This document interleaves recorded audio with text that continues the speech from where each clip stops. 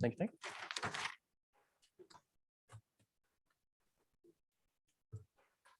Is she giving you the finger? Mr. Chairman, we're live. Thank you and good afternoon, Corporation's Redistricting Committee. Welcome to Casper and thank you to Casper College for hosting us this afternoon. And I know many of us went to the Chamber of Commerce for their lunch where the local Natrona County delegation spoke, and that was certainly enjoyable for us to sit and listen to what the Casper area legislators think about the upcoming budget session. So with that, Ms. Talbot, if you would call roll. Good afternoon, Mr. Chairman. This is roll call for January 12th, 2022. Senator Boner.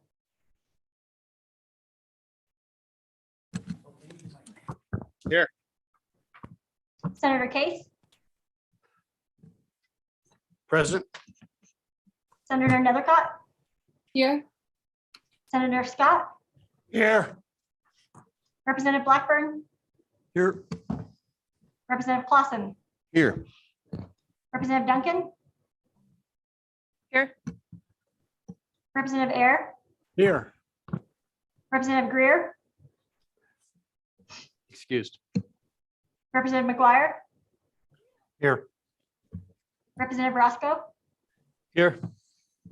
Representative Yin. Here. Co-Chairman Driscoll. Here. And Co-Chairman Zwanzer. Here. We have a quorum, Mr. Chairman. Excellent. Well, again, welcome for this afternoon. I know the agenda is not very exact, and so committee, just so you have a roadmap, the two major things that I know of on the agenda, we're going to have Natrona County speak about 215 to an amendment to the plan. I believe Representative Gray will be here and might have some other speakers with him to talk about some of the internal Natrona County dynamics. And then at 3:30, I think they are holding the Appropriations Committee for half an hour. So Senator Hicks, Senator Steinmetz, and some others can speak about a plan that Senator Boner's brought to us. So those are the two kind of major time things. Everything else is generally open. We'll have some public discussion as we go. I always like to start with, I think, the easiest agreeable items first. And so with that, I was hoping Mr. Odie is on from Bighorn County and can talk about just a quick amendment to the current statewide plan that they have in the town of Basin. And I'm going to bring him into the room to talk to us real quickly.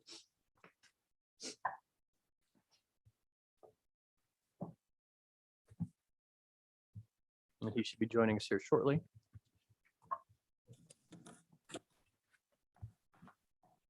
I'm also going to bring about 4 of our current legislators who are online into the room, as well as the head of the Clerks Association, just to have them on standby. With that, Mr. Odie, welcome to Corporations. It's my understanding your county or the Bighorn Basin has a small adjustment to your region you'd like to present. Thank you, Mr. Chairman. That's correct. My name is Hans Odie. I am the Deputy Park County Clerk, and I will be speaking on behalf of the Bighorn Basin clerks and legislators today. I have sent out the amendment that we'd like to make to our legislators and received no comment back other than Representative Greer, who I was actually working with on that amendment. It's a very slight amendment. Basically, in the town of Basin, we had the north-south line in the town of Basin going up 3rd Street. We'd like to move that over to 4th Street, which is also Highway 16, and make a nice clean line there. That would better suit the special districts and things that they have in Bighorn County. And then on the east side of Basin, there was a little pocket there of a subdivision that we had this funny little pocket. We'd like to take that out of 26, put it into 27, or no, out of 27 and into 26. And then there was another pocket of folks down in the southwest portion under Grable. And that area we'd like to take out of, out of 26 and put into 28. And that would balance those back out.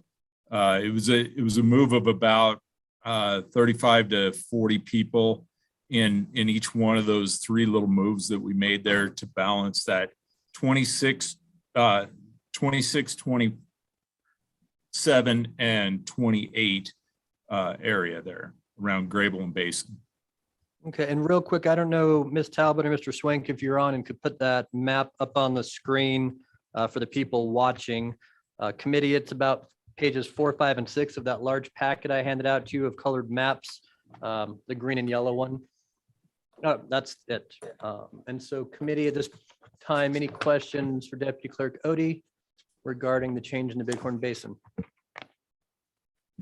I'm not, Senator Scott. Mr. Chairman, very simple question. The result is that all three of the districts, they're within deviation now and stay within deviation. Is that right? Mr. Odie? Mr. Chairman, thank you. Senator Scott, that would be inaccurate. We are at -6 in each one of the basin districts. We did not gain any population through an expansion of the Bighorn Basin into Sheridan County or Johnson County or Natrona County or any further into Fremont County. The only thing we did there was just clean up that little pocket west of, or east of Grable. Yeah, Mr. Swank, yep, that's exactly where. And then we cleaned up the little pocket down here to the south and west of Grable.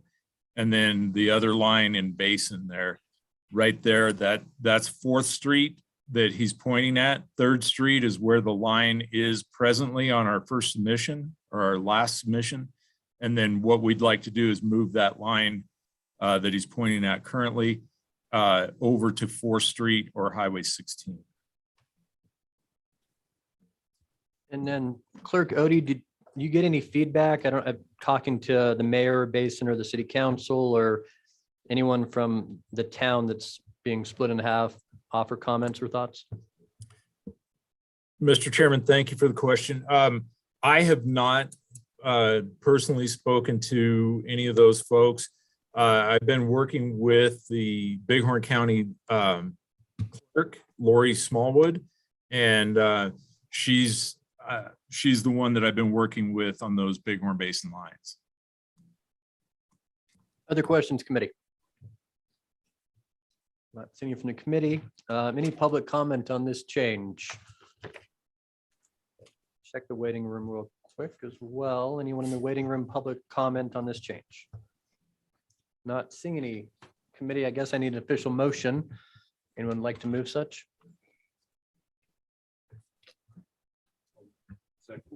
Moved by Roscoe, seconded by Clausen. If you don't use your mics, it's tough for me to hear, but that sound right? Okay. Discussion on the amendment? All those in favor say aye. Aye. All those opposed say no. No. I believe that motion is passed unless anyone wants a hand count. Okay, that motion's passed. Anything else, Deputy Clerk Odie, regarding the Bighorn Basin, 5 or 6 counties up there that you want to present? Mr. Chairman, no, I think that should take care of the basin for now. Thank you very much, and I appreciate your time today. Thank you. Committee, any other discussion or questions while we're on the Bighorn Basin? Representative McGuire. Thank you, Mr. Chairman, and I would invite Mr. Odie to remain with us for just a little bit. And this is a motion I would make for discussion purposes. For those of us, Representative Greer and some other people that deal with the legal system, I think that we are making a mistake to leave the basin outside of deviation. Anybody who's dealt with the legal system knows that, you know, it is always a compromise, and it's typically a compromise against the party who brings the issue. And I think that we're just asking for trouble to move forward without bringing the basin into conformity. So I would make the motion that we, I guess, continue to work the basin and maybe try and look for another alternative that will take care of the out of deviation condition. Thank you, Second. Mr. Chairman. Okay, moved by McGuire, seconded by Senator Scott. And it's my understanding committee that under the 60-30 plan, you could put Fremont County and the basin between those 5 counties and still have them all within deviation. But it would require a further carve into a Fremont County or another possible solution. Senator Scott, thoughts? Mr. Chairman, and yes, when I put together my bill, I had them stay within the deviation. And the instructions were to first take that precinct out of Yellowstone National Park that was in Teton County. Those people are isolated anyhow. I think that's all of 79. Second, go into Fremont County as much as possible into the valley there without touching the reservation district. And you can't fully get there from that. Third was to take the 2 most northwestern precincts from Natrona County, which is 160 or thereabouts. Fourth was to go to Sheridan County. Fifth was to come back and take more in Natrona County. Once they took the 2 precincts from Natrona County and what they could from Fremont County, that did balance it. I don't like taking those precincts from Natrona County, Mr. Chairman, but it does, they're right adjacent to those Fremont County districts. And it having represented the Lyside area in Fremont County, it has a lot to do in common with the adjacent part of Natrona County. So there is a solution there, and that's the outlines of one of the possible solutions. So, Mr. Chairman, it's a very feasible motion and wouldn't be hard to do. Committee, further discussion or thoughts? And I'll certainly open up to public comment here in a second. Senator Scott or Senator Case, go ahead. Thank you, Mr. Chairman. I do think we need to continue to look at things to get the basin back into balance. I was hoping to sort of spread it around a little bit more than out of Fremont County. So I really do wish that we would take another look at Bighorn to share the load a little bit, because I don't think the efforts there at the, Sheridan County, northern Sheridan County, the last time they tried it, they took like 2,000 people and they didn't need to do that. And so I'm hoping we'll relook at that as well. Just like to see what that looks like. Okay. Mr. Chairman. Senator Nethercott, go ahead.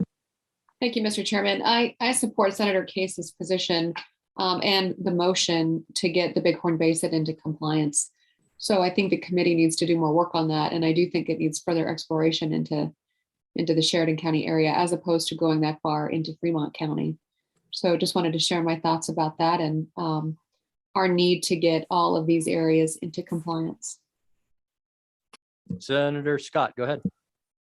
Mr. Chairman, and I would say I support Senator Case's suggestion, particularly if that means we can avoid taking those 2 precincts from Natrona County. It's all going to have to. Mr. Chairman. No one from Sheridan County here in the committee. Representative Yen, go ahead. Mr. Chairman, I'm loath to vote on any motions without Representative Greer here, since he is the one representative on our committee that's in the Bighorn Basin, as well as any comment from places like Sheridan that we are considered taking. So I'm not opposed to considering those options, but I would like a conversation with other folks that would be involved. Thank you, Mr. Chairman. I don't think this is. Representative McGuire. Thank you, Mr. Chairman. And not that I thought that there was any kind of an indication such. I just wanted to make sure I wasn't trying to bushwhack Representative Greer. It's something that I think that we need to continue to work on, because as the committee, I think that the final plan that we present to the legislature should be one that is within deviation across the state. I just think that's the right way to go. So thank you. and I've certainly heard it from other senators, especially, and from some clerks that say, hey, why does the basin be out of deviation and we can't be out of deviation? So I know that is a ongoing concern among other parts of the state. That being said, committee, time is short. And I don't want us to spin our wheels. So if there's any further direction, and I know it's tough that Representative Greer is not here and he is not well Mr. today. Chairman, I see. him here. Mr. Swank, welcome. I was just saying, Representative Greer has joined, and I believe Senator Driscoll has his hand raised. Thanks. Let's start with Senator Driscoll because he knows where we're at. And for Representative Greer, who just joined, we are discussing trying to get the Bighorn Basin within deviation and what the possibilities might be for that. That's the current motion on the table. With that, Senator Driscoll, go ahead. Thank you, Mr. Chairman. I guess I've got pretty grave concerns of where we're going as a committee in general. As we have talked about this since meeting one, and the committee had agreed that we were going to submit a plan out of deviation. And here we are 6, 7, 8 meetings later, recreating the wheel and starting over again. And to me, some point this committee has to make a decision which direction they go, and they have to stand behind it. And to this point, we're not doing that. And I think it's high time that when we take a vote and make a direction, that someone can amend it later and do something, but we just continue to revisit the same subjects over and over again. And I was one of the ones, I started out at the start, did the research on the lawsuits. It's clear that we can go out of deviation. The lawsuits show it clearly to me. I have no fear. Worst case, you come back and we redo it if the courts don't like it. My belief is it will stand. These are common sense districts and it's a common sense move. I am showing some very obvious frustration in the fact that here we are 3 months, 4 months later, and we're still revisiting what we talked about at the very first meeting about doing. So, I think it's time to make a move one direction or the other and stand behind it and go on. The way we're moving, we're going to have 3 more meetings before session starts. I would like to see us come out of this meeting today with some type of solid plan for both the House and Senate. And if someone wants to bring changes, feel free to bring them to the floor. But this committee needs to take solid action.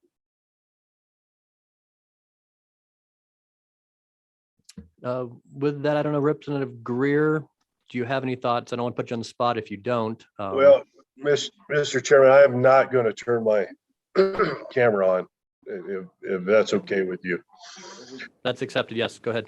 And I apologize. I'm going to miss a minerals meeting, my first ever tomorrow. I just don't feel very well.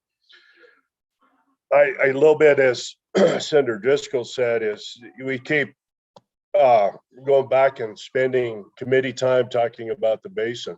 Seems like, so Representative McGuire with the legal mind and background understands the red herring. Throw a red herring out so we can talk about it instead of getting to the issues that seem to be addressing the rest of the state. As I said before, if that was the key, if the whole plan for the state hinged upon the basin being within deviation, and that had been our directive, we would have came back with it.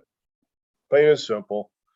No matter what we would have done, this is how I look at this, right or wrong, but the legislators, the legislative power would have stayed within the basin. They just would have had outlying districts that have been very difficult to serve, that did not have the community of interest with them. So we would still have, so I guess my frustration is I would have preferred to have been working on this in December, in part of November, if that's what exactly we're going to do. I'm now very surprised we are mid-January back to the same discussion again. Tell me what you want us to do. Mr. Odie has been wonderful. Our clerks have been great to work with. Our legislators have been cooperating. We'll do what we need to do. But if this is what's going to burn committee time after time, tell us what you want. We'll do it.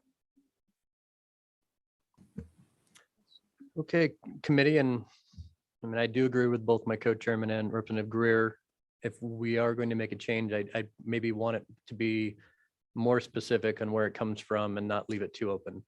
But we'll take some public comment on the motion too, if anybody here wants to talk about this proposed change who's in the audience.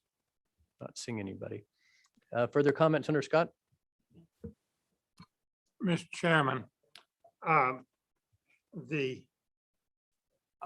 legal advice that I've been hearing has all along been that the difference between keeping the whole plan in deviation and not having the plan in deviation in some place is that, excuse me, if you stay in deviation, the presumption is when you go to court that you are constitutional. And the people that are challenging it have the burden of proof of proving that what you did wasn't constitutional, doesn't meet the one man, one vote. If you go out of deviation, it's the state's burden to prove that what we did was necessary and does not violate the one man, one vote rule. The presumption is favors the challenger. And with the disputes that have arisen in the rest of the reapportionment, I'm increasingly thinking that improving our legal standing is quite important. And the initial discussion was to put a backup plan in the bill that stayed within deviation, is where the courts could go if they found that it was a violation. And I haven't seen any move to do that. So I have thought, well, we could challenge in this one place and get away with it. I'm increasingly thinking that's a dangerous strategy. Further discussion on the motion? Anyone want to further define the motion? As I understand right now, the motion is just to put the basin in deviation, either Fremont, part of Natrona, or Sheridan. Go ahead, Senator Case. I would say, would it be fair, Representative, to say that we're going to look at the ways that put the basin in deviation and then choose between them? I think that's the way it is. Everybody agrees that's the motion. We'll do a show of hands. All those in favor of the motion, please raise your hand. 1, 2, 3, 4. I need to scroll through Zoom real fast. 5. Okay, all those opposed, please raise your hand. 1, 2, 3, 4, 5, 6, 7. Okay, that motion doesn't pass. As of now, the basin will stay out of deviation. Anything else to come before the Bighorn Basin area of the state? Seeing none, let's move on to Natrona County. I did see Representative Gray walked in, and I think he's contacted me several times. Some of our meetings he's been out of town, but did want to talk about the Natrona County map, which we have not spent a lot of time on compared to other areas of the state over the last 4 months. So with that, I believe his submission is in front of you in the first couple of pages of your handout. And you're welcome to come right to the front, Representative Gray, and hit a mic.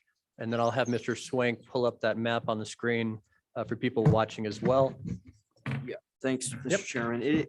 It is a submission also from the clerk. Is it okay if they come up as well? If she would like to, she's welcome to. Thanks. And then we'll have open public comment from anyone else here who wants to Right, talk on this. we do plan. have some, yeah.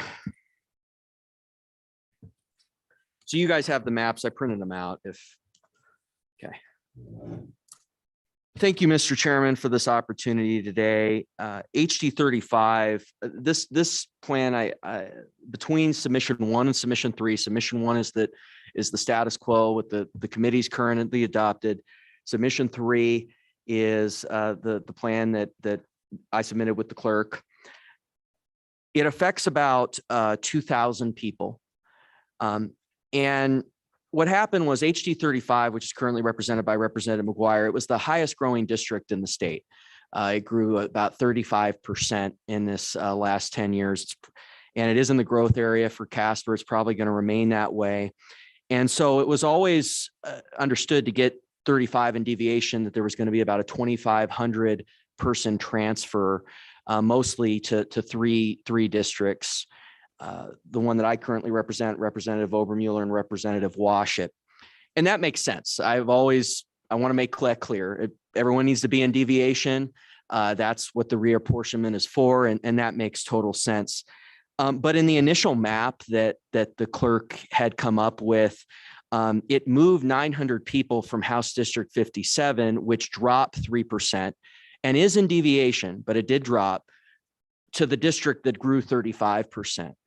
And which meant that there had to be a higher transfer, 1-to-1 higher transfer to those other districts of about 900 people. So what you're doing when you transfer that 900 people from 57 to 35 is basically you're creating what I'm calling a churn, an unnecessary churn of 1,800, that 900 times 2. So what we did when that submission 1 came out was we worked with the clerk to come up with a map that would reduce that churn, still have everybody in deviation. And so we retained the current boundaries of 57, and which reduced the amount of pickup from 35 by about 900 or so. There's no new splits between Plan 3 and Plan 1. It's split neutral between those two maps. And Representative McGuire was already representing this area to the southwest. So it's moving it more towards a status quo map while keeping everybody in deviation and being split neutral from the original proposal. So this was just sort of something we worked on. And I think there are some testifying in the affected area that would like to stay in the current district, and wanted to kind of turn it over to the clerk. And I really appreciate working with her on this, and the office's work on this. Thank you. Anyone have any immediate questions, Representative Gray, before I turn it over to the clerk? Senator Case. Either for Representative Gray or the Madam Clerk, is that I can't figure out the color code of and you talk about numbers. So can you help us with that? Because it's not labeled on the thing. And the color code is too subtle for me to pursue. You have the map in front of you. Do you mind if I give you guys what I have, and then I could take one and walk you through it?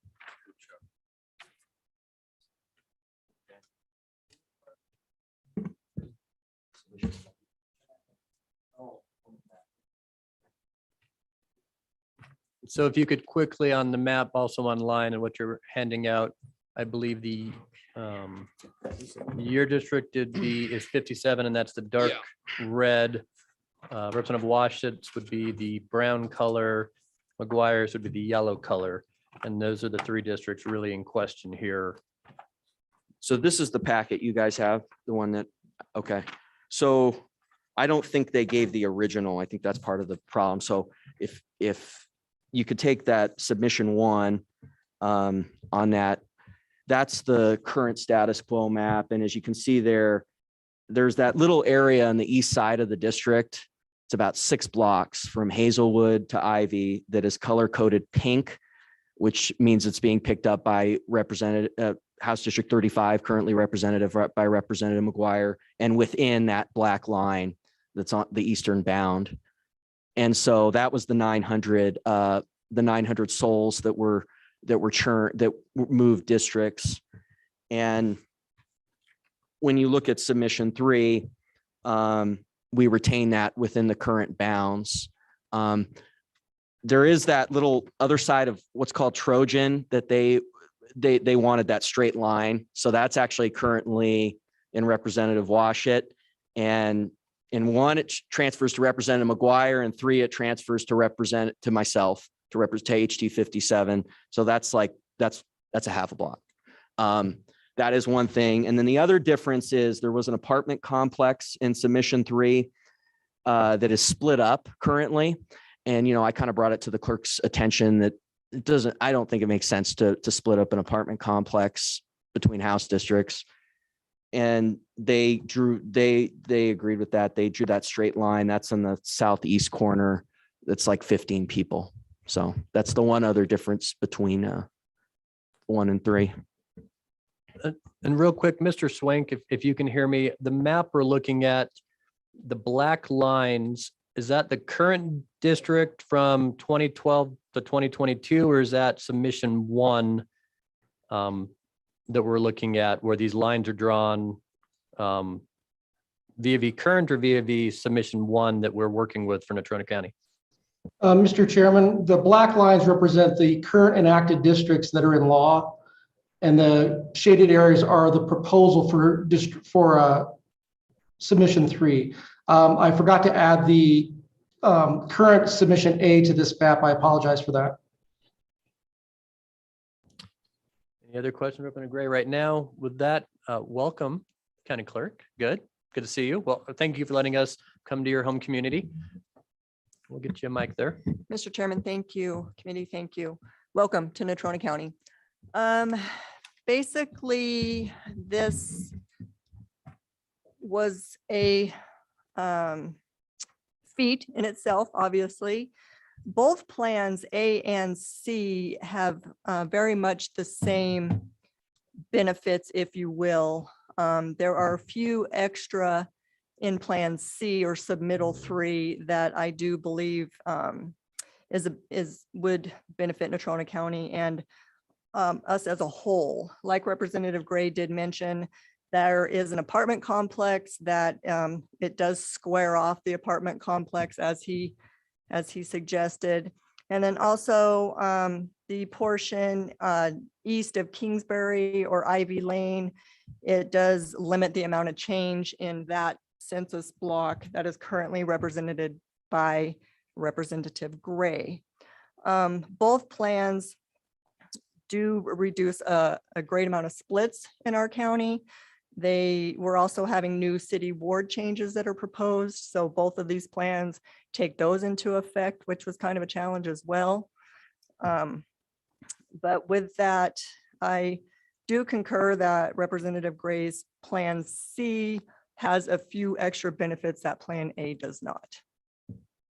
And this may be not an appropriate question to ask, but if this does change the internal city council wards, is what you're telling me. And not that I necessarily need to care about incumbency, but either plan doesn't out district a city council man or woman, as far as you know, or is it? Mr. Chairman, as far as we know, that is correct. Okay.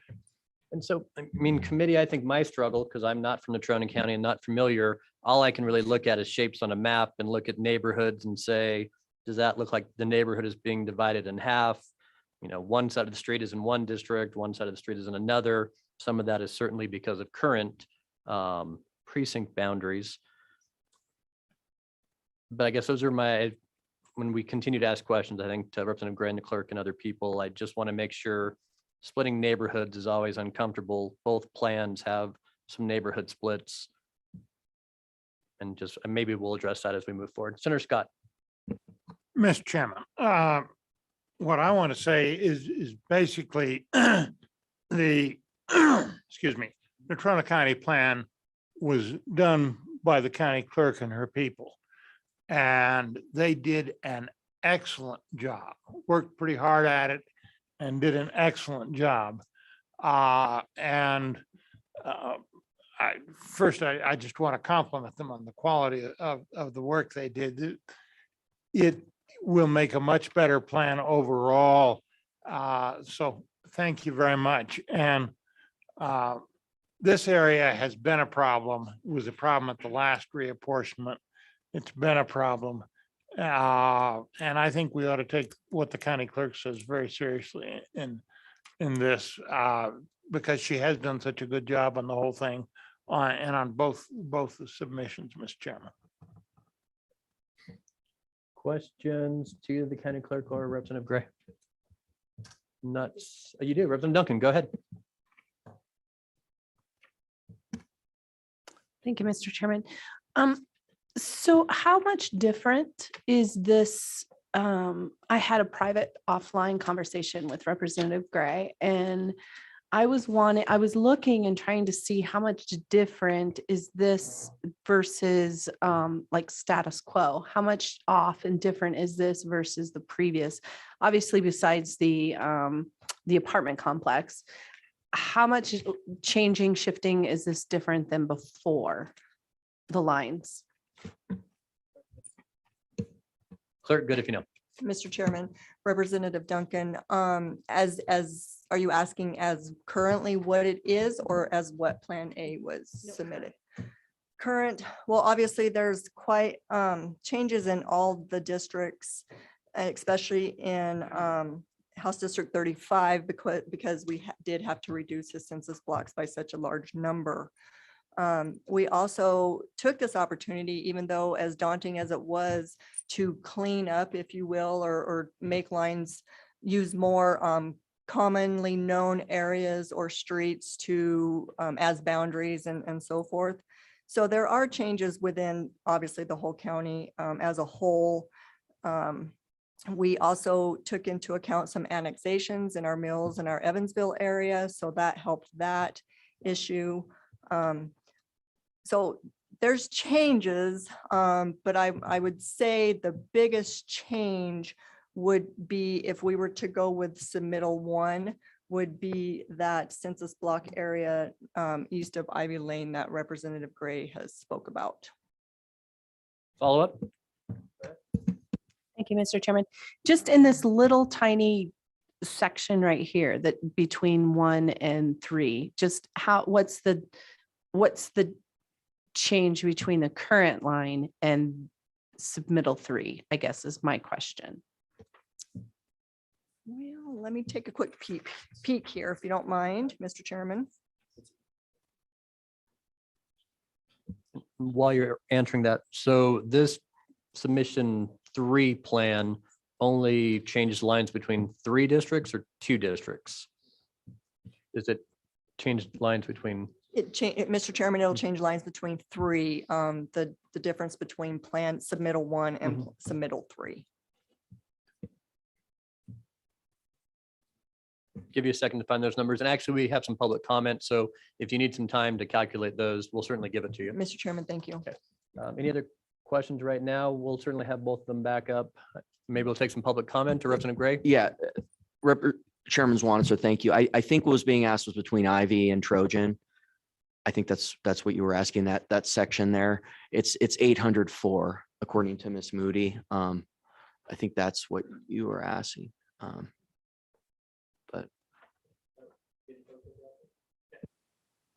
With that committee, I do believe there are some people here to wish to comment on the change. So if you do have some public comment on the Natrona County plan, you look like you're getting up, sir, come on down. We'll take it one by one.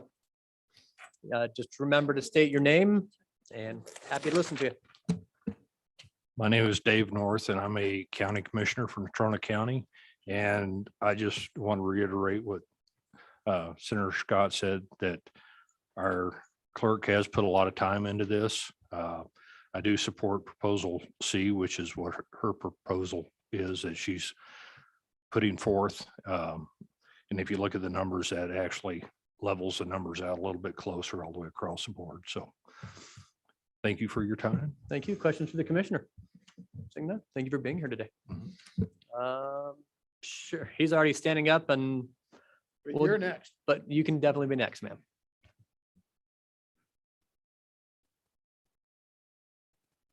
Welcome. Thank you, Mr. Chairman. My name is Marty Scott. I, for the record, am not related to Senator Scott, to my knowledge. I live on Kingsbury between 12th Street and 15th Street, which is in the area affected between the 2 submissions. I've reviewed submissions 1 and 3. I do live in current House District 57, represented by Mr. Gray.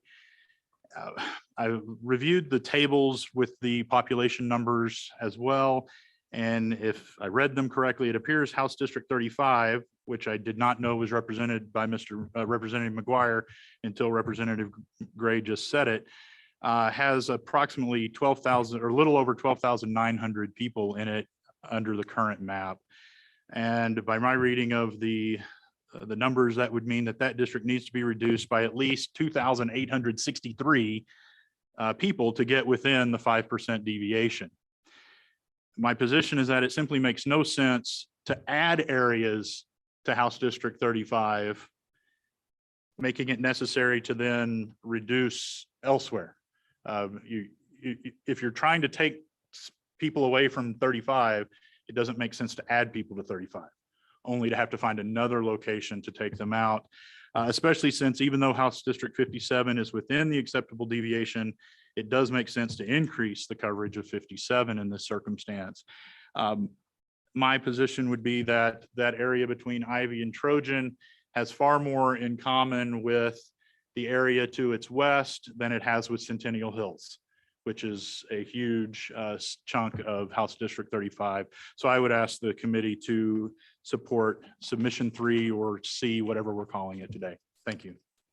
Thank you. Any questions? Right. And ma'am, yep, come on down. While I'm doing it, let me ask Rep. McGuire a question. And I should know how Senate districts are nested, but who's your nesting mate in your current Senate district? You're understood. And who's your House member? Who else is Senator Landon's house? Which is, give me a legislator name, sorry. Is it Washit? And so on this map committee, the yellow and the brown are nested. And then I'm guessing Representative Gray and Representative Obermueller are in the same Senate district for Senator Anderson. Okay, so this change would affect not only the House seat, but affects the Senate district as well. Would that be a correct statement? Okay, just making sure we're on the same page. Welcome.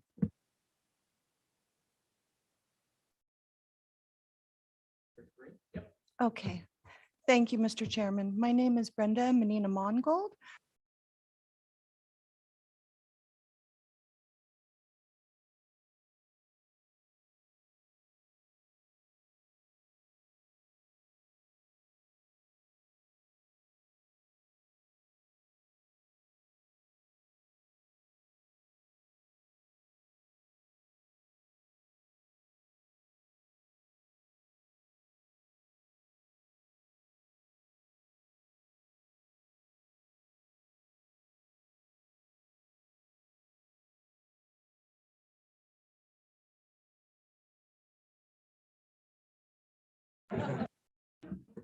For people online, we're waiting on an active mic. Give us just a second. Let's try the third one there. This one works. Okay. Thank you. Thank you very much. Okay, wow, really close, huh? Okay. I apologize that these maps are in grayscale. I didn't have any colored ink. But the area that I think is probably the biggest focus, I have circled in red. And these are my comments. I'll just read from this. House District 35 is the only House district in Natrona County that has grown in population beyond the allowable 5% population deviation. Pardon me. Since 2010, HD 35 has grown in population approximately 30% above the allowable deviation. Therefore, HD 35 needs to decrease in size by 30 to 35% of the people that reside there now. This makes sense because of the new East 2nd Street extension that was built and has been increasingly developed over the past 10 years. And this eastward growth will continue is my guess. Also, the guideline on page 7 of the August 16th, 2021 redistricting background document by LSO also requires that House districts be nested into the Senate districts. And that's why I included the fourth map. So the map that's in the lower quadrant on the right-hand side, you can see how House District 56 and 57 nest perfectly into Senate District 28. Submission number 1, in my opinion, is a poor selection because some people in Precinct 38 and House District 57 and Senate District 28 are being removed and added into HD 35, which needs to ultimately decrease in size. People in Precinct 16, which would be over on the the north side, northwestern side of HD 57. People in that district, 16, would also experience change by having a central portion within their area removed and added to Precinct 34. Submission 3, in my opinion, is the best redistricting option because current people in Precinct 38 experience no change. Current people in HD 57 experience no change. Current people in Senate District 28 experience no change. HD 57 remains nested in Senate District 28, and only people in Precinct 16 and HD 35 would experience change. The least amount of people, precincts, and districts would be affected if we went with selection number 3. Thank you. Questions? Seeing none, but certainly thank you for the handout as well. You bet. Thank you very much. Other people, come on down, ma'am. And then, sir, you'll be on deck after.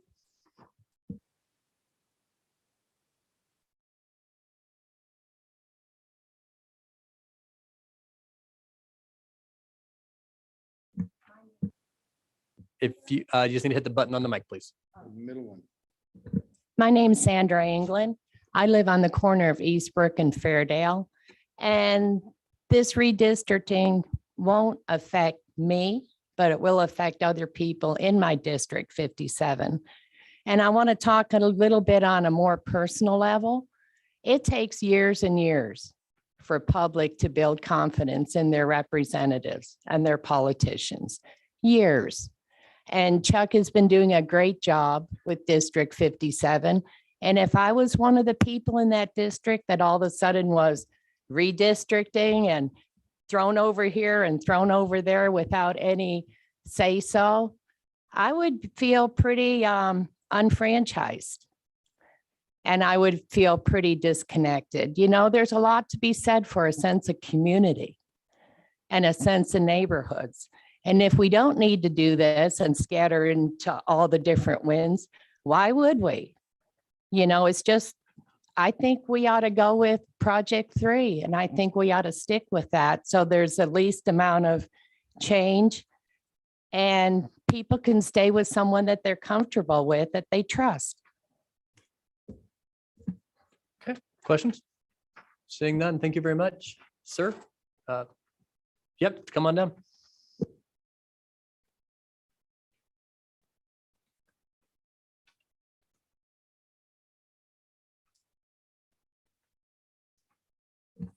Welcome. Mr. Chairman, members of the committee. My name is John Ewing. I live in Sherwood Circle, which is part of the area that we're talking about being transferred. I think the folks that have come before me have pretty much covered all the salient points. So I'll just say a couple of things. I don't think that moving people unnecessarily is a good policy, number one. And I'd like to echo the sentiments of the lady that just spoke behind me, that my wife and I moved here from Illinois 6 years ago. And Mr. Gray took office, I think, in 2017. And since then, we have found him to be very responsive to our needs and has kind of kept his finger on the pulse of the neighborhood. And personally, I would hate to have to switch horses here, if I put it that way. So I would just like to add my voice to the folks that came before me that the third alternative that we're discussing is the one that I would like to see implemented. So thank you. Thank you. Questions, Mr. Ewing? Seeing none. Thank you, sir. Other people, come on down.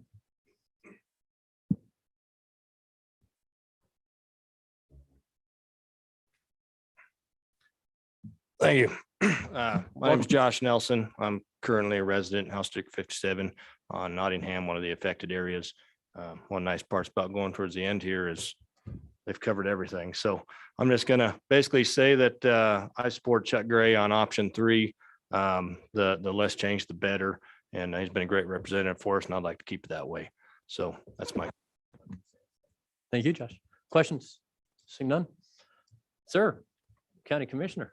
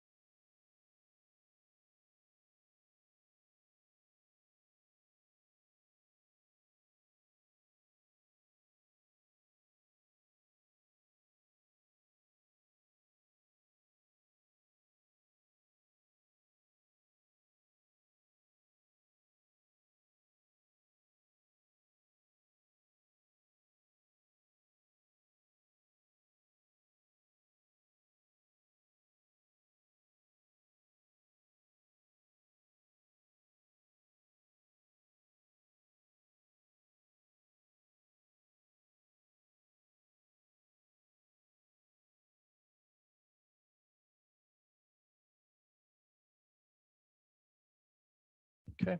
And so people watching at home, the mic was on, but it didn't seem to pick up well enough, but, and the green light's on, but Commissioner Milne spoke in favor of submission 3. Any questions, committee? Seeing none. Thank you very much. Thank you. Other people wish to testify?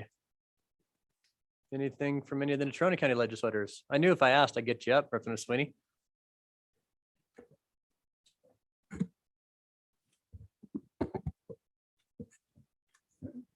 So thank you, Mr. Chairman. Pat Sweeney, House District 58. So my biggest concern in this conversation is nothing status quo. Because the first plan, which I believe still fits the needs, did make changes to come into deviation, you know, to bring everything back into alignment. So, and I walked away from our first meeting with the county clerk, city clerk, and mapping, feeling like we had a fairly decent plan. And I think of our delegation, everybody was in concurrence with the exception of one. And so my biggest concern with all of this is that there was a plan, there is a plan in place that was submitted up front. And it does have changes. It's not status quo to what we represent today, which has to change in order with the population growth, in order to keep everything within criteria and the deviations. So I'm a little concerned about, you know, some of the public comment. On the other note is I'm very concerned. It was brought up again about Natrona County possibly fitting into the big Horn Basin. And that I want to make clear that Natrona County should stay whole. We have one school district, consolidated school district. So our law enforcement, the state's largest hospital, is within the community. You're sitting in a UW building at Casper College, and that our taxpayers are being mill levied for. So to divide us up, and we also are a very vital part of the state's economy with the only international airport in the state, with the Natrona County International Airport. So whatever we do, whatever the last plan is, I want to truly voice my concern on keeping us whole and as a county. And I just want to be clear again, the first plan, Plan A or Plan 1, whatever it is being called, did have changes to bring us into the plus or minus, and it was all to the plus and under the, just barely under the 5% deviation marks. So just wanted to clear, nothing status quo. Okay, questions for Representative Sweeney? None. Thanks, Pat. Oh, Senator Landon, I'll give you the opportunity if you want. I'm not sure if you want, but it does affect your House Senate district. Mr. Chairman, thank you. I Welcome. didn't plan on speaking today. It's good to be back with my corporation's brothers and sisters. I miss you, but there's some of the issues that I don't miss this particular year. Mr. Chairman, the area in question is my area. It belongs to Representative McGuire, Representative Washington, myself, and Representative Gray. And much to some of the heartache of my community over there on the east side of Casper, the last two reapportionments, they've had to move into the district that is now known as 57, and they have had to leave, the area to which I represent. So that's been difficult. And I just wanted to say to the committee, I hope that you won't allow any kind of deviation to get you off track.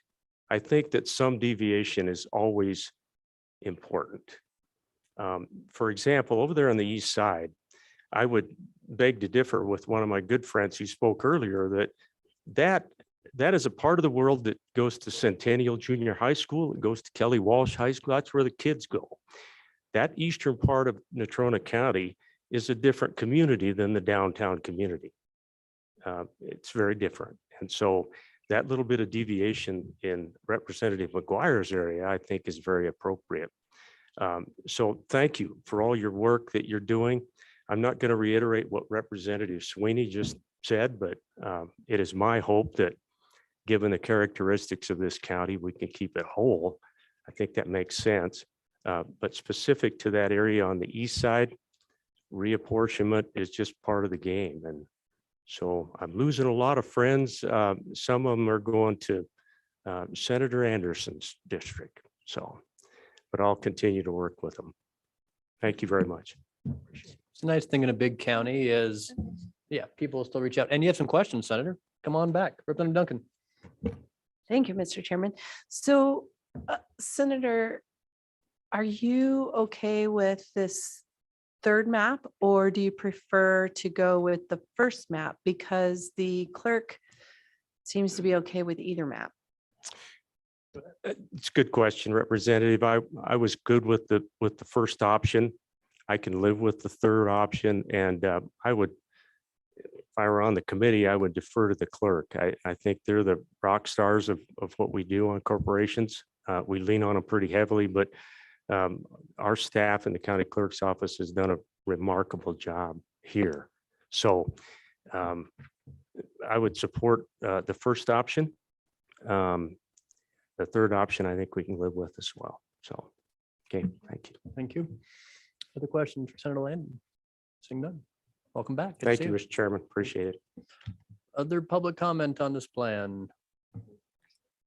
I did see Representative Washut. I'll have you back in just a second, Representative Gray. I think Representative Washut just stopped by to say hi and moved on. Let me check the room to see if there's anybody online who wishes to comment on the Natrona County's plan. Raise your hand now. Not seeing any. I see another hand over here. Okay, seeing no further public comment. Committee, much pleasure. Oh, Representative Gray, you did want one more bite of the apple.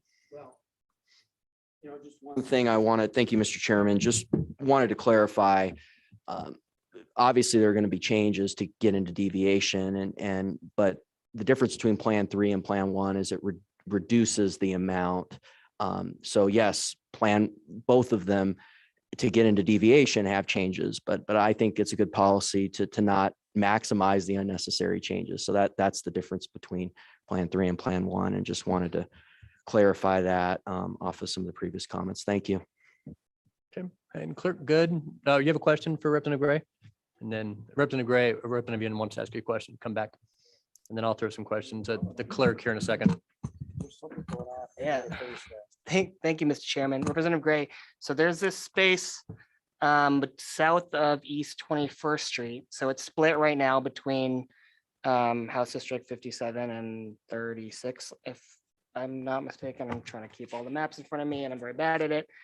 Yeah, between 35 and 57. It's currently split between you two, south of East 21.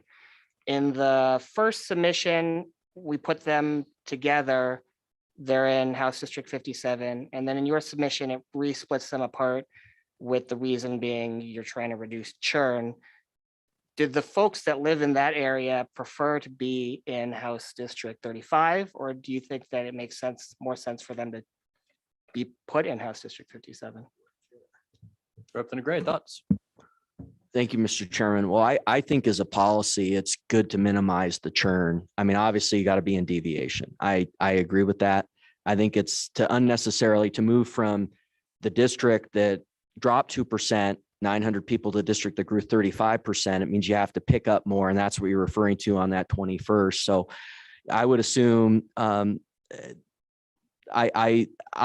know more the area that I currently represent, but I would imagine talking to those individuals, they want to stick as much as possible with the status quo. They won't want unnecessary change. And I imagine that would transpose to those individuals, although I don't have definite view, but that would be my opinion thank you. Mr. Chairman, thank you. So maybe if Mr. Swank can bring up the map again. So there's this area. So I don't know the census blocks well enough to be able to point it out on what the census populations look like. So there's an area south, exactly where Mr. Swank has his mouse, south of the black line that is being added to your district. But then you still keep the part north of the black line on the west part out of your district. So I guess I'm curious on why that south part was chosen to be put in your district, but not the western part. Thank you, Mr. Chairman. If you know, Representative. Thank you, Mr. Chairman. I think it was more about the counts, just making the deviation pretty even. I'm guessing maybe a couple of those are census block lines that expand throughout the Those are all entire census block. I think. Other questions for Representative Gray? Okay, thank you, Chuck. Clerk, good. You're just stretching, Commissioner? Okay.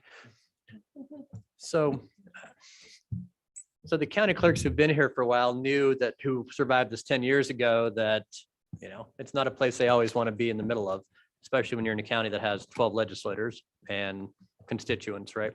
And so we, of course, would primarily look to you as the non-preferential party on incumbents on who wants to be where.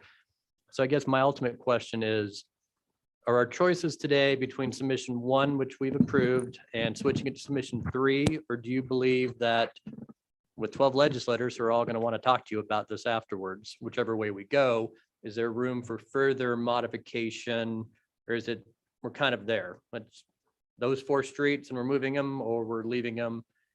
What's the continued use of wiggle room? Because in a month, I'm going to get 12 Natrona County legislators, and it's going to be, I'm just guessing, a little bit of an issue on the floor, which one of these plans are choosing from.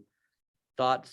Is it either or? Is there room, continued room over the next month for repurposing? Mr. Chairman, thank you. I would like to think that we are either between 1 or 3 at this point. We had a meeting with all the legislators initially when Plan 1 was brought to the table. And I feel we've had adequate time for everyone to voice their concerns about Plan 1. That's kind of where we came up with Plan C because some concerns were addressed. So with that, I would like to say we would like to do one or the other at this point. Thank you. Any further questions for the county clerk? Thanks. All right, committee, I think we're at the place for a motion. If someone would like to move submission 3 in place of submission 1. And that would be a motion I guess I could make as a chairman, but for process sake, I'm going to encourage someone else to make the motion for the discussion. Seems like it's a decent motion. Needs to be made. Okay, moved by Senator Case, seconded by Representative Blackburn. Discussion on the motion committee. I know Representative McGuire, this is your district. I know you have not spoken. I'm not sure if you want to, right?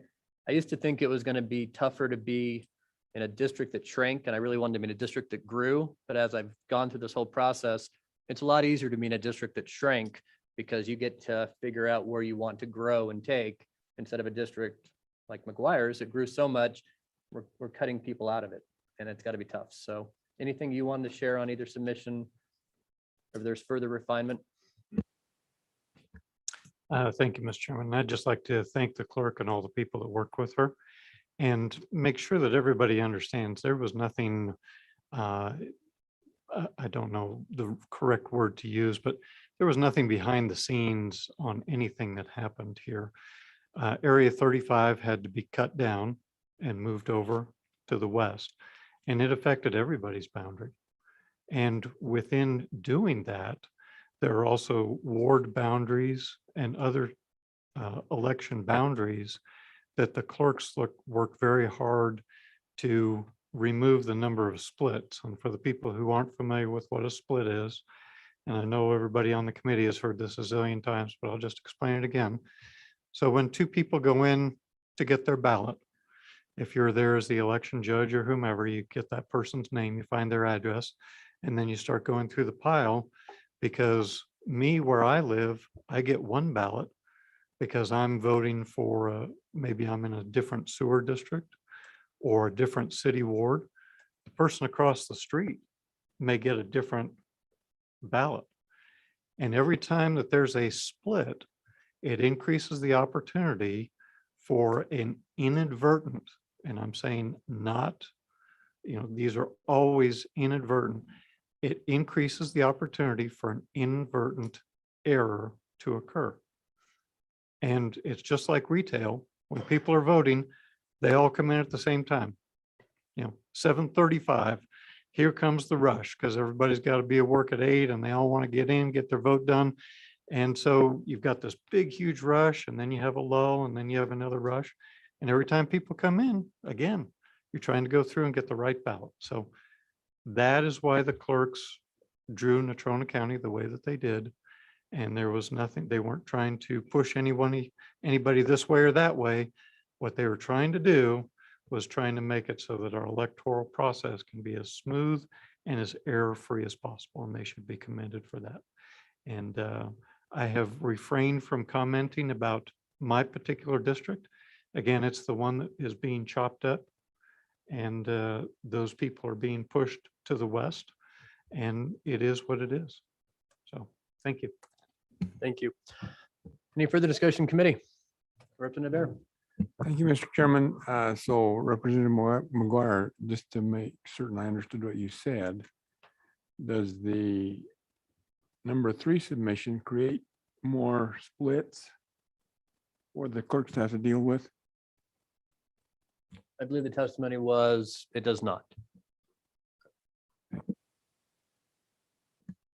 Further questions, comments, anything, Senator Scott? It's your county? Nope. Hey, you're welcome. I'm not trying to put you on the spot. Mr. Chairman, it is the east side of town. I represent the west side. Not particularly involved in this, and frankly, I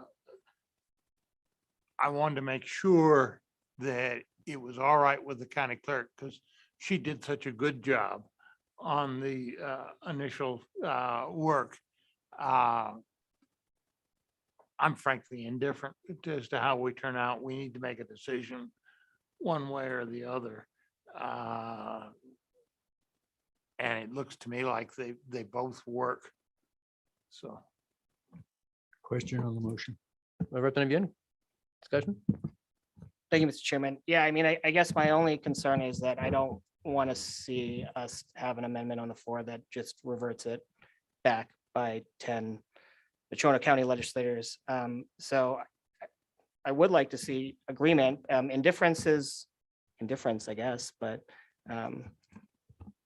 that's my worry if we go forward with this map. Right? It's kind of internal to one county, and as a committee, it's tough. So with that, further discussion, committee. Okay, question being called. Let me make sure I see everybody on Zoom. All those in favor of the change to submission 3, please raise your hand. 1, 2, 3. All those opposed, raise your hand. 1, 2, 3, 4, 5, 6, 7, 8. That motion has failed. While we're on Natrona County, any other further discussion on Natrona County? Anything else, County Clerk? Representatives or senators from Natrona County, welcome. I know most of you spoke. Okay, we'll move on from Natrona County then. Appreciate everyone showing up. We've done a lot of meetings on Zoom in Cheyenne, so it is good to get out and listen to people locally talk about the plan. And I doubt this is the last we've seen of that amendment, as the clerk knows. With that committee, I'm likely to move on to the east side of the state, if that works for everyone. Everybody's leaving. We'll give a second for the room to clear. With that, Mr. Swank, we didn't really give you any opening comments, or Ms. Talbot. Let me just double check with you. Was there anything, Mr. Swank or Ms. Talbot, you wanted to share with the committee or updates from the last committee about the work you've done and what we've received? Mr. Chairman, I don't have any specific opening comments. I'm just here for questions. Thank you. All right, with that, let's go to the east side of the state, one of our continued struggles. I do believe, Mr. Swank, 3 or 4 of the counties did submit, and it's actually from Representative Barlow on the submittals, is the Eastern County compiled changes.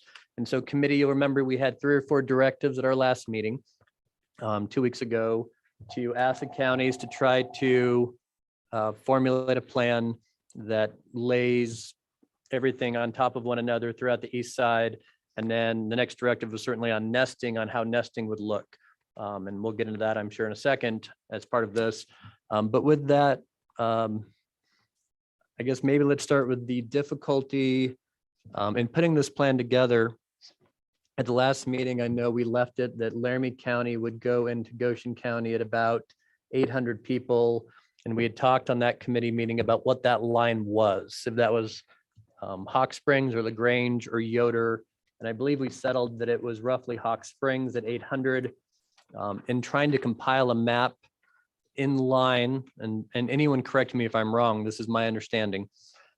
Based on the last meeting where we did agree to keep Weston County whole and draw around that, and to have Converse have the existing lines in place, trying to draw that was not within deviation without some give somewhere in that 7 county region, 8 county with Laramie. And so there was discussion on how to make that work between various clerks and legislators and where the population shift needed to come from.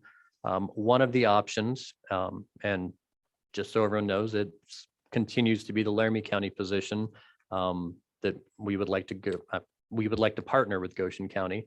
That one of the places to keep that Weston County whole piece and Converse to stay the same was the population had to be drawn from Laramie County, either through Platte or Goshen.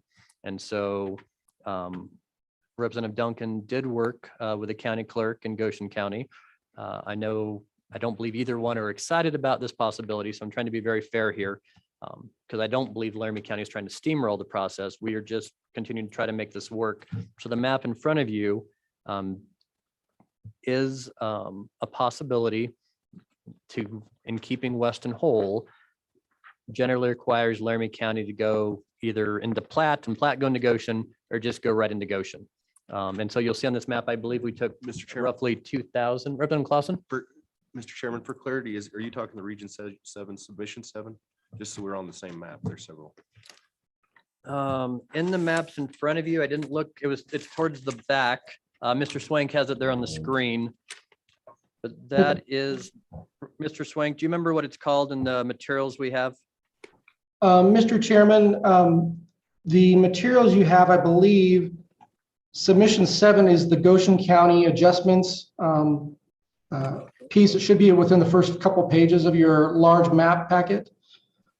This map here provides basically 4 different submissions together. It provides the Region 1 submission, the Region 6 submission for Campbell County, and then the Converse and Goshen adjustments in Region 7. That was the request to put all of these in together to see how they meshed into districts within deviation and meeting the basic principles of the prior map that was adopted on December 28th, which included the Weston County whole district. And in your packet, it's at the very end, basically. Correct. So as part of, and so as part of this map committee, there was some quick conversation between the clerks and some legislators on what would need to happen. And so it's really a Laramie County taking another 1,000 to 1,200 people out of Goshen to make the Weston remain whole plan work with the least disruption to the other counties. And so I guess I'm not necessarily asking right now for that to be the preferred, but that was the the way to make the last plan work for the east side of the state for House districts, and I'm fully understanding Senate nestings are controversial with this plan, but I did want to bring that up first if there's any discussion. And Representative Duncan, I know you represent Goshen County. This is not, I believe, necessarily your preferred plan and not favored necessarily by your clerk, but it is a possibility that keeps the west and Niobrara portion whole that we discussed last meeting. And if you have any thoughts, certainly I'd like you to share them. Thank you, Mr. Chairman. So the plan that was adopted last meeting. So in order to make that happen, it divided Goshen into 3. And when we went back, it put Goshen 12% out of deviation. So in order to make us within deviation, we had to Laramie had to come all the way up to just south of Torrington, right up against the municipality, and to go above Yoder area, straight across and south. So it encompassed South Torrington, all above Yoder across. And so Fort Laramie, Lingle, and the municipality and the prison of Torrington North is in Goshen, House District 5, to the border. And so all of that is in House District 5. And everything, Huntley, Yoder, Veteran, LaGrange, and Hawk Springs is all south, and that's in Laramie County. Now, this is not, and I know it's a broken record, but just to be on record publicly, this is not one that we chose. This is not one that our clerk or our county commissioners chose, but have to put it out there on record. But in order to fit within deviation of what the committee voted on and chose, this is the best that fits, as we've been discussing all morning, splits, precincts, and such. And if this map is going to have to pass, and if there's going to be litigation or anything along those sorts, this would be a map that we would have to draw for ourselves versus someone else drawing for us. So if we have to go with this map, this would fit best in with all those criteria. So, and again, for the public listening, this map, when it goes down into Cheyenne area, stays, I believe, about 10 miles outside of the city limits of Cheyenne. So this would be completely rural Laramie County. So this is communities of interest. So our colleagues in Laramie County worked with us. And so this would be all Pine Bluffs, Burns, Albany. So these are all communities of interest with our eastern and southern Goshen. So if this were to have to come to fruition, at least they're all of communities of interest. So it wouldn't be Cheyenne proper. So, and the other thing is that we made sure our clerk made sure that the prison population is not in here. So if a legislator were to represent Goshen County, this would be roughly 1/3 of their constituency. So they would have to have an active voice, so that versus being ignored. So we wanted to make sure that that was not that we hope that this stays, but if that were the case, that, you know, they would be represented. So just wanted to make sure that there was some explanation in there. So again, we don't support it, but we wanted to make sure it's the best map that possible if something happened. Okay. Rep Bien and then Senator Boner. Thank you, Mr. Chairman. Mr. Swank, just a question for you. Do you know what the population split is between Goshen and Laramie County for that shared district is? Mr. Chairman, that was provided in the materials. Let me find it here real quick.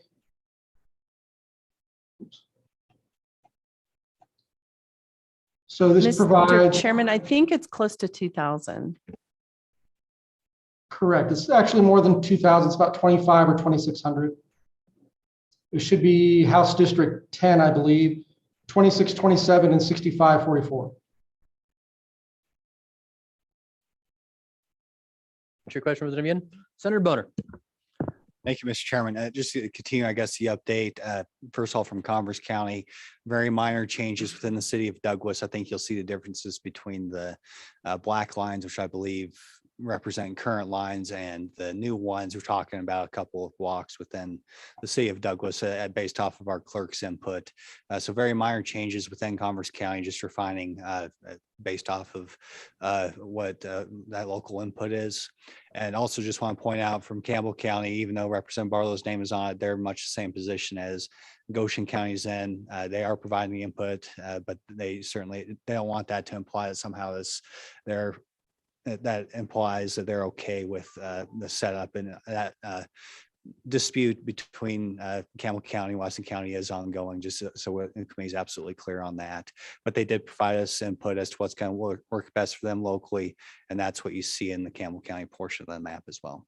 So just a little bit more information on, I guess, the Region 6 and 7 part of this compiled map. I don't know how you want to handle it, Mr. Chairman, whether you want to take each of those pieces individually or together, but this is, I see, just refining the decision that the committee made, two decisions that the committee made last meeting. And I know we do have a nesting conversation coming up later than your submission, et cetera. But while we're on this, yeah, Senator Scott. Mr. Chairman, question for Senator Boner.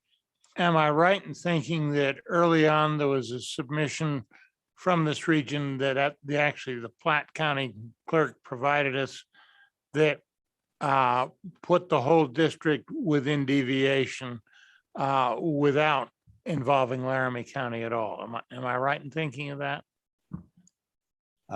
Yes, Mr. Chairman, there's at least two maps, I think, from our December 14th meeting that accomplished that goal. And yes, that's two that have been publicly submitted, and a few more that we could compile very quickly if the need arised.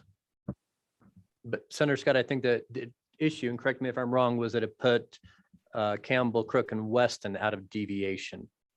Was that was not correct? Mr. Chairman, that's not correct. That was basically a combined Region 6 and 7 map. And that, I think, like I said, those are the two Region 7 submissions and one Region 6 submission, which were the same as the other submission from the December 14th meeting. It's publicly available on our LSO website. Okay, and then Mr. Swing, anything else in line with the committee's direction to get the eastern part of the state to work with the Weston staying whole plan? I mean, this was like from any other options that came forward on how to draw the east part of the state? Mr. Chairman, no, we did not get any other submissions. And I did want to kind of verify what Senator Boner just said. This was not an endorsement from Speaker Barlow. This was a request to make sure we could view them all the respective changes and submissions kind of in one unit. The only thing I will add is that if Laramie County does not share anything with Goshen, there is a difficulty in keeping Weston whole. So that is kind of the linchpin for some of this, is that in Goshen County has to share at least 2,500 people to get one district within deviation. And if Weston County remains whole, it cannot take enough of Goshen County to alleviate a three-way split of that county. So that's one of the reasons why the sharing arrangement between Goshen and Laramie County, or Weston being whole, provides some challenges with this particular portion of the state. But there are 2,000 extra people in Natrona County we could pull from if we needed to redraw Natrona County. That was mostly a joke, but that's the difficulty we're facing. So there wasn't, and I know Campbell County is not super excited about this either, but this was the way to, from what I understand, make the committee direction from last meeting. If we keep Weston whole, and just very honestly, Laramie County has not redrawn necessarily, because as we left the last meeting, we're partnering for 800.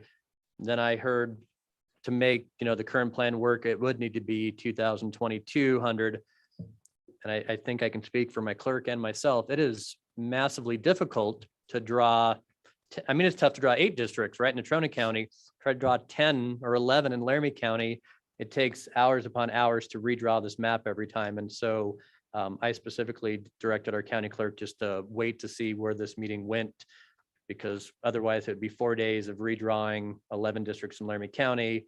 And then depending how this ended up, we're at the end stages, and it's a lot of work to redraw these every time. And I think that's getting to everybody, right? So committee, this is in line with the Weston keeping it whole. And so any questions you have or discussion you want to offer right now? Let me just double check with the public then. Is there any public comment on the Region 1, 6, and 7 composite, which at least 2 counties are not super excited about?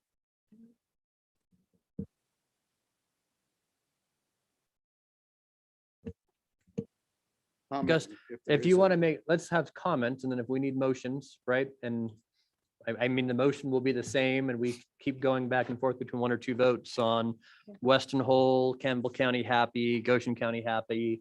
But I think it's appropriate to have a discussion as we keep moving forward. Mr. Chairman,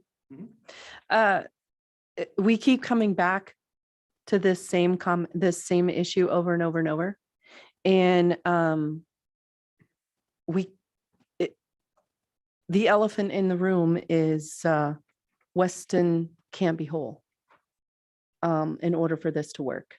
So, and Mr. Swank's comments just now just reiterate that, in order for this to work, Weston can't be whole. So I'm just putting it out there that I'll probably be making a motion to not, with some other map potentials, that we're going to have to split it to make it work. Well, and I just want to make sure I'm on the same page. This composite, whether or not people like it, it works. It keeps within deviation, although 2 counties, one kind of strongly dislikes it, and Campbell County, I believe it's not their preferred, but they've been slightly more.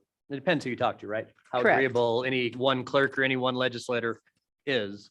But this is, I think, the best attempt in front of you, that if, as we left the last meeting, to leave Weston whole, which is what we agreed upon, this is kind of how the map generally has to work without, there's no better idea that came forward to stay within deviation. We're gonna have the talk about not staying in deviation, obviously.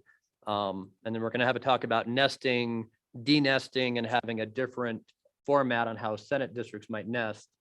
But for at least House districts, this is the only plan I've seen that makes it work, leaving Weston whole. And I don't think there's disagreement on that. They don't like it, but it works, right? Okay, President Clausen. Mr. Chairman, so there is one more scenario that there's 2 more, but this just anticipates or takes into consideration Region 6 and 7. We could actually shift population from Campbell County into the other region. What would you call it? The Buffalo UCLA region, and lighten the load that way up to 900 if we chose to, but it would drag another region into it. But anyway, there is one more scenario that it drags another region in if we come down to needing to take a more holistic look at this. Or we could even shift. There is a scenario where we could shift the entire 1,700 that Region 6 would be over into the UCLA district and shift that population into the basin through the Odie Ranchester option. But those are 2 scenarios that we didn't look at. I'm not sure I understand what you said. UCLA district? Yeah. Oh, UCross, Claremont, Arvada. Arvada. Got it. UCLA district. Too many acronyms in politics. Got it. Anyway, there is a scenario if we broke regions one more time. But there is roughly 600 or 700 in Eastern Sheridan, and would keep Sheridan and Johnson in deviation, that could go. I'm not sure you could take it both sides into the basin and into Region 6 and 7. But I mean, there's gonna always be options. The question is, we're a month away and In theory, it's not. where are we getting to? Yep, Senator.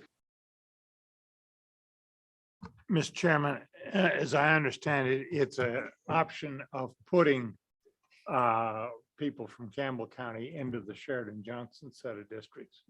Is that, so it's not taking them out, so it would not interfere with if they come over the hill from the basin. To free people for that.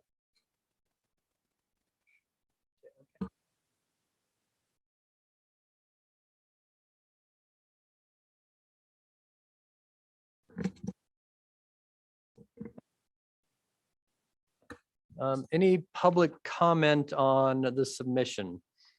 Let me check. Representative Henderson, you're in the room. Welcome to corporations. And then we'll go to Senator Driscoll.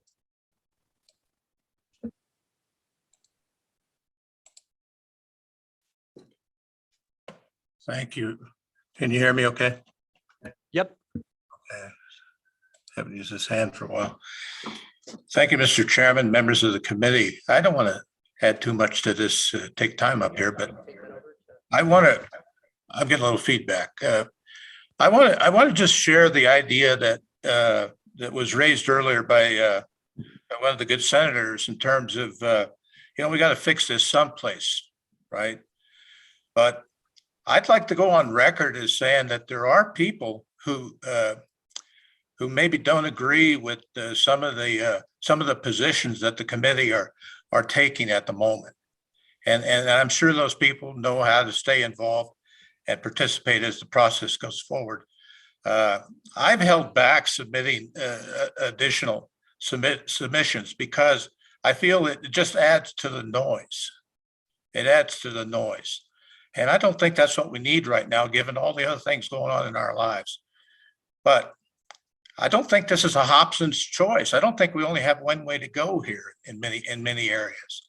I think we have an opportunity that's provided to us on a 10-year basis to get things right based on the information that we all know at the moment. I really appreciate the opportunity taken by the speaker and the LSO to put the east edge of the state, in one picture. I don't share the view that we need to go across the line with Goshen, and the members of my delegation know that. But I'm open to listening. I think we need to continue to bring ideas to the table, and with the idea of working together for the best solution for our state. It's not one county, it's not one area, one region. It's a whole state, and I just wanted to share that. So my recommendation would be to put the map in place and give us something fixed to work on. So then we can talk with our community members and get the inputs as we get closer to the session, because that's what really counts. I mean, the good input from the local community members there in Casper earlier, and the good work of Hans up there, boy, you listen to that and that just gives you hope. And so that's my recommendation, committee, on this issue is rather than going back and forth and back and forth and back and forth, try to pick a spot that you feel as a committee is a consensus of where you're at, given all the discussion and information you have available. And then let us work with our community and be prepared as best we can for the session. Thank you, Mr. Chairman. Thank you, Representative Henderson. Any questions? Seeing none. Chairman Driscoll, floor is yours. Thank you, Mr. Chairman. I think that was pretty well put at the end. I'd go back to where I talked earlier is it doesn't matter where we go. There's counties that are happy, counties are unhappy, towns that are happy, towns are unhappy.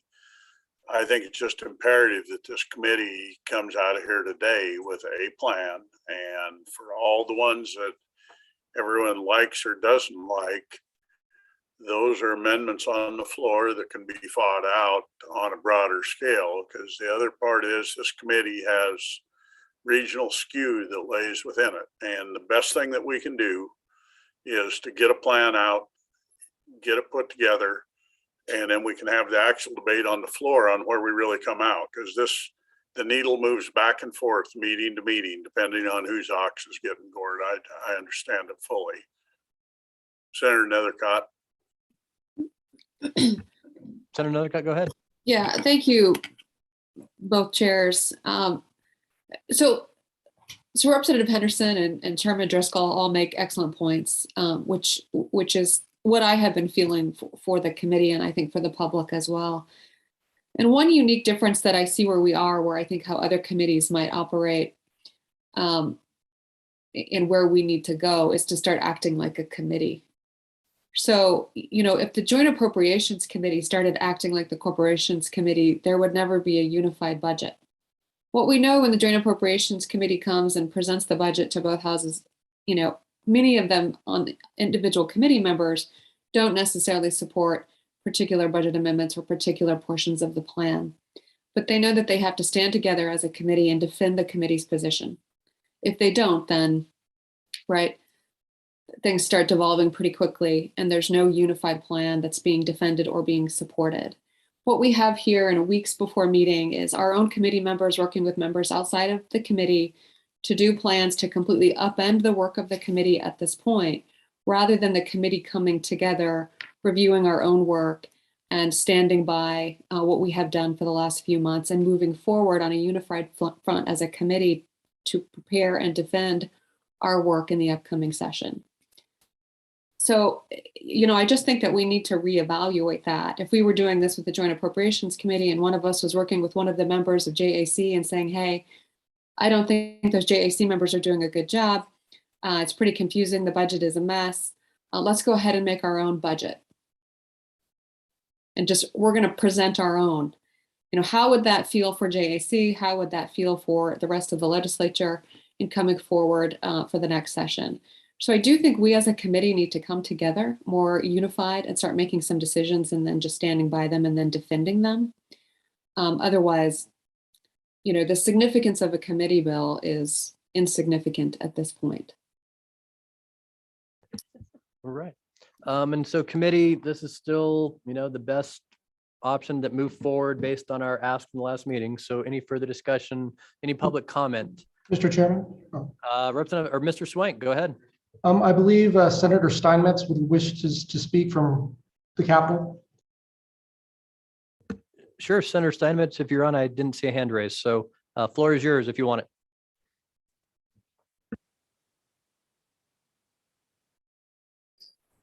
Hello, thank you, Mr. Chairman. I did just wish to comment a little bit on this map. Can you guys hear me all right? Yes, we can. All right, thank you.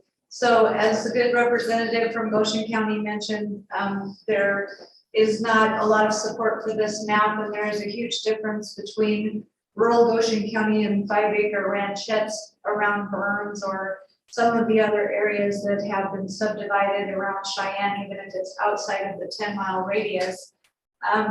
With that being said, the other thing I would like to push back just a little bit on is the fact that everyone was supposed to go out and be liaisons to their communities and to visit with our local communities. And that's what we all did and tried to form our maps, and things have shifted and changed substantially from there. So I do hope the committee makes some decisions today so that we can go back and get a little bit more public comment. But I would just push back a little bit on the last comments and the fact that there were supposed to be liaisons coming out and talking to all of us and adjusting things and working on things in our regions and in our areas. And so I appreciate the work of the committee. I know it hasn't been easy. The budget's not easy either this year. And so we have a lot on our plate coming into the session. I hope that we will find a way to kind of coalesce around something that's the best for the state, not only in this committee, but we'll have to do the same in the budget and all the ARP money that is sitting out there that we have a lot of big decisions on, and we have a compressed time frame in this session, as you know. So I would just speak against this option for Goshen County and ask you to consider another option. I'm glad that Representative Duncan is thinking about something a little different. So thanks for your hard work, and I may have further comments along later on in the day. Thank you. Thank you, Senator. Public comment on the motion, I guess it's not been made yet, but we're still discussing the compilation of regions 1, 6, and 7 map that keeps Weston County whole and the submission before us. So public comment. Commissioner, welcome.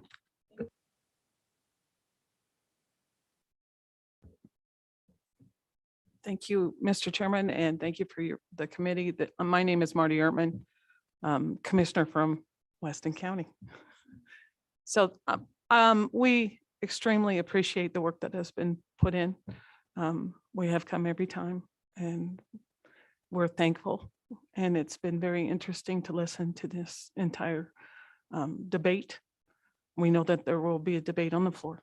So we thank everyone that has put the time in and the effort. So thank you. Question of the commissioner? Seeing none. Other representative, welcome.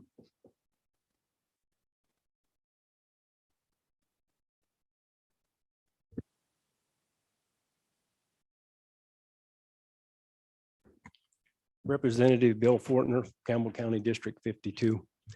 There's no secret that Campbell County wants to remain whole too. We have the numbers in Campbell County to stay that way. As I look at this whole situation as Converse County wanting to be whole, I have to look back at the old Constitution, our Wyoming Constitution, the old statutes that we had in the system that we're trying to recreate now with the federal government, the redistricting. The format we're laying out right now for Weston County it strictly adheres basically to what we had in Article 3, Section 3 of the Wyoming Constitution. If we entertain that, what we're doing right now with Weston County. That's the way I look at it. It was strictly puts it at odds with the US Constitution, what we've been trying to work on since 1960 to get to this point right now, which brings me to the next point. 1992, we pretty much threw the Wyoming Constitution on redistricting out the window. Why in the world, 30 years later, haven't we had a constitutional amendment to prevent all this back and forth like we've been talking about here all day? Lay it out in statute, in principle, make it simple, and be done with it instead of going back and forth. Thank you very much. Thank you, Representative Fortner. And I know there has been some discussion for our next corporation interim that people do want to talk about if there are ways to improve the redistricting process. It seems to be coming from both sides, politically, ideologically, if we need a redistricting commission, B, if we need constitutional or statutory language. And so maybe if we all survive redistricting, we can do a postmortem after the fact here in the 2022 interim. Other Senator Case? Thank you, Mr. Chairman. Is there a question, President Fortner? Yes. Oh, okay. It is a question. Go ahead. It's related to what the good representative said. So there is an article in the Wyoming Constitution. It's Article 3, Section 3. It's called legislative apportionment. And it's the one that talks about county-based representation. And that's not the only.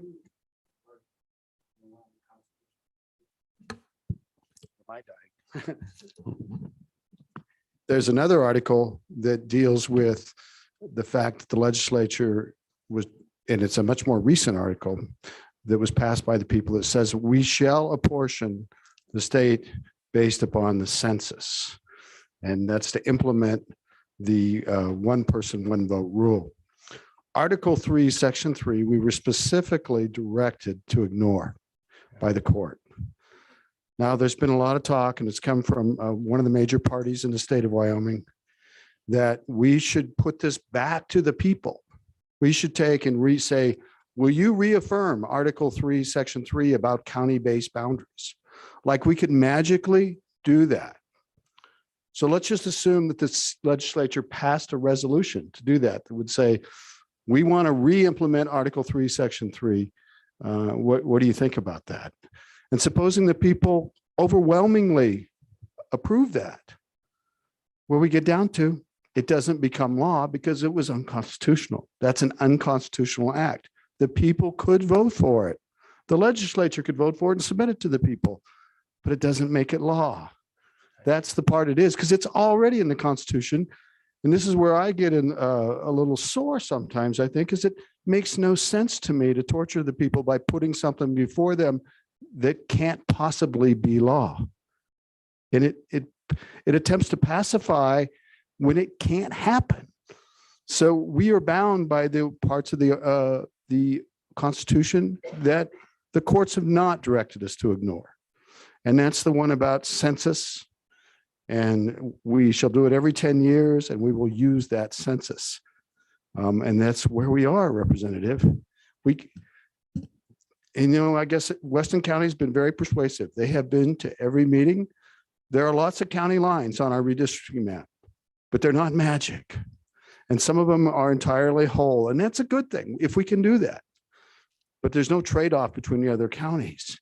And there's no fix in our Constitution for this. You and I are going to continue to disagree on this, I'm afraid, but there is no fix. We have to do what has been directed by the court. Mr. Chairman. Representative Blackburn, there's always a fix of reducing the number of counties. We can make it work that way.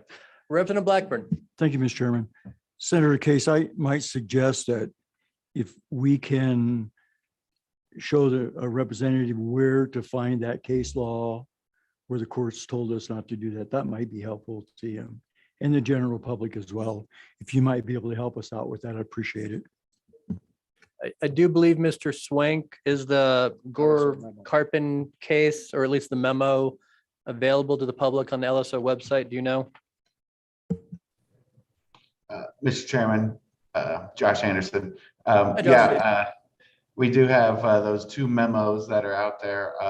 The one that was presented at your first meeting at the Capitol here, and then the follow-up memo that was provided when we were up in Casper last time. I will resend those out. I think I've also have recently sent those to Representative Fortner as well, but I will resend those, Mr. Chairman. And they are available for the public as well.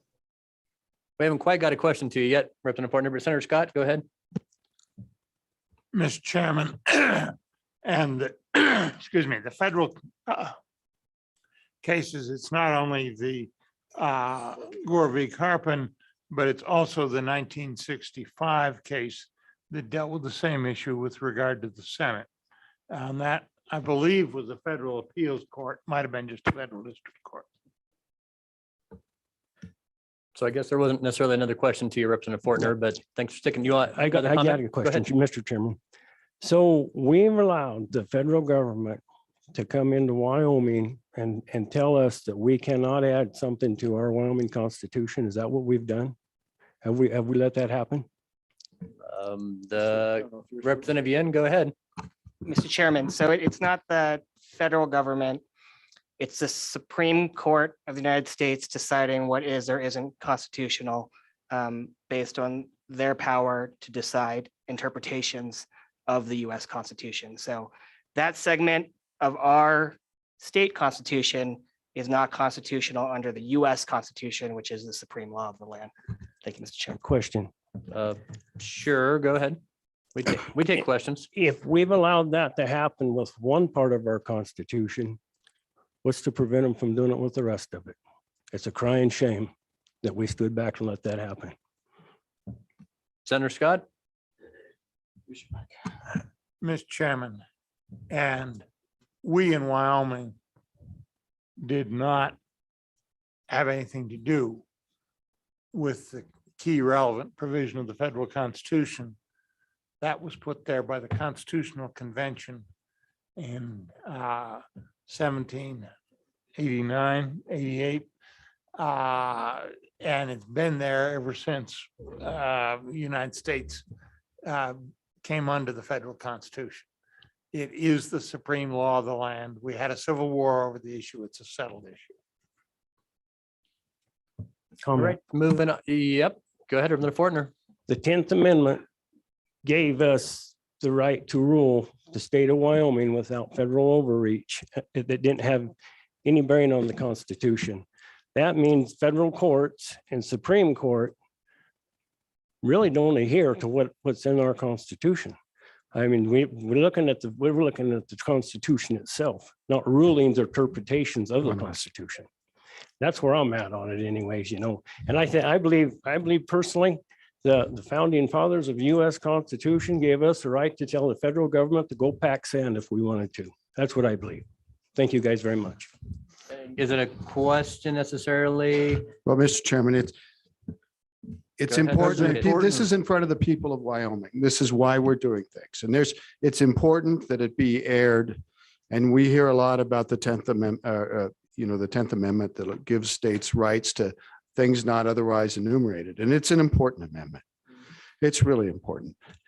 But so were the post-Civil War amendments that were passed, including the 14th Amendment that requires that everyone's vote be treated equally and extended to the states. At one time, people didn't really believe that the Constitution of the United States could interfere in state law. A seminal case on that was McCulloch versus Maryland. And it was a Judge Marshall opinion. And it battered that down and said, yes, indeed, supreme law of the land, states don't have freedom under the 10th Amendment to do whatever they want. It has to fit. We all have to fit together and live in this country under these founding documents. And Marshall was very clear in that, where he said, you can't have states going in all different directions. It makes no sense. And it stood the test of time. It has stood the test of more than 100 years. And there have been no cases that have overturned it. And so here we are with this balance between the state constitutions, the federal constitution, legislators, executives, and courts. And it's uniquely American. It's what makes this country so great, but it also means states are limited in their actions. And here we are exercising powers under those limits. Thank you. Other public comment on this plan? Mr. Correnti, did you have stuff to add? And then you'll be next, ma'am. Mr. Correnti, the floor is yours if you want it. Thank you, Mr. Chairman. Joey Correnti, Wyoming Republican Party redistricting chairman. I just wanted to kind of clarify some statements that were made earlier about the committee having heard an ask about reaffirming Article 3, Section 3 in the Constitution. And that has never been the ask that we have posed to the committee. The ask has always been, if redistricting is going to follow the judicial relief granted by the Supreme Court, that a constitutional amendment with that language be submitted so the people can adopt and embrace the language of the judicial relief granted by the Supreme Court.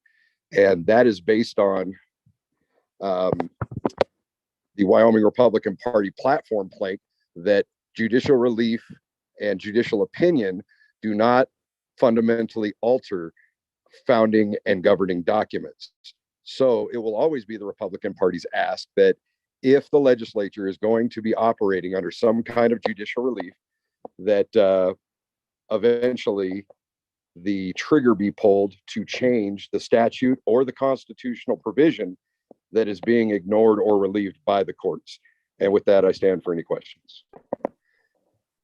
Questions, committee? And I think, again, committee, you might see us talk redistricting in the interim and some of these topics coming forward. Okay, any other further public comment on the submission? Sir, welcome. And then, oh, I did say you were next, ma'am, but come on, you can both come down. There's room at the table. I'm sorry. I guess there's only one microphone now, so you almost need to sit there. And make sure you hit the button for the green light to come on. Rhonda Bowler from Campbell County, and I'm not representing anybody other than the fact that I live there. Looking at this last map, which is a little different than the ones we keep seeing. So I mostly wanted to come down here just to see what was up because it's been hard to keep up with the changes. When I look at that, I think, well, it's not too bad, but my question is, why is it more important? I guess what I'm wondering is why you set yourself up for failure by saying we're going to keep one certain county whole. You can't always do that. I think you need to move on and start working. You know, the last two gentlemen have talked about the Constitution and all this. Great. If you guys, or if they want to get that started and changed, get after it. Right now, you guys have a job. And I think we'd all like you to just get it done and give us an opportunity to look at those and then get back with you. I know you'll do the best you can to make sure we're all represented. You know, I had a really good teacher one time that explained, you know, in our type of government, you represent the majority, but you protect the minority. And that's all I'm asking you to do. So thank you. Appreciate that. Any questions? Seeing none. Thank you. Commissioner.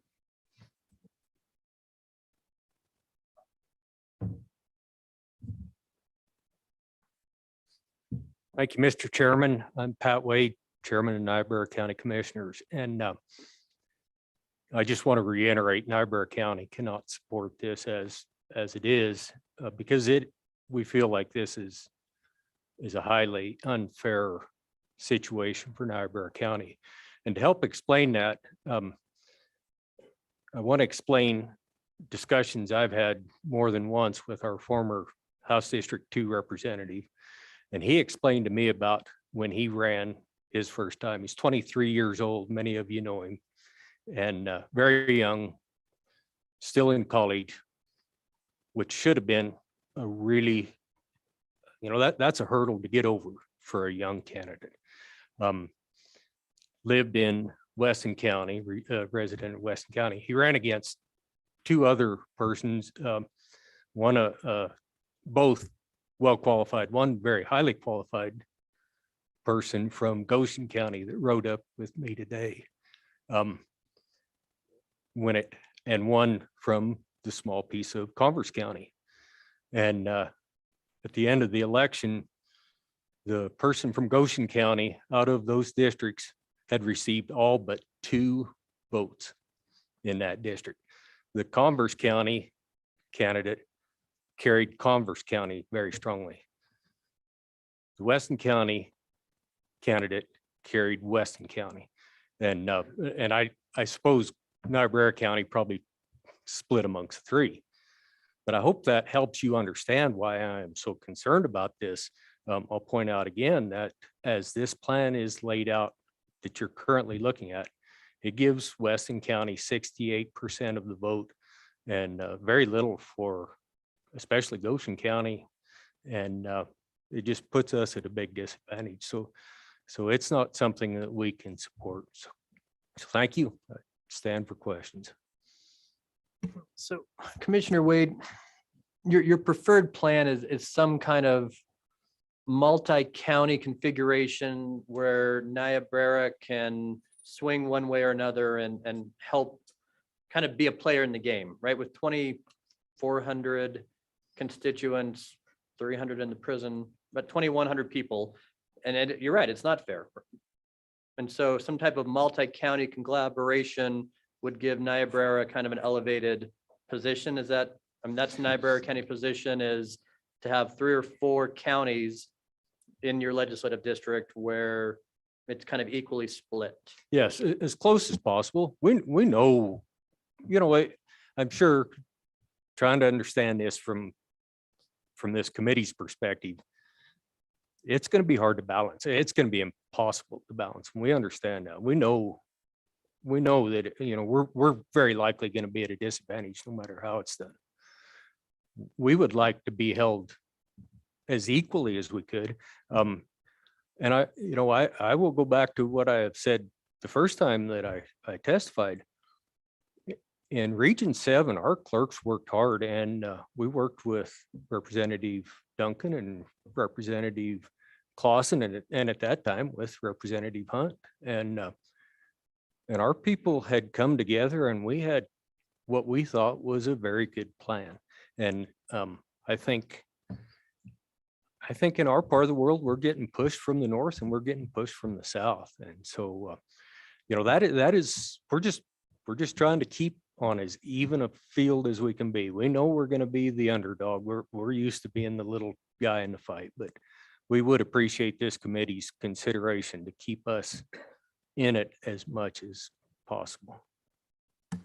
Questions for Commissioner Wade? See, Representative Yen. Commissioner, thank you. Mr. Chairman, thank you. Commissioner, so in your example, we have a district right now, which is Weston, Niobrara, Goshen, Converse. That's correct. Mhm. And see, the election that you're talking about, oh, sorry, that's not. Okay, well, the election example, was that before, when it was a four-way, so it was a four-county split? Okay, so if we, let's say we do that again this time, you again have a candidate from Goshen, you again have a candidate from Converse, you again have a candidate from Weston, person from Weston wins. Do the people in Goshen, Converse, and Niobrara still would prefer that? Because you're splitting two other counties, right? And you're saying that the populations in those counties still might not get representation. And I can't speak for the other counties, obviously, but I know it's complicated. Once again, we're trying to hold Niobrara County in this to the best extent possible. Thank you. Thank you. We certainly appreciate where you're coming from. Clerk, Niobrara County. Welcome, Ms. Freeman.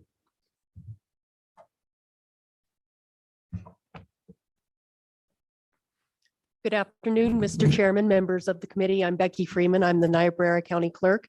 I would like to first thank you for all the work you've done and for the opportunity to speak today. And I'm going to echo what Chairman Wade said. We cannot support this plan. As I've stated in previous meetings, we're small, we understand that. Plans have been presented where the previous scenario, which you addressed, being split 4 ways, the numbers are more equal. I think we all realize that having one particular county whole kind of creates a problem down the eastern side of the state. And I don't envy your task. One other issue or one other statement I'd like to echo is the lady that spoke before said that you're elected to represent the majority, but protect the minority. And we are the minority, and we would appreciate your protection in this matter. And I would stand for any comments. Questions for the clerk? Thank you. Thank you very You much. have a question, Representative Duncan? Go ahead. Thank you, Mr. Chairman. So to go back to Chairman Wade and Representative Yen's question, so would it be accurate to say that basically former Representative Hunt basically represented what you're asking for, where he had a portion of Niobrara, portion of Goshen, a portion of Weston. And that's pretty much what our previous map had, correct? Correct. Okay. Even better would be The current rep is technically from Niobrara County right now that represents you. Yes, he is. And I don't want to imply or diminish his ability to be reelected. And I don't want to diminish the fact that the former representative didn't represent us well, because he did. He represented us very well. It's just, we've had plans where the numbers are similar, and that's all we're asking is for consideration in that, and fighting chance, as they say, it's not the size of the dog in the fight, but the size of the fight in the dog. Follow-up question, Representative Duncan. Thank you, Mr. Chairman. So basically, if we could do something along the lines of status quo of what we currently have, at least at the very minimum, that would be satisfactory. It would be closer, yes, because I believe, if I understand the plan you're referencing, the county to the north would have approximately two times more population than we, and right now it would be 3, and it's just hard. So I appreciate all the work the committee. Yes, but it would be exactly. closer. You're correct. So thank you very much. Thank you. All right, committee, any other public comments on the plan before us? Commissioner, come on down.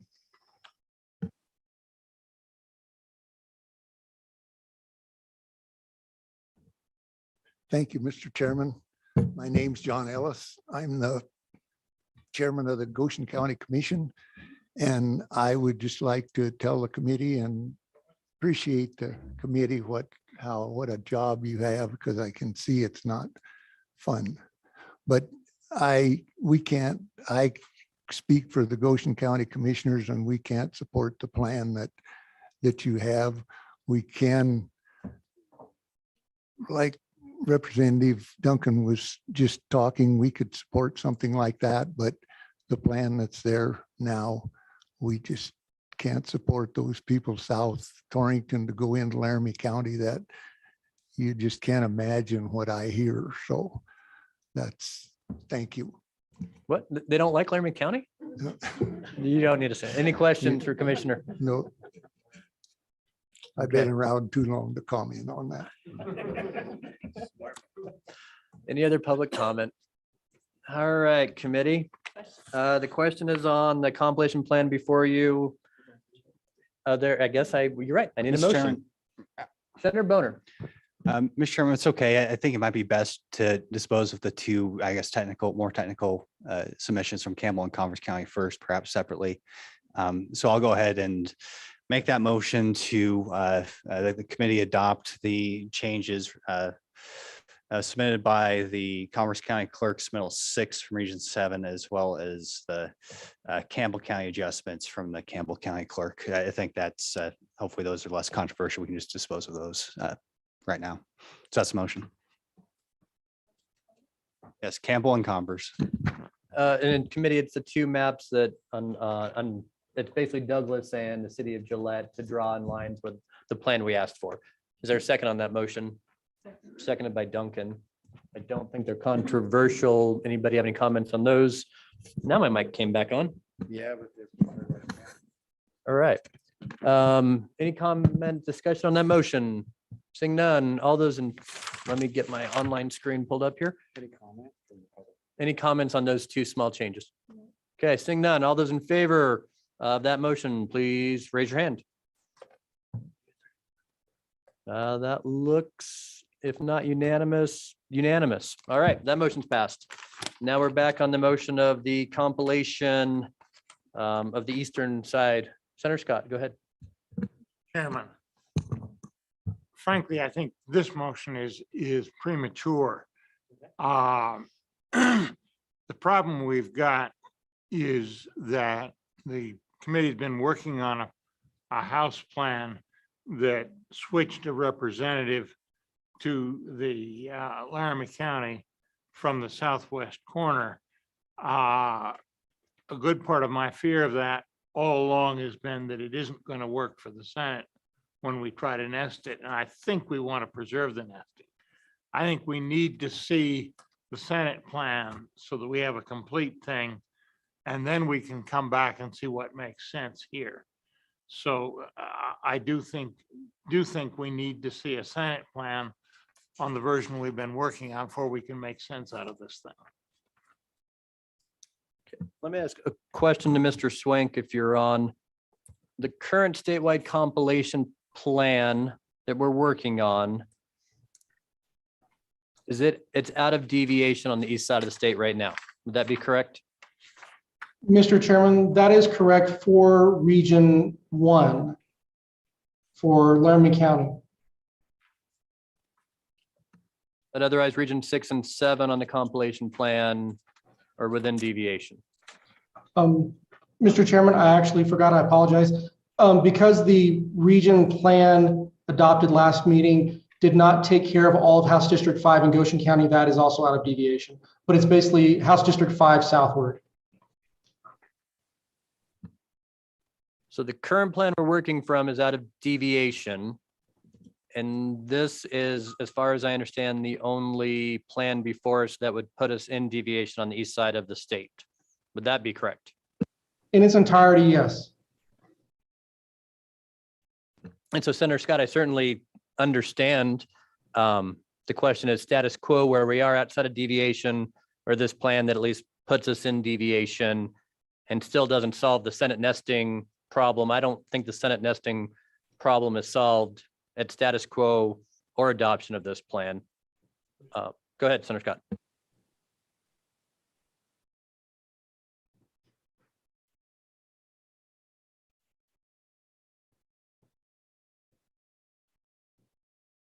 We could perfectly well go back. depending on what we do.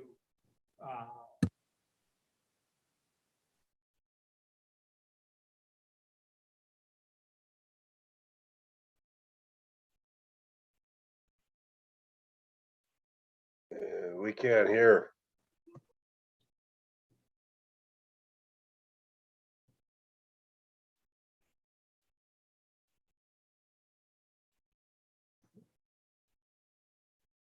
Either could or should pass the Senate. Okay. Okay, Mr. Chairman, the point I'm trying to make is I don't think we can settle this area till we've settled the issue of, can we get a Senate plan that will work with the changes that have been made? And I'm not sure whether we'll get there today or not. We may. I understand there is another proposal coming, but I just think we're premature here. I think we'll have to revisit this again next time, depending on what we do this with the rest of the thing this time. Sure, Senator Clausen, or Representative Clausen. I don't have a mic to call on you, but go ahead.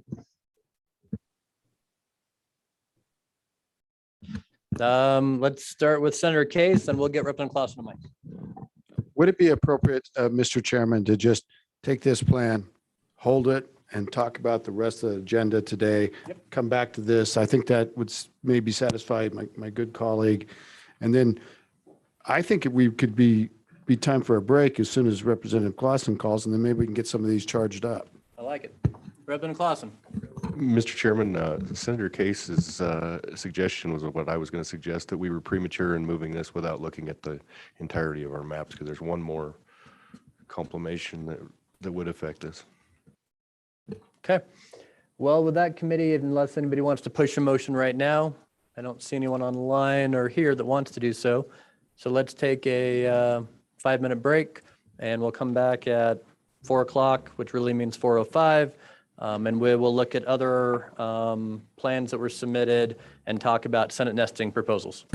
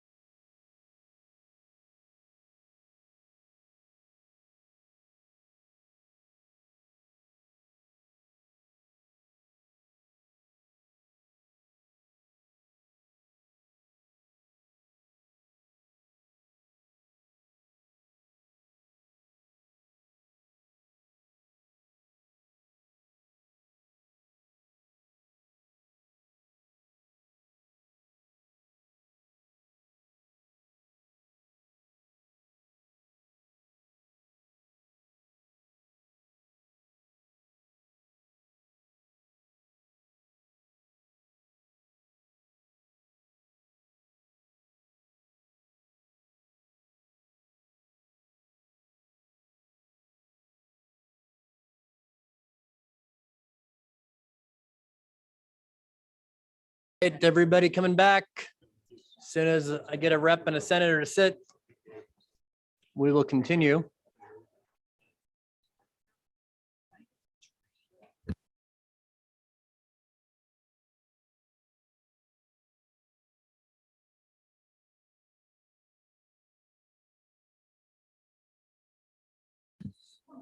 All right, we're kicking back up. So committee, from what I understand, we're not ready to necessarily vote on the Region 1, 6, and 7 plan without listening to some of the nesting possibilities we asked for, especially in those 5 areas that we talked about, a denesting proposal and what that may look like.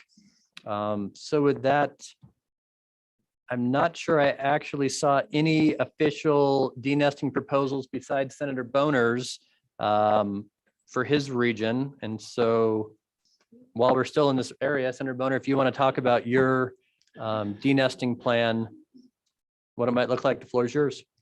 Yeah, Mr. Chair, I won't take any time, frankly, if there's no other denesting plans. I thought that was something we were going to be considering, and apparently I'm the only one who submitted it, so it's out there on the website if folks want to take a look at it. It does split up Weston County a little bit, which I understood was agreeable, but that's the plan. It's keeps lines very, actually the exact same in Converse County, keeps Goshen County whole, and I don't want to spend a whole lot of time on it, frankly, Mr. Chairman, but that's what it is. And that was a plan that if Weston got a House rep and got to remain whole for the Senate seat, they may possibly be agreeable to dividing their county in half as a Senate proposal between those 4 counties again. Any discussion on that? Representative Yen. Mr. Chairman, if we're just staying on the unnesting or the denested version, so I'll speak on why Region 9 and 10 didn't submit one.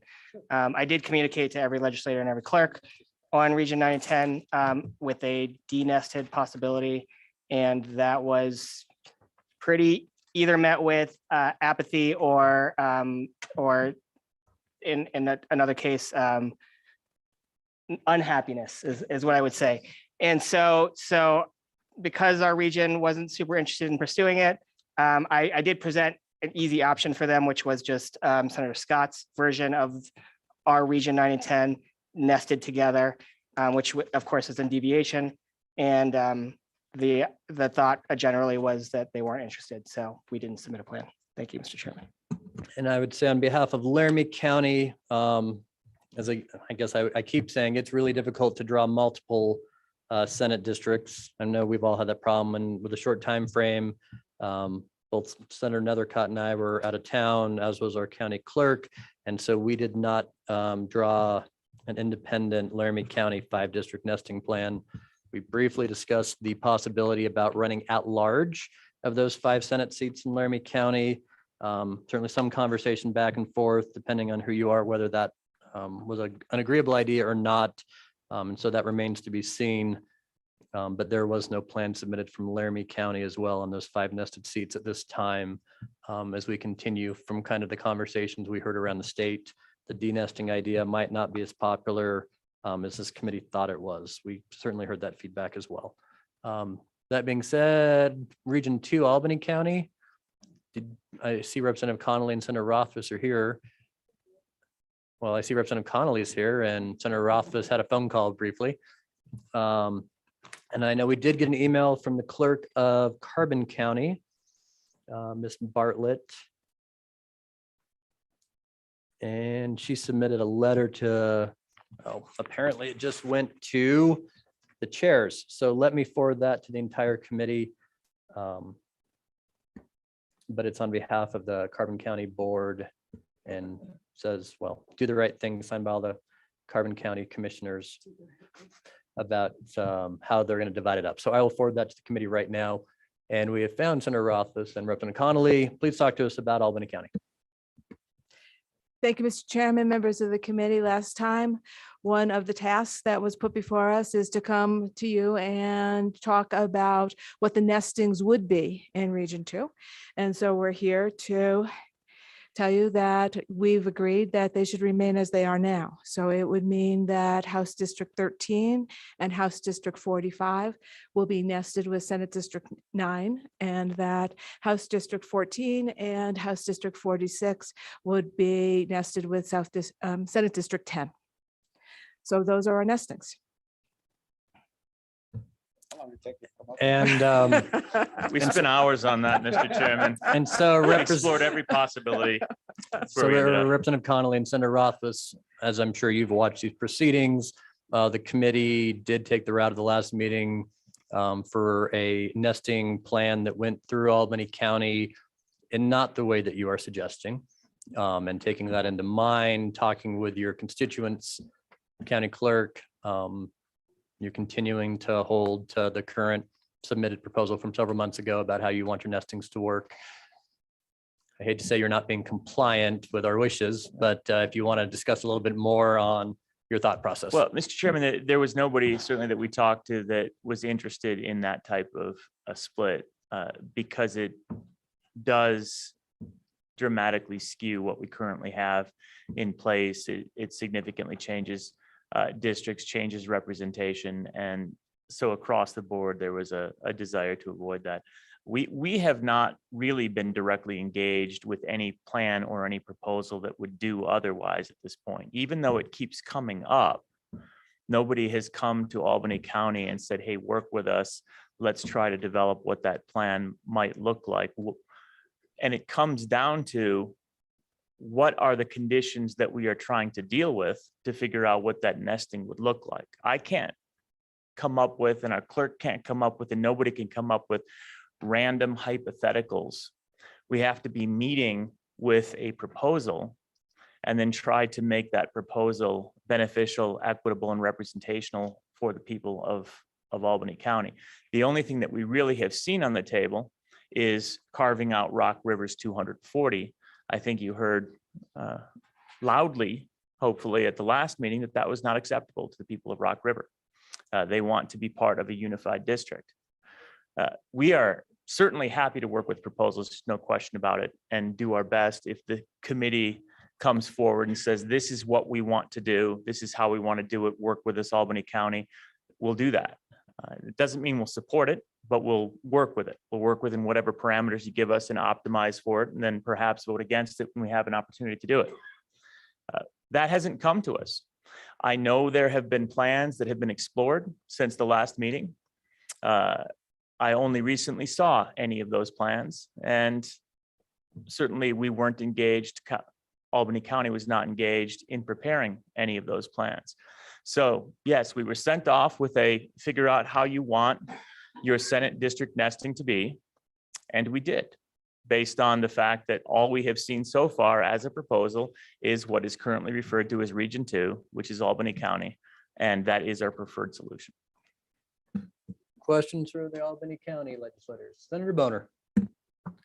Thank you, Mr. Chairman. Obviously, we have this, since we're talking about Senate districts, we have the Senate district plan that was voted on by this committee and publicly available for I don't know how long, at least a couple of days. So I'd hope to see your response to that, where you do have basically two of your Albany County House districts being paired with both Carbon and Laramie County to make up a Senate district in compliance with our discussion from weeks ago. So just want to, since that is the proposal that's on the table here that we have before us and that the public can see, just want to gauge your reaction to that and get your specific feedback. Yeah. Mr. Chairman, if Representative Connolly, if go I may ahead. start first. Mr. Chairman, I heard about this plan as well. I think it was on Friday. And actually it was not from somebody on this committee, but somebody who heard that it was out there. And as part of that conversation, it included that there would be House districts as well as Senate districts that would be shared with other counties, but the map would not be shared with me.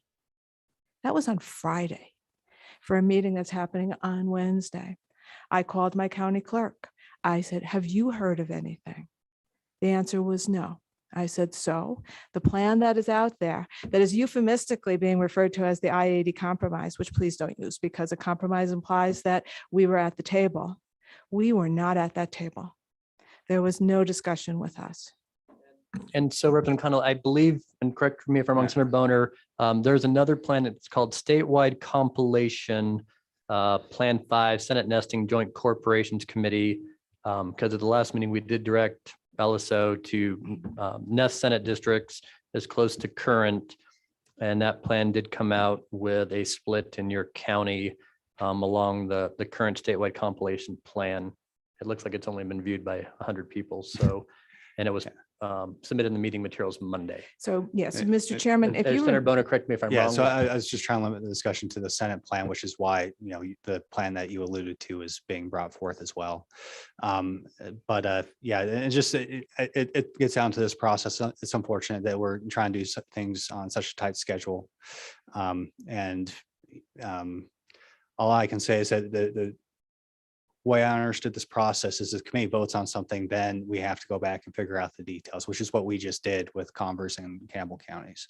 So my cell phone, you both have my cell phone. It's on the website. You can call me anytime. We're not trying to exclude anybody, but this is a very tight process. I want to make sure it's absolutely clear that we're not necessarily trying to exclude anybody, but it's kind of a chicken and egg question where we have to come with a plan so you can discuss it. And then, I guarantee the opposite would be is like, well, I can't say anything because you don't have a plan, so what are you even proposing? So so just want to, since we got into that, that discussion a little bit, I want to just add that additional perspective, but I was hoping to stay, just talk about this Senate plan, which I believe is problematic and shows just what Senator Scott has been talking about this whole time. And I imagine it's deeply problematic for Albany County as Carbon County. And so I was just hoping to discuss the Senate plan since I thought that's what we're discussing. Yeah, thank you, Mr. Chairman. If I just one Sure. more comment, Go and ahead. thank you, Mr. Chairman. I think at the last meeting, I pointed out that at the very end of the meeting, it seemed like there were two contradictory motions that went towards Albany County and what we should be doing. But one that was very specific was that come back to us with your preferred nesting. And in fact, there was a motion that Region 2 should be excluded from doing the unnested districts. It's true. And so that's what we did. And so that's what we're coming back to you with. So, yeah, we messed up adhered to that motion. Mr. Chairman, we adhered to that motion or those series of motions to the best of our ability and did exactly as requested. But looking at that map, no, we don't like it at all. Go into Casper if you need to. I'm just kidding. You are kidding or you're not kidding? Okay. Mr. Chairman? Mr. Swank, is that you? Yes. If I may add, Mr. Chairman, the two motions from the committee, one was a fully nested plan, which is the one that is currently presented, and then a hybrid plan where regions 2, 3, 4, 5, and 8 would be nested, and the remainder would be either nested or unnested at the discretion of those other regions. Since we only received the one unnested plan from Senator Boner, LSO did not prepare a hybrid plan for lack of additional material to put into it. So I believe the Albany County delegation is speaking to the latter hybrid plan, which would continue to have Albany County nested by itself. Okay. Thanks for following our motions, even if we may have forgotten how to say Region 2 in the motion. Other questions at this point for Albany County? You're compliant for the time being.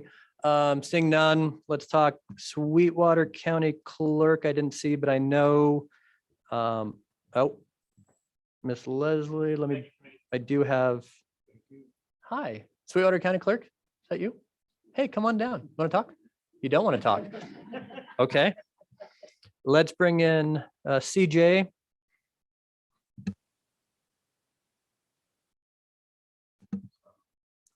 Welcome. CJ, the floor is yours. Hello, I'm hoping you can hear me, correct? Correct. Okay, well, good afternoon, Chairman and members of the committee. My name is CJ Leslie, the Mayor of Rock River. I appreciate the opportunity to address this community or this committee. As Mayor of Rock River for over 12 years, I would ask this body to place Rock River back into the Albany County District. In my view, and that of the majority of my constituents, we feel the town of Rock River would be better represented on all levels by our own county district in which we reside. As a town and its residents have no invested interest in Carbon and Sweetwater County, Rock River feels we should be placed in Albany County District. Our view is based on the fact that Rock River residents are employed, shop, and do all the majority of their business in Albany County. Therefore, this seems like the logic option. Rock River residents register their vehicles and pay their property taxes in Albany County. Our school is in the Albany County School District. Our voting precinct, our law enforcement, and our local volunteer fire department are all part of Albany County.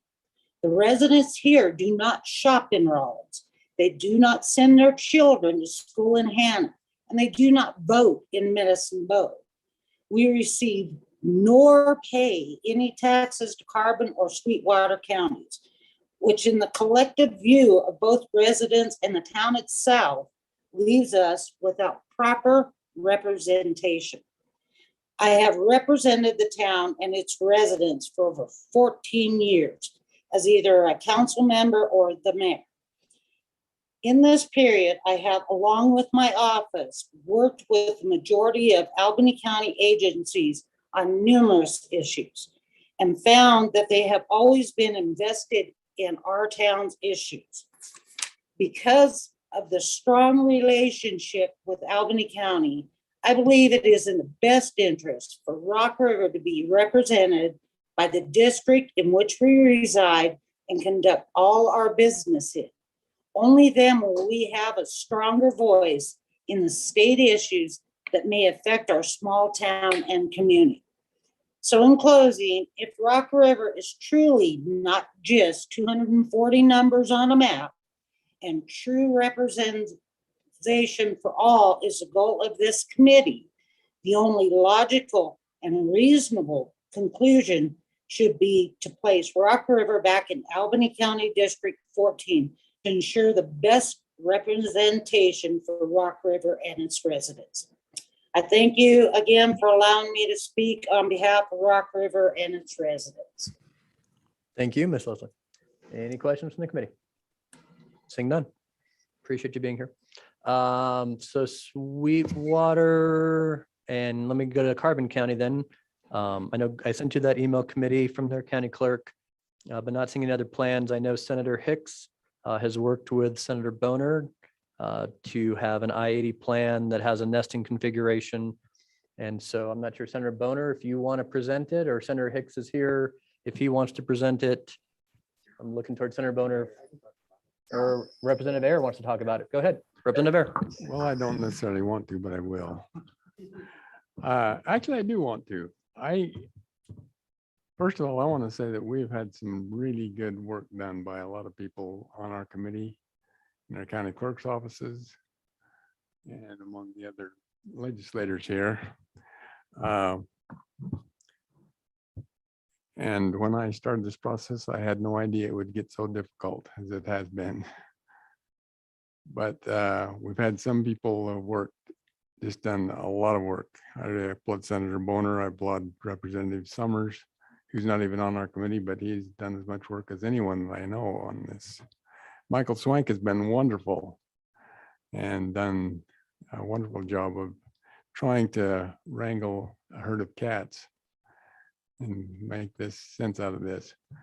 But I believe that Senator Hicks and Senator Boner that have come up with this IA compromise plan have really done some good things.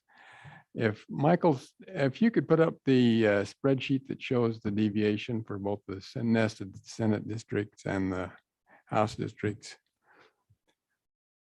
And we all have a copy of this, I assume you do.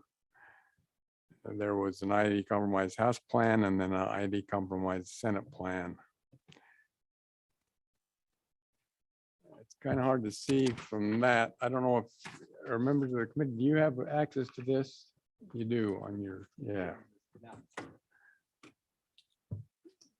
And this is a proposal. The detailed maps are not drawn yet for for Laramie County or for Sweetwater County necessarily.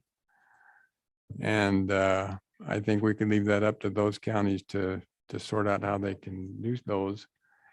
But the split between counties and districts right now, if you look across there, the deviation is the least, most closely aligned with the ideal house district of any plan that I've seen for the I-80 corridor across the southern part of the state and the western half of the state, western part of the state as well. And I just think we can start with this as a conceptual plan and maybe tweak it a little bit from there. But I think if you look at the deviations that are in each house district with this plan, they're the closest to anything we've seen so far. I don't know if you got anything you want to add, Senator Boner. Senator Boner, go ahead. Yes, Mr. Chairman, this is something we've discussed about kind of in theory. I thought it was important to begin to drop a map to see how that actually works or may work. I'd just like to say that the whole idea of it being in compromise is recognizing that there's still a significant challenge associated with how you deal with that House seat that's been bouncing around the southern part of the state at various parts of this discussion. I just still think it's a rather unsettled issue. So we need to be prepared to find the middle ground between, it follows the population shift exactly. I think it'd be extremely prudent to at least look and see how those lines would work and begin the process of working with all the affected counties to make sure that the lines work. They work from an election administration standpoint. That phrase I've heard is that often throughout this, when discussing this plan, is I don't like it, but I can live with it. And I think that's an important concept we're going to have to begin to give a little bit more consideration to as we get closer to finding an actual plan. I think the time for posturing is over. It's time to sit down and discuss something that's kind of the middle of the road and something that we could all maybe not like, but we can live with. So that's what this plan is. I think with the Senate nesting discussion around the Senate districts, it highlights in no uncertain terms the challenges of the current House district configuration, since apparently nobody except for me is interested in a nested Senate district. I think that the reality is kind of coming to fruition that having complete 11 House districts in Laramie County is deeply problematic for both Albany and Carbon County when it comes to the Senate districts. So that's the idea. You'll see the deviations are by county. It gets very close. So, we stop everybody wants to round up, right? So if you're quote unquote entitled to 10.45 House districts, you're going to want to say you're 11. Well, this gets, say, for example, Laramie County at 10.56. So that's the concept. I think that it's very much a workable concept. I think it kind of breaks up the tension within the current plan when we begin to look at trying to nest Senate seats. I think I believe it deserves this committee's very serious consideration. So, Questions for Senator Boner or Representative Air? Representative Air, another bite, and we'll go to Senator Hicks or the Senate War Room after that. Yes, Representative Air. thank you, Mr. Chairman. Just one more thought that I wanted to share. And this isn't new, and I'm pretty simple-minded. But when we looked at the census figures, we saw that Laramie County had grown by almost around 8,000 people. Sweetwater, Carbon, and Sublette County in general had shrunk. So it just intuitively made sense from the beginning to me to shift the boundaries westward such that Laramie County now is represented by 10.5 representatives, and that we somehow just spread those out so that the deficit was made up through the other western side of the state pretty much evenly. And I think this plan really, like Senator Boner mentioned, ends up with each county being represented almost exactly with what their ideal population would indicate they should be represented by. Questions yet? Yeah, To Senator Hicks? Mr. Chairman, Dan Docksetter, and I'll turn it over to Senator Hicks, but Mr. Chairman, committee, thank you. Just want to add some support to what we're calling the I-80 compromise plan. We're finding a lot of support from the legislators down in the Southwest and all the way up to the West side. It was like we finally reached a plan where, yes, this will work, this comes together, and this is where we need it. And adamantly supporting that and turning some time over now to Senator Hicks. Mr. Chairman, could I have Michael Swank put the population by percent county map up first for the House? And then we'll go to the Senate. I want to walk through with the committee what Representative Ayer and Senator Bonner are talking about. So when you look at that table, I want you to go ahead and go down to that, Michael. So you go to the second column to the right, and that's House districts per county by ideal population. And that shows you, we've had a lot of discussion, and I know what's important to everybody is to, how many House districts do we deserve? So if we take the ideal population, that's what it is. So when we look at this, it says, and if you can move over just a little bit, Michael, so we can see the county name. No, not good. So when you look at that, that's fine there. So the next column to the left is says House districts by county within this plan. So for Albany County, House districts per county, ideal population is 3.86. Within this plan, House districts for Albany County is 3.92. So they get a slight increase in the amount of representation in the House districts. Carbon County has an ideal population of 1.51 House districts. This plan gives it a 1.49. Laramie County is entitled to 10.45 House districts. This plan gives it 10.56. Lincoln County, 2.04. Actually, they're going to get 2.08. And so you go down that list, and I think it's the point that Representative Ayer and Senator Bonner were trying to make. This is based on actual population census, trying to reach those ideal populations across the board. So you take all of those House districts, which is 18 House districts, and they have a total combined deviation of a 0.28. This meets every criteria that would require for the courts. It meets the criteria for what is a county. If we want to get into the county discussion, how much you deserve. This plan represents an equitable distribution across the I-80 corridor. So, Michael, if we could go to the Senate.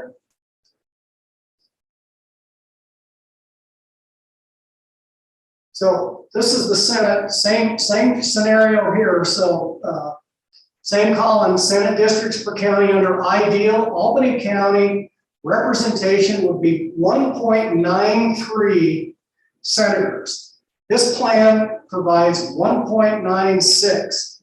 Carbon County, even across the board. Laramie County is entitled to 5.23 senators. They get 5.27. Again, so you go all the way down there, and this just illustrates the point. These are existing nested House districts within existing nesting Senate districts. So I think the most important thing is, and I think Representative Ayers hit it right on the head. This is exactly what the census data would lead us to do. It's the closest that any plan that we've seen to get there. I would concur that with Senator Bonner state, there's a number of us that are not happy with the plan, but we can live with the plan. And so I think this ought to become the new starting point for discussion. Mr. Chairman and members of the committee, if there's any questions I can answer, I'd be willing to do so. But I think these graphs actually show exactly how close this plan on that I-80 corridor meets the redistricting criteria based on population. Thank you. Thank you. Questions for Senator Hicks committee? Anything Senator Steinmetz or Senator Dockstetter want to add? I covered it all. Thank you. Okay, some Sweetwater County legislators, Representative Heiner, come forward, and then we'll get to Senator Kolb after that. I guess I can call you a Sweetwater County legislator, although. Excellent. Welcome, Representative Heiner. Representative Scott Heiner, House District 18, Sweetwater, Lincoln County, and Uinta County. So a variety of counties. And Mr. Chairman, thank you for the opportunity of commenting and members of the committee. I've watched all of these proceedings via technology, which I'm eternally grateful for. It's an arduous task that you all are encountering right now. And we all can recognize that you're not going to make everyone happy. So the task is to do the best good, or on the other side, the least amount of harm. And as you've come up with various different plans, I've taken these back to my constituents and introduced them. And there has not been anything that they've been overwhelmingly supportive of until this plan, this I-80 compromise. It's a compromise, and we recognize that all must give to make the least the least amount of damage possible. This plan, as we reviewed it, does that. It solves some of the problems that we have in Southwest Wyoming with the plan that's currently been proposed by this committee.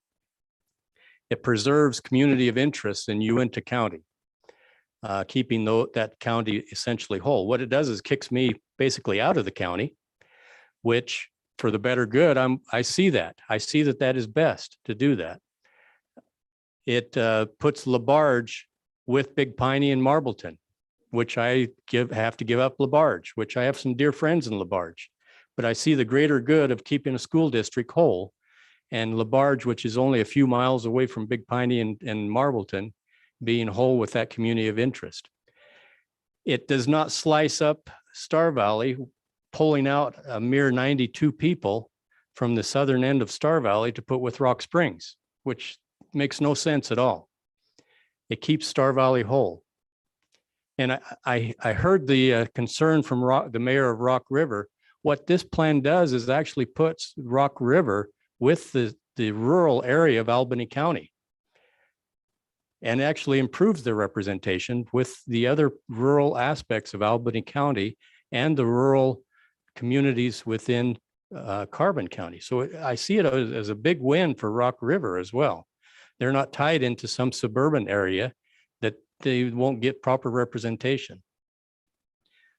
The last point I want to bring up is it makes it easier for our county clerks.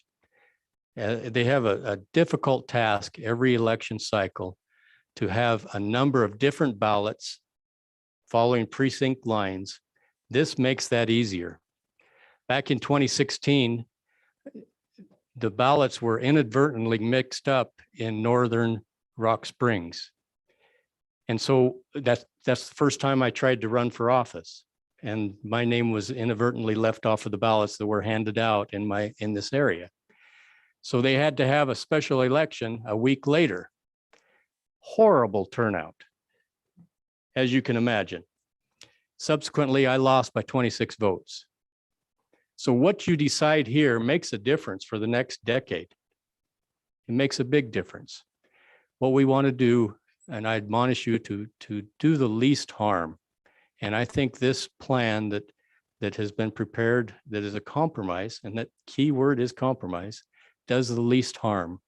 And it meets all of the criteria that the Corporation Committee has set forth to keep communities of interest together and follow the lines to be the least disruptive as possible. Thank you, Mr. Chairman. Thank you. Questions for Representative Heiner? Not seeing any. Thank you very much. Senator Kolb, welcome to Corporations. Thank you, Chairman and members of the committee, and Happy New Year to all. I'd like to speak in favor of this proposal of compromise, and I speak to it in a very broad sense. I think in the individuals in the districts and that are affected all work together and are willing to support this plan as laid out in front of you. I think it can be a cornerstone of a way of solving and moving forward with the state's issue, which is obviously very difficult for the committee. Appreciate your work. But it is a way of moving forward that resolves both issues of House and Senate nesting and keeping us mathematically within balance. I think there's a lot of things at play here. And one of them that I heard was, oh, geez, we can't reverse course on what the committee has just decided to do a month ago. Well, we had the Scott plan in place for a much longer time than this current way of handling things. And that was easily changed. And this is kind of a way of moving forward. It isn't exactly one or the other, I'd say, but it's a way of getting us to a better place. And I think it's something that I certainly can support and live with. And I think it's been said a lot of different ways, but I'll say we all probably need to go away feeling like we didn't exactly get what we wanted. And that's probably a good compromise. And that's a mark of a good compromise. But I can live with it. And I'd stand for any questions. And thank you for all the hard work put into this plan. Questions for Senator Kolb? Seeing any, thank you for being here, Senator. Thank you. All right, committee. Sweetwater County Clerk, welcome.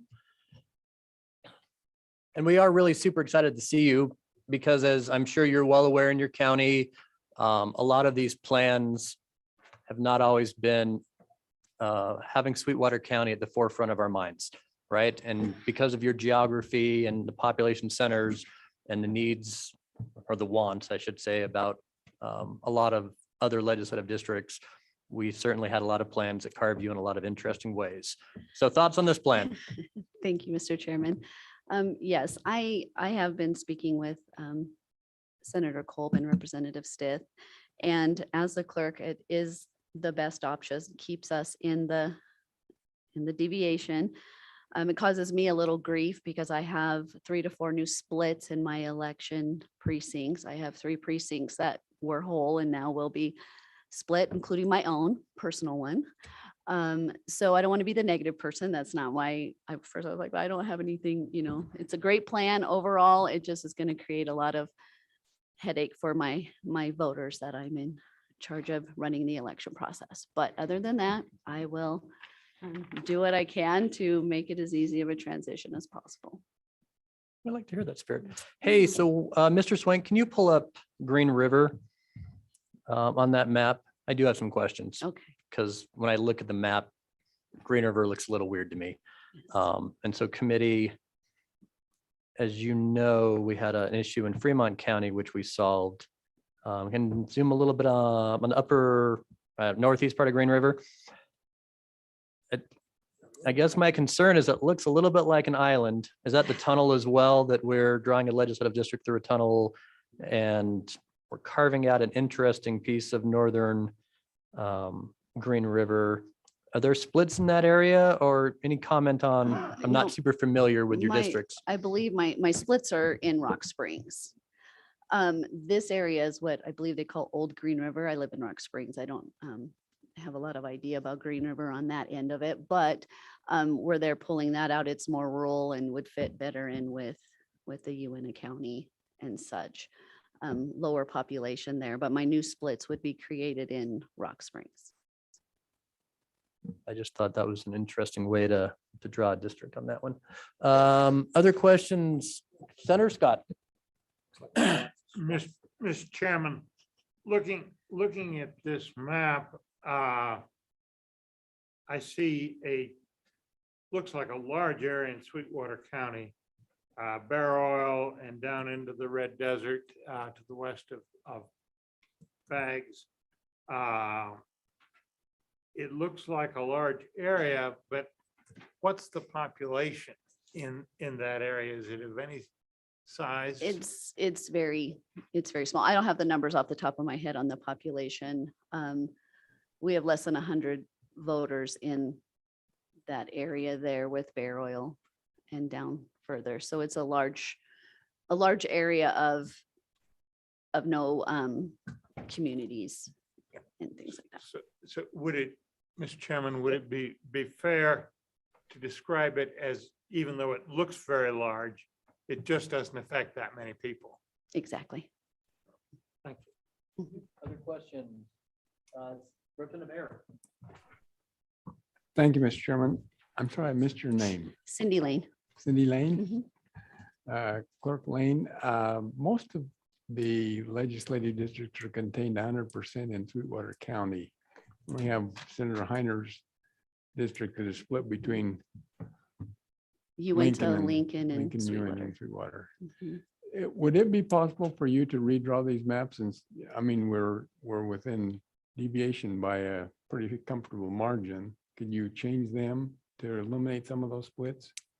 I am looking at that. I was waiting to see what happens here because we're losing 47 and gaining 20 and I didn't want to keep redoing them. So I was Understandable, kind of yeah. waiting to see what was going on before I get with those that can help me do that. This is my first, well, it's my first term in office, but it's also my first time doing this as well, with Yeah. redistricting. But that would be a possibility Mhm. to, Yes. thanks.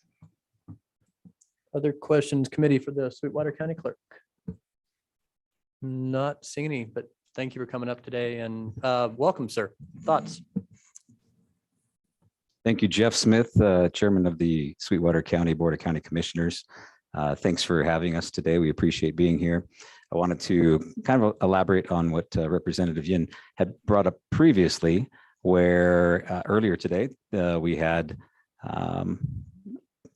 not representation from a county which we were speaking about. And Sweetwater County is not represented here on this committee. And so we do appreciate you seeking input from us, and know that just because you don't have representation on the committee, that there is no interest. There is plenty of interest.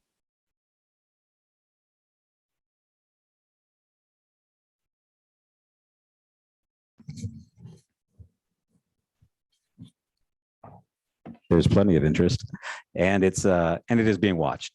As a commission, we wholeheartedly support this I-80 compromise, which has been brought forth by the senators, and like it very much. As has been said so many times, it's not perfect, but it does accomplish the goal, and as was mentioned, does the least harm. And so we're grateful for that, and really do appreciate the work that was put in that, and hope that this committee can support that.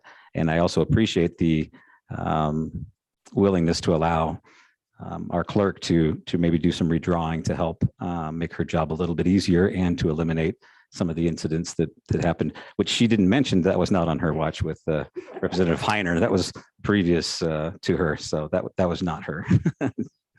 Thank you. Thank you. Questions for the commissioner?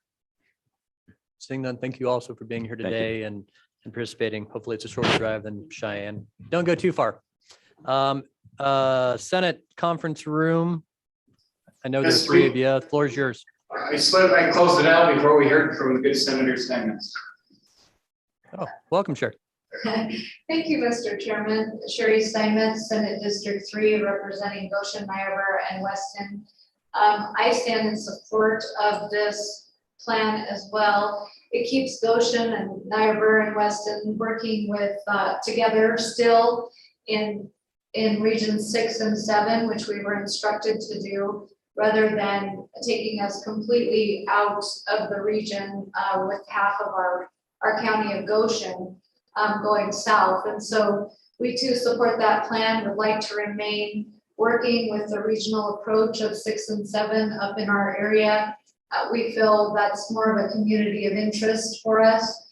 And I was remiss to say that, you know, I am sympathetic to the concerns of Niobrara and Weston up in our district as well, but I think this would help us get to where we need to be up in region 6 and 7 and keep that good discussion going in our communities. Mr. Chairman. So go ahead, Senator Hicks, and I'll have some questions after that. If you have a question for Senator Steinmetz, I defer, but I just got a point that I'd like to share with the committee. Sure.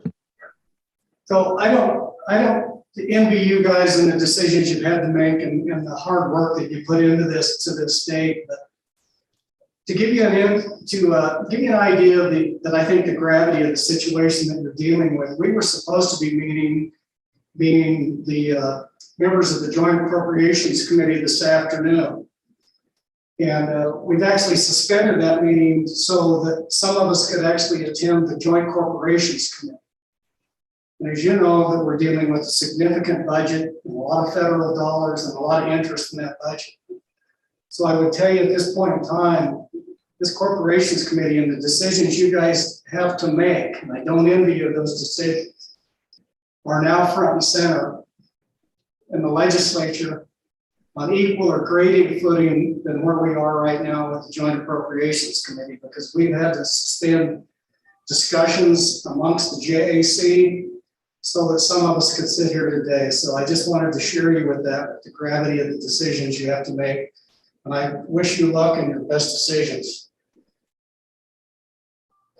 Thank you, Senator. And for anyone in the room, my question is, although this is talking about I-80, changing around Laramie County would necessitate yet another change of the 6 counties on the east side of the state. We would make them again in compliance as long as you combined all of those counties. So they would all be in deviation and combined what we refer to as Region 6 and Region 7. But it would cause another plan and for those counties to go through yet another reiteration of redrawing that side of the state. As it would be, we'd go back to a further previous Representative Duncan. Yes. Representative Duncan's telling me we can make it work with a previous reiteration for that side of the state. That some people that, yeah, depending on who you were, was favorable or not. Senator Case. Mr. Chairman, forgive me, and I would hate to take any more of the Appropriations Committee time in this, but I thought it might be appropriate that if we could ask the sponsors of this plan, it does more than affect I-80. And it pushes even into the basin as it's drawn now, because, well, this Senate seat goes into Park County, if y'all can see that.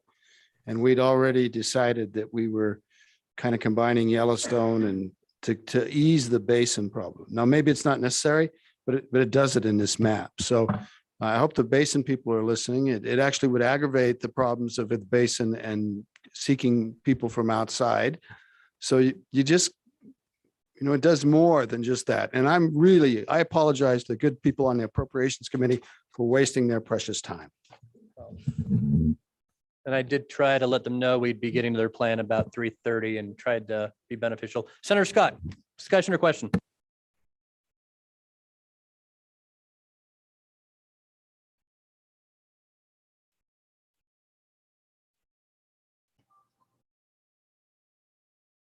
We can't hear. Mr. Chairman, for Senator Hicks, House District 47, as it's drawn here, I have some familiarity with that area because my family ranch owns the extreme northwest corner of Albany County. And that's a relatively unpopulated area. So my question is the population in the 47 as redrawn here, what's the balance between Albany County and Carbon County? Is Albany County very much a minority partner because it's not very heavily populated? Is it about an even balance? Is there a center of gravity that this is going to be dominated by one county or the other? Or what is the circumstance and the balance between Albany County and Carbon County in this plan? Senator Hicks, if you want that, or anyone in that room.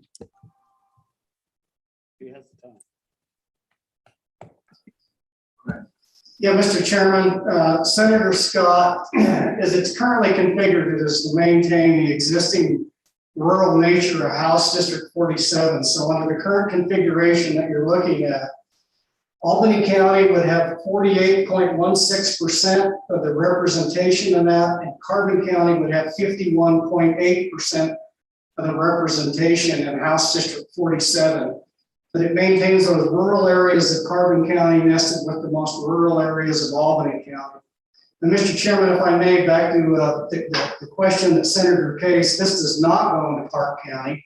I don't have the map that he's looking at, but there's nothing in the materials, and I guess we could ask for verification with that from Michael Swank, but it's never been contemplated. It's not in the tables and it's not in the map. That may just be a byproduct of Teton County or that northern end of Teton County, but I don't know if anybody lives up there, but I would ask Michael Swank that question. Mr. Chairman, Mr. Swank, go ahead. my understanding of Senator Case's point is that if the basin is to come into deviation, one of the options proposed has been to take the remaining Yellowstone National Park residents that are currently reside in Teton County and put them with a basin district. Currently, I would likely House District 24. So that I believe is the impact that the basin would receive from this particular plan. Although if that were removed from House District 23, House District 23 would still remain in deviation. Thank you.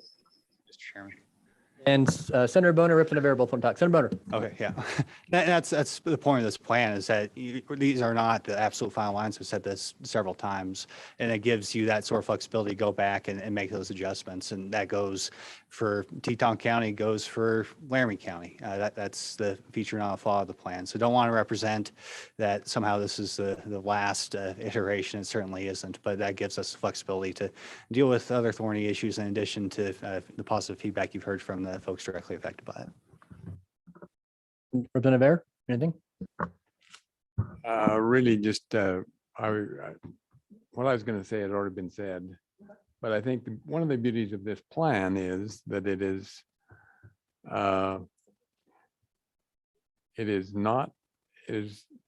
close enough to the ideal house size that we can still have some wiggle room to fix problems here and there, like Yellowstone Park being given over to the basin without any problem.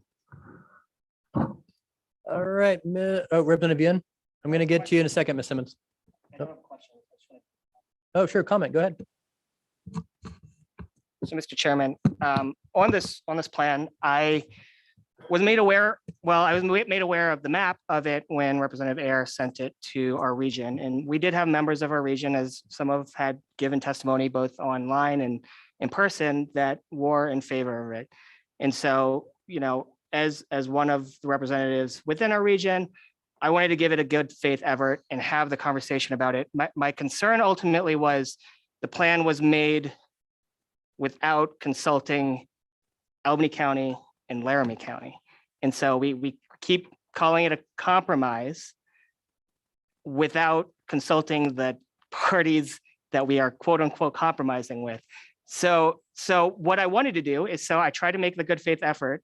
I called up Senator Boner. I'll be very transparent because we were accused of not being transparent before. So I called up Senator Boner. I called up Representative Connolly. I called up Senator Rothfuss. I called up Representative Zwanitzer, and I called up Senator Nethercott to try to get some Albany County voices, some Laramie County voices, and have the conversation of what could this look like? Could it work? And you know what? I think what happened was that you can't draw a map in that weekend to make every party happy. So what I don't want to do is support a plan where we roll on two of the counties, splitting one county where it never had to be split before.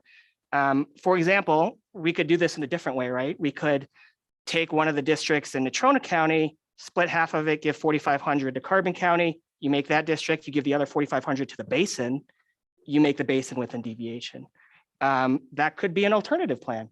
However, I wouldn't want to do that without talking to the basin, without talking to Natrona County. So I think there is a possibility here. The problem is we're 4 weeks away from the session. Do we want to keep having discussions, going back and forth between plans, different plans?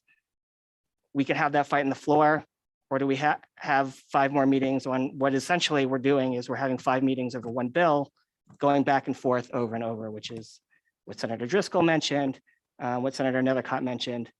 I think I want to make a map that we all can agree on. We don't have to be happy with it, but I think it just needs to be consulting everyone involved. So I do want to, I don't want to, I assume that there's going to be a motion on it, but I do want to say that ultimately I won't be able to support it until we have more in-depth conversation on what those maps could look like. And so that could be in the session, could be another meeting. I don't know. Thank you, Mr. Chair. All right, we're gonna take some public comment. Gail, I'll let you go first, and Mr. Chestick after that. Good afternoon. Am I coming across okay? Yep. All right. So I had done I'm Gail Simmons. I'm from Sheridan County. So I was kind of interested in the whole idea of pulling Ranchester. But in any case, I did want to say that I wanted to commend the commissioner from Niobrara County, who I felt made an excellent case for having fairly equal numbers from multiple counties in a single district, recognizing the fact that they are very small, as are some of the other counties, and that one of the ways to ensure or to feel like you're being fairly represented is to have everybody else be at an equal disadvantage, which is what happens when you split those up. So I really want to commend him on that. I had gone through a similar exercise as the spreadsheet that I saw from the I-80 compromise. I have a little bit different take on it in that when I looked at the numbers, there is absolutely no reason that I can see to add more complexity, more churn by including Laramie County and Albany County in that. Albany County, as the delegation there has stated several times, is when you include Rock River is almost exactly, it's 0.9 or 1.9 for one. And so basically 2 and 4. It also doesn't make a lot of sense to me that you would go over the Lincoln instead of going north. And I realize that's not real popular with the Platte and Goshen folks. So another thing is that we've heard a lot about the concerns with the rural representation, which is understandable. And it is basically inevitable when you have a population based. To make that equitable, I would say that the greatest way to do that is to look at things as pie, not donut. So I realize that for some time now, Rawlins has had its own representative. But if Rawlins were to be split proportionately, so they've got, the calculation is 1.5 for Carbon County and 2.5, I believe it is, for Sweetwater County. You can do and that's the Senate. You can do one full one for senator in Carbon. You can make sure that the numbers are fairly equal when you include a portion of Rawlins, where you have an equal standing between Sweetwater County and Carbon County, so that they have essentially equal numbers. And then you have the 2 full ones that are in Sweetwater. So when I was looking at those numbers by breaking it at Albany and then going around the corner, you basically have every single potential district within deviation. That includes when you go Teton, Lincoln, Sublet, you went to Sweetwater and Carbon. Back over to the basin, I realized that there was an agreement to go out of deviation, but it really doesn't work as a region. In effect, you need 2,500 people that get added in, either tacked on to the bottom of Hot Springs from Fremont or from the bottom of Washakie from Natrona. And if you split that up, it's not as devastating, given the fact that Fremont basically has a whole number, and Natrona actually has excess that they can give up. So I also want to say that I may have missed something, but I haven't heard the compelling reason for nesting that is strong enough to make a difficult task even more so. And so I would urge you to take a look at these breaks the way that you had them previously, and come up with the solutions, and then see if you need to make some adjustments that allow for nesting, but don't necessarily require it. So when I look at the east side, it makes sense for the Senate to be Converse and Platte, but it doesn't make sense to try and force fit the House districts into that single Senate district. And in fact, if sharing was to go east-west, say between part of Converse and Niobrara and Weston, and then put Platte and Goshen together, you actually have what seems to make a lot more sense. So I know I'm adding some others in here, but my point is on that compromise, I honestly believe that you have to keep the break at the Carbon County and Albany County lines. I think you should also take a look, because of the current concerns with Weston, by trying to keep one of the three smallest counties in the state whole, you have a ripple effect across the entire state.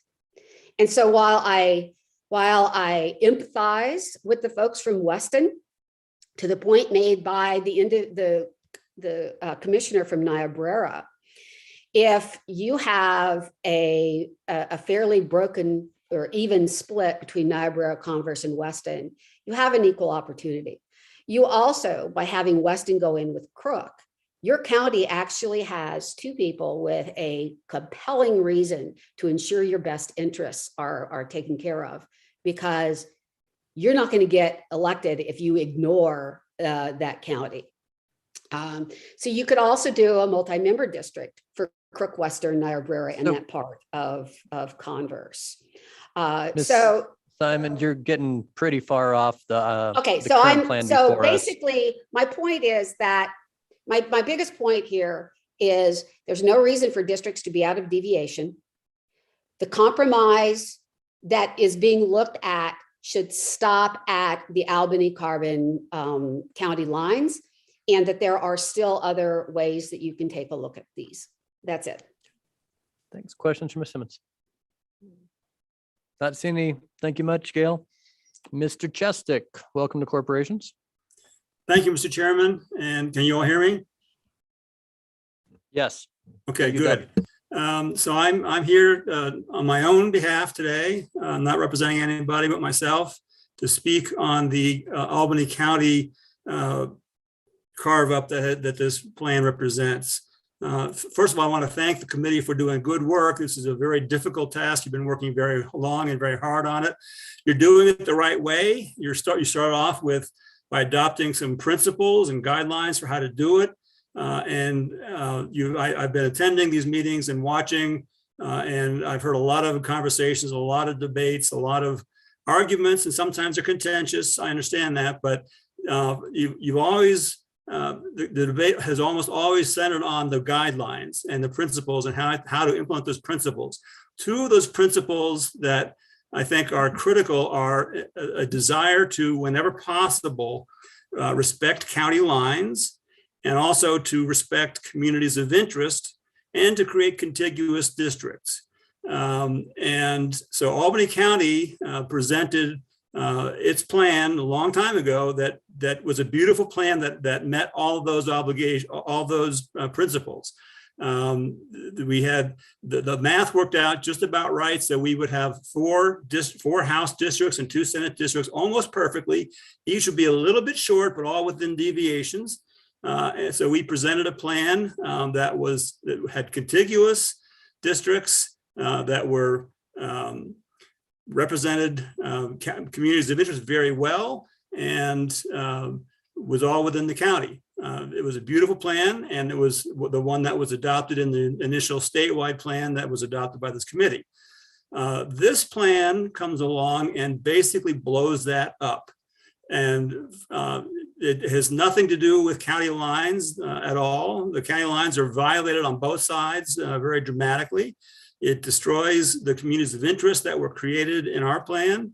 The only rationale that I heard for doing this was that this is somehow mathematically better than the plan that was presented by Albany County. So you're destroying communities of interest in service of trying to get perfection in the numbers, which I think is a fool's errand, because the numbers we know are not accurate. We know that Albany County was significantly undercounted. On census day in 2020, our students were all gone. They were, because of COVID, they were out of town. They weren't counted in Albany County. So we're pretty sure that Albany County was undercounted. So we're starting off, we're using the census numbers because we have to, but we know that they're already suspect. So trying to create mathematical perfection based on flawed numbers is a fool's errand. So what's happening is we're destroying county lines and we're destroying communities of interest in service of a false goal. So I personally object to this. I believe that I speak for a lot of other members of my community. We had the Democratic Party of Albany County met on Monday night, just a regular monthly meeting, and this topic came up. And we were unanimously opposed to this plan that basically takes our county apart, again, for absolutely no good reason whatsoever. So we would encourage the committee to stick with the original plan that was submitted by Albany County, and which is included in the statewide plan that was adopted at a prior meeting of this committee. And I'm happy to stand for any questions. Okay, questions for the gentleman? Questions for Mr. Chesney? I'm not seeing any questions. Thank you, sir. Thank you. Anybody else? Is there anybody else online? I'm in control of this committee and I'm not going to give it up. 30 more seconds. So here's what we're going to do.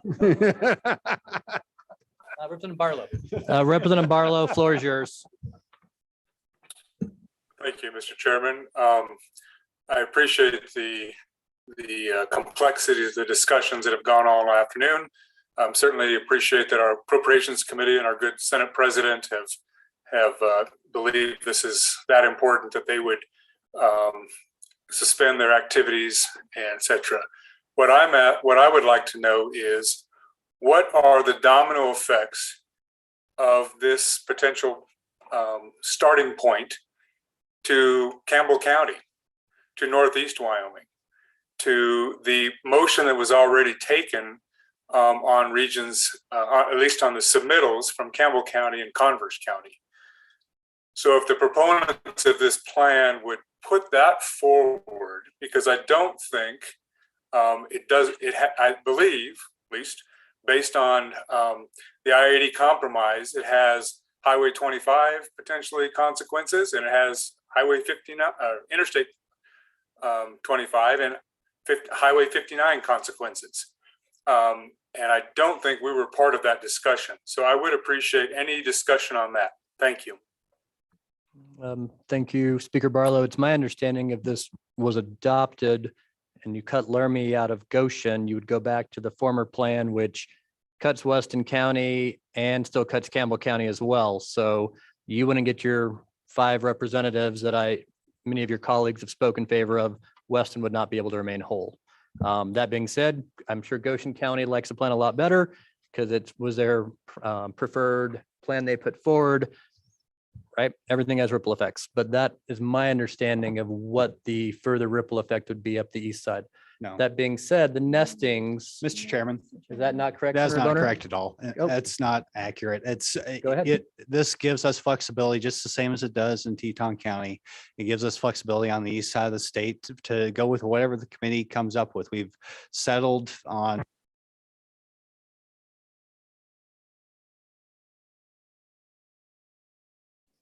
We lost his mic. We could adopt this plan. It'll work perfectly well with the multitude of options we've come up with on the east side of the state. And frankly, that part of my interest is that I recognize that there's going to be this ongoing discussion between Campbell and Weston County. And it'd be nice for the east side of the state to have more flexibility and it gives flexibility to everybody, though. It's not just the east side of the state that benefits from from this plan, and it giving the maximum amount of options to make sure you keep your communities of interest intact in whatever part of the state you're in that's affected by this. So I just want to make sure that it has no direct effect. We can choose to have a ripple effect if the committee wants, but we don't have to either. That's the point. Whereas you look at the alternatives, both the Scott and Swanser plans either have 10 or 11 seats in Laramie County. Either way, you're at the exact extreme of both the plus or 5%, minus 5%.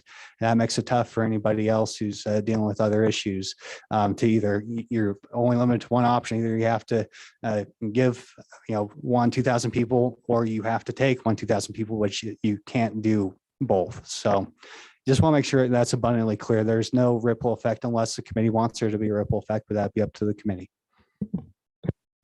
Representative Duncan. Thank you, Mr. Chairman. And just not to belabor the fact, but we've already submitted several plans, Region 6 and 7, that were acceptable to Campbell County as well as Goshen and Converse. So we've submitted plans that were acceptable. And so if this I-80 plan was accepted, then what we would do is we would go back to those acceptable plans that were within deviation, and we would substitute those back into that this statewide compilation. So it's not like going back to the drawing board. We would just go back to those accepted plans within deviation and just plop them back in. So we're not starting over. We're not starting from scratch. We're just going back to plans that were already accepted, already created by our clerks and our region representatives. So it's not a huge ripple effect. Thank you. You Representative Blackburn, go ahead. Thank you, Mr. Chairman. Representative Duncan, I don't think we can just plop them back in. I think we're going to have some number changes, and I think there's quite a few changes. I'm looking at these maps. I'm not sure this I-80 corridor is complete according to my map. Have we gone all the way to the border, the east border? No. So it's not complete. Thank you. Well, and Mr. Chairman. Representative Duncan. Thank you, Mr. Chairman. The question on the table was how this affects the Region 6 and 7. And so my response was how it affects Region 6 and 7. So just quickly looking at it, and the two plans that were previously submitted, this committee didn't like, where, as my understanding, you're taking the extra, we're at 10.4 in Laramie County. You're putting those 4,000-ish people on the west side of our boundary, cutting us off, cutting Laramie County from any share with Goshen or Platte. That gives you 10.24 for what would be 10 seats. And the plans that I've seen submitted both cut Weston in half and don't cut Campbell into Crook and into Converse. And so I haven't seen another plan, if it was submitted, that doesn't do both of those things. And then if you want to zoom in on Laramie County real fast, Mr. Swank, I can certainly understand that the way we drew the city of Laramie gives Laramie County, Ivanson Memorial Hospital and the conference center, which is interesting.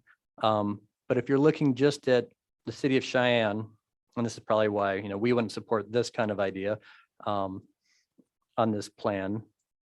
That's not the current. Sorry, if you could pull the I-80 plan of, yeah. So if you know where Representative Blackburn, Representative Stiver, and Senator Hutchings live, they've been kept out of this map, which would all basically force them to run against incumbents and would make all of Laramie County redraw. I mean, I'll make me run against another incumbent when you take the population and move it to the west side. So I can't imagine we would be in favor of the plan as presented. It also puts Representative Andrew against Representative Paxton. it amazingly doesn't put any senator against another senator now, and doesn't put any incumbent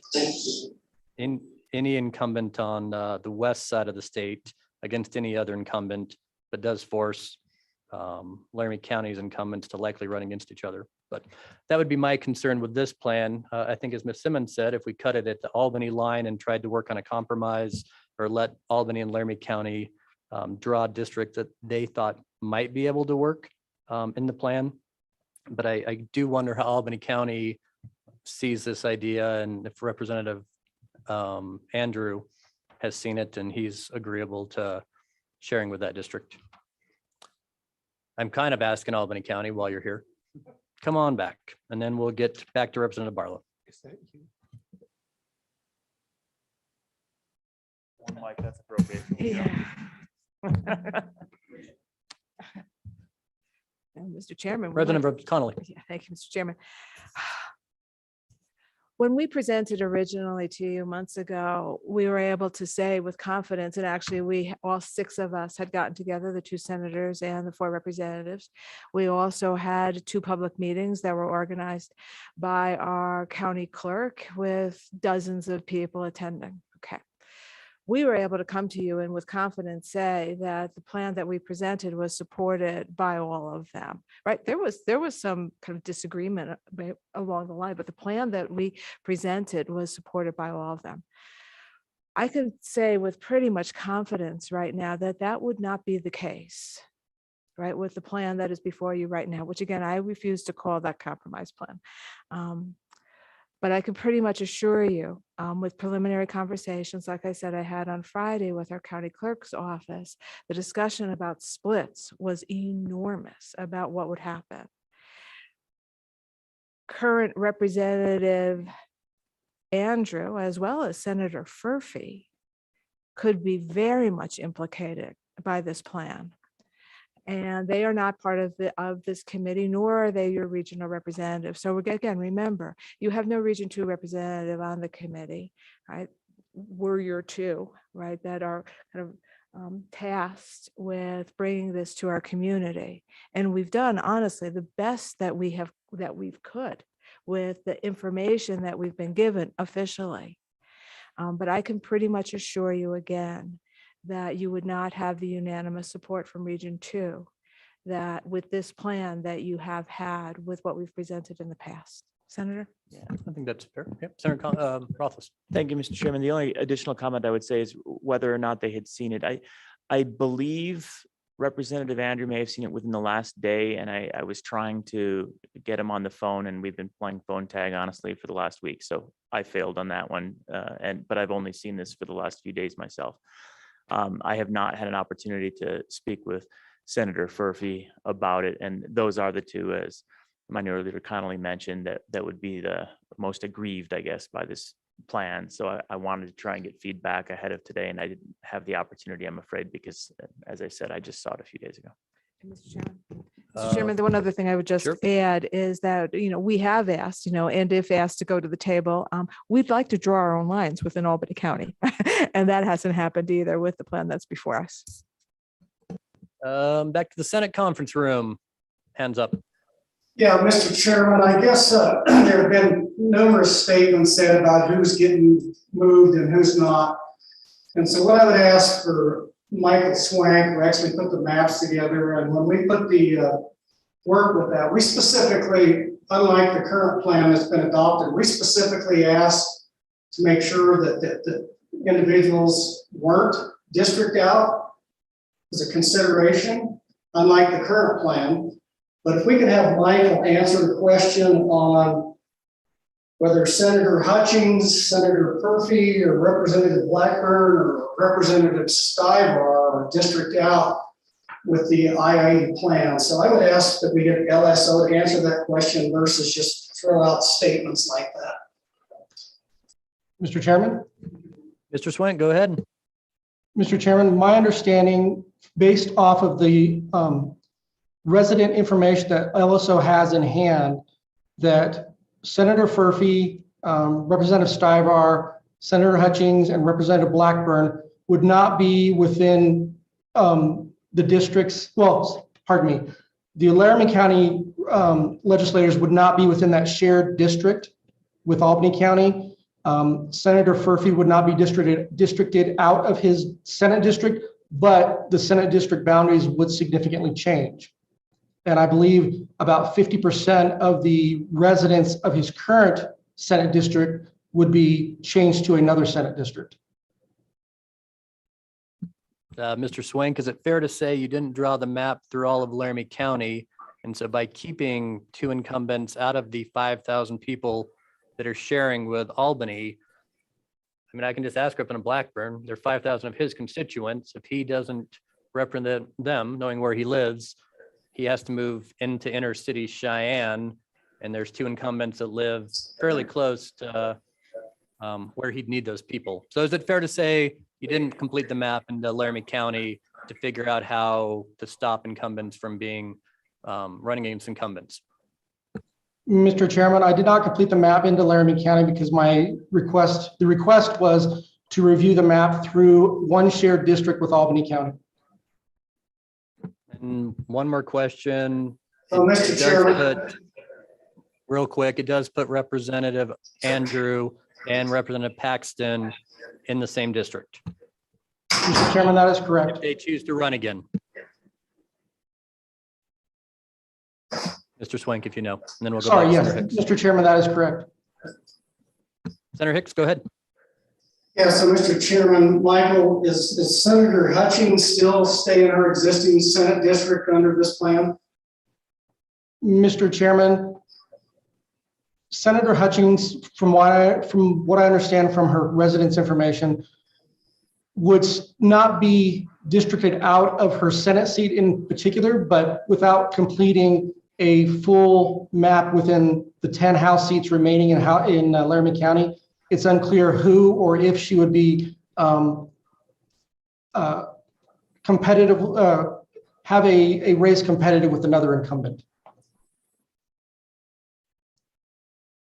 Senator Case, go ahead, and then we'll go to Senator Bonner. Thank you, Mr. Chairman. Michael Swank, if it's possible, I'm trying to get a real handle on how Albany County is being torn asunder here. So I can't do these colors. I'm kind of half colorblind anyway, but the district the House district that Albany County will share with Laramie County, how many people are in the Albany County portion of that district? And you may not know right now. And then I want to find out the same number for the other district that goes west. How many people are in that and are living in Albany County? Mr. Chairman? Yeah. I'm sorry. Yeah, go ahead. The district as currently labeled in the plan that goes between Albany County and Laramie County, you should see the table on your screen. Albany County would have 4,000 roughly of that district, and Laramie County would have roughly 5,100 of that district. So about a 45 to 55 split. And for House District 47, the split is about 48% Albany County and 52% Carbon County. My understanding of the request for this particular plan was to maintain House District 46 and House District 47 as rural focused districts. And that is the reason why both of them primarily do not go into the city of Laramie or the city of Cheyenne. So, Mr. Chairman, I get the numbers. So in both cases, Albany County is on the lower end. It's a little worse when you go towards Laramie County. Now, the question that we should just ask bluntly is about the political makeup of the people that are in here.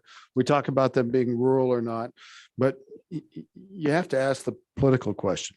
If Albany County is a strongly Democratic county, and that applies rural and urban or however it applies, and I don't know for sure, I suspect Laramie is more Democratic and the rural part of Albany County is more Republican, but I don't know that. And if are we diluting Democratic representation with this plan? And that's the question we just have to ask. And is that a consideration? Because that is the true definition of gerrymander. Okay, when you actually do it for party purposes. So I'm asking the question. Tell me how this is not gerrymandering or potentially getting down that road. I'll give you what I know before I turn it over to Senator Rothfuss. When I looked at the political partisan numbers of the 3 districts drawn in the city of Laramie, they're +7 Dem, +1 Dem, and 50-50 split. I don't really want to ask the minority leaders of both bodies if they want kind of 3 Democratic seats in the city of Laramie, because that's probably not a place that you want to comment on it either. But that's how the numbers Go over it again. So the 3 House districts, when I looked at the population stuff, when I got this map 2 days ago, Okay. it's +7 in House District 13. Is that what you're in, Representative Connolly? +7, it's +1 in the now Provenza District 40. what does that mean? The plus sign? There's the political partisan makeup, the Democrat versus Republican versus Independent. There are +7 Democrats, so 50. It's not exactly that, but it's 53.5. Okay. And then it's, I do the +7 +1 and then pretty much dead even. So slight advantage, semi-good advantage in one, slight advantage one, and then a pretty 50-50 neutral according to the partisan numbers of the last election. So, Mr. Chairman, can you translate that back to the splits that we had before? Like the House district with Albany, with now going to Laramie County. Is that predominantly Democrats or predominantly Republicans going in? I've never asked these questions in redistricting before, but I think it's relevant. Going into Carbon, it's my recollection that the Albany County portion of going into Carbon County is +22 Republican. Okay. And it is my recollection that going into Laramie County, the portion that was selected of Albany County is Republican +17. +17. Okay, thank you. So Yep, go ahead. with those numbers, it'd be hard to say that we were attempting to delete Democratic force with those numbers. If there was if it was a higher percentage and then you were making them, say it was a predominantly Democratic district, just for example, but barely so. So that you added them with the rural Laramie County, it became predominantly a Republican district. Man, that would be gerrymandering all the way, I think. Those numbers aren't supporting this as I look at this right now. I really appreciate your comment on that. Okay, Representative Connolly. Yeah, thank you, Mr. Chairman. Senator, I would say that that is correct. But there's something else that I'd like to mention along the lines of the way that you're thinking about it. And that it is how to look at what we have now in comparison to what is being suggested. Right now, we have 4.01, I'm making that up, representatives, because Rock River goes with Carbon County right now. What's being suggested right now with the plan before you is that we have 3.8, 3.9, because both of those districts are below 50%. And we are a community that has grown. That to me, you're trying to be fair here. I can tell with your numbers, you're trying to be fair. And so that to me is an important element where you're seeing that Albany County is being kind of underrepresented in comparison to the numbers and in comparison to what we have right now. Okay. And Mr. Chairman. And Senator Rothfuss, and then we'll get to Senator Boner Yeah, for another thank question. you. Well, it's just an add-on point to Minority Leader Connolly. The idea that all portional House districts are created equally, you all know is not accurate. But when you're trying to call for, well, this is perfect equity, but we've got minority on both sides. Well, I can take the same numbers and I can shift them a little bit, and then we've got a majority and a small minority. And at that point, our House districts are substantially more powerful. We know this. Everyone here knows that. That's where we're very concerned that we were consulted. And honestly, we just wouldn't draw the lines anything like they were drawn in Albany County. So if the request were, hey, we've got 4,000 people in Carbon County that we want you to match up with, and we're not going to meddle in what Albany County does to match it. that's a question that we can come back and we can go draw some maps, work with our clerk, work with our community, try and build some support. But the idea that others are actually trying to stand by the lines that they drew within our county, that's kind of a first here. I don't think anyone else has done that. We weren't involved in creating it, but we're actually now seeing folks defend the lines in Albany County and Laramie County as if we're supposed to adhere to those. I'm sure this is a great compromise for Western Wyoming and Southwestern Wyoming. And I would never dream of going into those counties and saying, no, I don't like where you drew in Rock Springs. I think you need to move over 2 streets. That's none of my business. It just isn't. That's their business. That's Rock Springs.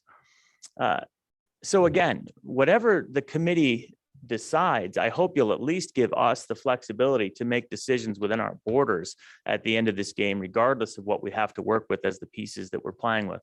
But I'll reiterate, our community has probably had the best representation in terms of bringing people together, following an appropriate pathway, getting all the stakeholders together, getting full consensus among the elected officials, the legislators, and then having multiple public hearings in cooperation with our county clerk to bring a consensus to this committee. And now we're just drawing maps over the top of us. So I'd like to stick with what we've got. Thank you. Senator Boner, go ahead. Mr. Chairman, I think this is, I've lost count how many times I've said this. We are not presenting this plan as if this is, take it or leave it. But we see what happens when you don't draw any lines and we get speculation as to, you're going to have all these unintended consequences, which is what happened when I proposed this plan. Basically, what you mentioned, what Senator Office mentioned, Mr. Chairman, was we just have these splits by county. Obviously, the committee admittedly did not support the plan. Maybe that's why we didn't do any work on it, and that's understandable. But I'd just like to point out that we did take that approach as well. And I agree that's a good way of going about doing it. I even though my name's, I have no interest, I don't know, and I have no interest in drawing lines in Albany County. But obviously, there also has to be coordination among counties, and this is a statewide plan. So I just want to make that abundantly clear, and just want to point out, yeah, we did make a general idea. We gave direction to our staff to try to keep rural, urban, and I hope that it seems like that may have or may not have helped with the partisan issue that came up. But that's why we're going to leave it to Albany County to draw Albany County lines, recognizing that there's a statewide process. And so, yeah, it's kind of, once again, it's a chicken and egg issue where if you don't put anything together, then, folks you don't like are going to come up with whatever they want to oppose it. Then when you do it, you're drawing lines in somebody else's neck of the woods. So we just want to make that abundantly clear once again, that we're not trying, we have to have something to discuss. And here we are discussing it. It's better than numbers, on the back of a napkin, basically. So let me back up and try to see what the way forward is here. I think it's pretty apparent, Albany County, that the Senate wants a nesting plan and the committee would like a plan. Based on any number of factors we can talk about, the plan is not likely to do a nesting plan that affects Natrona Converse County. The most likely plan that will get through this committee, and you can tell me I'm wrong, committee, even though I don't like it, is probably a nesting plan that goes through Albany County. I think that's the only thing that I keep hearing internally is going to work. So that being said, whether you want to speak to it today or think about it, does that nesting plan look like having 4 House districts in Albany County and doing a 50-50 split? Because the numbers right now don't divide you into 5, and your 4th and 5th districts are not friendly to your county. Do you think that's a better way to go? Or do you think 4 districts you draw and split both sides? I guess I'm trying to ask if you want to divide it into 5 and kind of keep 3 in the city of Laramie and we can work on that. Or if you want to divide into 4 and try to do a 50-50-ish nesting, what might be more palatable, just knowing the way this committee is likely to go and trying to keep you involved? Yeah. Thank you, Mr. Chairman. I don't feel comfortable definitively speaking on behalf of all of our stakeholders. I will say that from my math, my expectation is that we would prefer 3 core with 2 overlap, where we were appropriately represented equitably and hopefully majority on at least one of them so that the sum of the two gets above one, that is going to be more beneficial for us based on my understanding than the alternative. But again, please realize that if I come back to you and take that back because everybody back home says, please don't do it that way, then you have my apologies. Representative Connolly. Yeah, Mr. Chairman, I would say pretty much exactly the same thing. I mean, again, you're going down this road now of taking this plan, it seems to me, as your road forward, where an hour and a half ago, there was a plan that was on the table that you kind of tabled that discussion until you had this one. I'd say go back to that original one, right? That original one, the original one keeps Albany County whole with 4 and 2. Right? That certainly is our region's preferred perspective. However, if we need to go forward in a different direction, we need, and I think I mentioned this the last time I was up here at the mic, I need some real specific, not behind the scenes, who's doing what, think about this, real specific direction, because honestly, our region takes very seriously our obligations for public meetings and public input. And that's what we would do. If the direction to us is to do something differently, we'd like to know what it is, and we will do it. Mr. Cheswick, I see your hand raised quickly. Yes, Your comments. I will be brief. This is a voice from back home for Senator Rothfuss, but I want to address just another data point to the discussion that Senator Case had a moment ago about whether this is a political gerrymander or not. I think it is. It looks to me like it is. And I use myself as the example. I live in the city of Laramie. I vote for city council members. I'm part of the city. I live in the southeast corner of the city. This plan carves me out into, I'm still in District 46, which is the one that now goes halfway to Nebraska. So my representative now is going to be somewhere, could be anywhere from north of Albany County to eastern Laramie County. But so my neighborhood is, I know from being part of the Democratic Party that my neighborhood is relatively Democratic. The original plan, I would have been in District 13, which would have been a +4 or 5 Democrat. Now 13 is +1 or +0. It's really close. So this plan makes District 13 much more competitive. It reduces the Democratic votes in that district and puts me in a district that is much more Republican. So to me, from where I'm sitting in my house in southeastern Laramie, this does to me look like a political gerrymander. Thank you, Mr. Cheswick. Speaker Barlow, thoughts? Thank you, Mr. Chairman. So I just want to respond to one assertion that was made by a committee member that, well, Campbell County has submitted plans, so they must be okay with them. And I would respectfully say that is inaccurate. Campbell County and our clerk continues to go through contortions to try to respond to committee requests. And that is our role. That's what we're trying to do. But because we put forth a plan, including the one that you have before you now, does not mean that it is supported within this community by all the folks that you folks are talking about, your county commission, your city council, your delegation. We are trying to be neighborly and understand and respond to committee direction. I'll take you back to day one of this committee's deliberations. Campbell County has 47,026 people. That is 5 representatives, each having -2.2 at -2.2 in deviation. If you want to talk about what Campbell County's desires are and what they're supportive of, that is it. And we have said, continue to do your work, continue to understand where that is. What I have not heard, and I heard Senator Boner's assertion that this does not have a flow back all the way to Campbell County, but where is the map? Because the map ends within the first district that impacts Laramie County.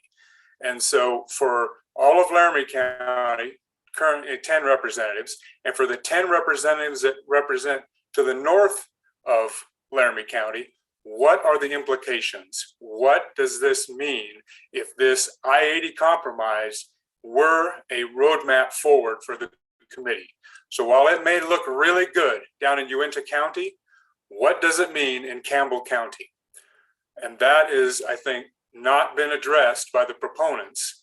And maybe there's a buffer. Maybe there is a buffer. Maybe there is that flexibility I heard of. But where is it? Where is it? Thank you, Mr. Chairman. Representative Roscoe, the independent on the committee, thoughts? Thank you, Mr. Chairman. Well, speaking to what Speaker Barlow just mentioned, and respecting what Representative Connolly and Senator Rothfuss are talking about, it seems to me like the problem is certainly centered around Cheyenne, but always has been. Everything, but if we, to move forward a little bit, if we do accept the portion of this plan to the west, it seems like, generally speaking, we have reached compromises, and we could then eliminate the western side, and it would just reduce our problems to the eastern side, meaning Albany County and Laramie County are in the eastern side, according to my map. Just a suggestion. Thank you, Mr. Chairman. I'm going to get to a motion here in a second, but Senator Case, go ahead. Sorry, Mr. Chairman, but this map as it's drawn, it needs, I'm not sure, maybe 4,500 people from Albany County to make it work to the west. Now, how could you make that work with less? I think that's some of the explorations we did previously. The best we came out was all those at kind of the maximum negative deviation. So that's kind of the math that we're dealing with. And that's a little bit intractable. You could say, well, we love the way the plan works, but it's got to stop at Albany County. My colleagues would love that. I might think that's a good thing, but you can't make, then the next district over is short 4,500 people. You finesse that, you got to move that back. You move that back pretty soon, we're back to Jackson Hole. Senator Rothfuss. Thank you, Mr. Chairman. On that point, it gets back to what Representative Yin said a few minutes ago, and I'm not saying this is a good plan because I don't know all of the implications, but as the I-80 plan suggests, it goes south into Albany County for the 4,500 population shift. I don't know what it does if it goes into Natrona County, but I do know that there's been discussion about trying to find population in Natrona County to solve the basin problem, and that was what Representative Yin referred to a few minutes ago. You would actually have a bump solution that solves the basin also. I've never mapped that. I have no idea what else that does. And I guess I'd look to Senator Scott. He might just know what that would do. But the idea that it has to go into Albany County, that's not true. It could also go into Natrona County. I don't know if that's been explored. But what I will say is if you do that, both plans on the table can be enacted, which is kind of interesting. And Senator Scott, if you want, I know there are 3,400 people above deviation in Natrona County, and we haven't talked about, whether that's a palatable idea or not, I'm not sure. And I know that affects your Senate district specifically. So, but right now it affects Representative Blackburn's district specifically. Thoughts? Go ahead, Senator Scott.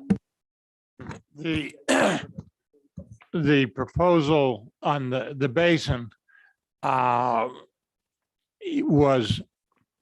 if you had to do it coming into Natrona County, you go into extreme northwest Natrona County, which is my Senate district.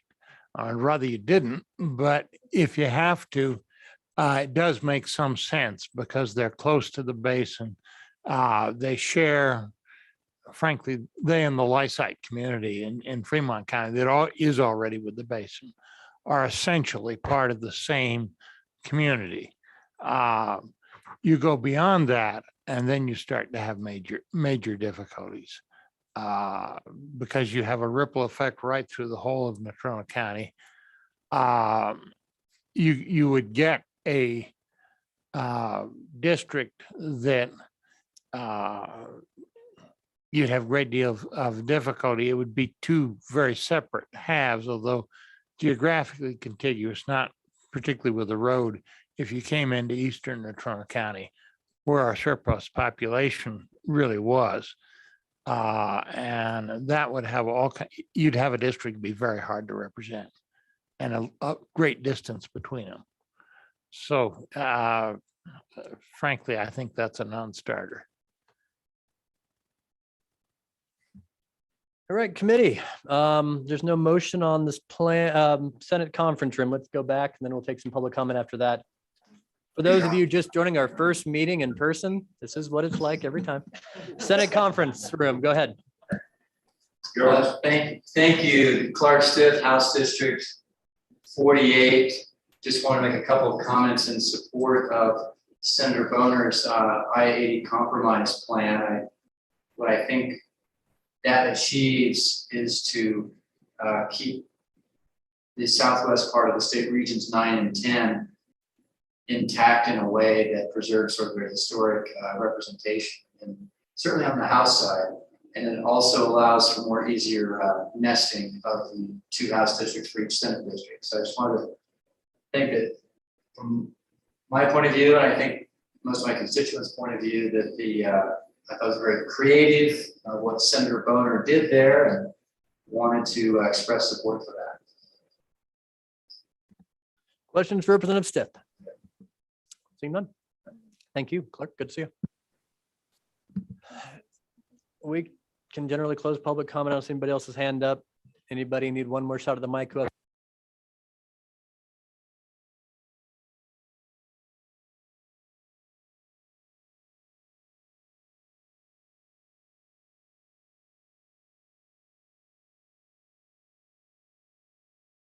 We lost the mic.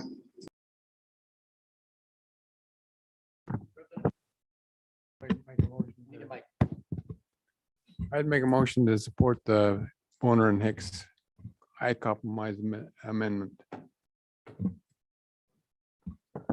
Is there a second? Seconded by Duncan. Discussion committee. I would just start, Representative Yen, go ahead. So, Mr. Chairman, I guess my question is, what is it keeping the exact borders that are on the map now? And does it still go into Goshen on the Laramie side? What does the Laramie County map look like? Are there more specifics than the map as presented? Thank you, Mr. Chairman. Do you want a friendly amendment then, Representative Yen, or just for discussion? So certainly committee, from my perspective, just as a Laramie County resident, and certainly this is Representative Blackburn's district, this causes, the way it's drawn obviously causes huge concerns for what I would say are our two rural reps and our rural senator not be included in this district, get drawn into the city of Cheyenne. And I'm certain that's not what any of the three of them would like, because they all enjoy being rural reps. And I'll Representative Blackburn jump on in here. Thank you, Mr. Chairman. My district, I only look as that I'm a caretaker there. It's the people's district. But with that being said, I think there's three reps there. I think Sue Wilson's north. According to this map that I'm looking at, it'd be Sue Wilson, myself, and Stiver. So the western side of Laramie County is predominantly Republican, predominantly pretty conservative. I think we'd like to be able to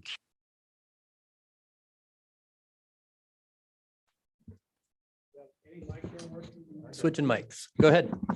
I'm ready. I'd like to keep that line of integrity, as I'm sure that Albany County would like to keep their line of integrity on that west side. And if we're going to do this, I'd like to see that the map continues on and it's finished clear to the east. Other than that, I don't really worry too much about who we might have to run against. That's about it. Representative Air. Thank you, Mr. Chairman. I believe the intent of this proposed plan and the intent of my motion is that any boundary lines internal within a county are certainly free to be redrawn by the county involved.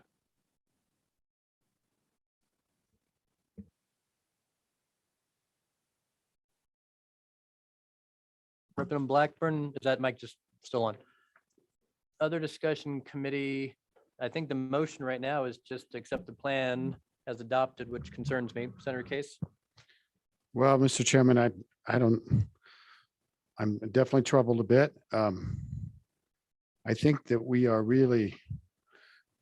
kind of playing whack-a-mole, but on a larger scale, because we keep doing these regional plans. It's not by district, but you know, this is really acceptable in this core area in the southwest corner, but it has definite problems when we go east.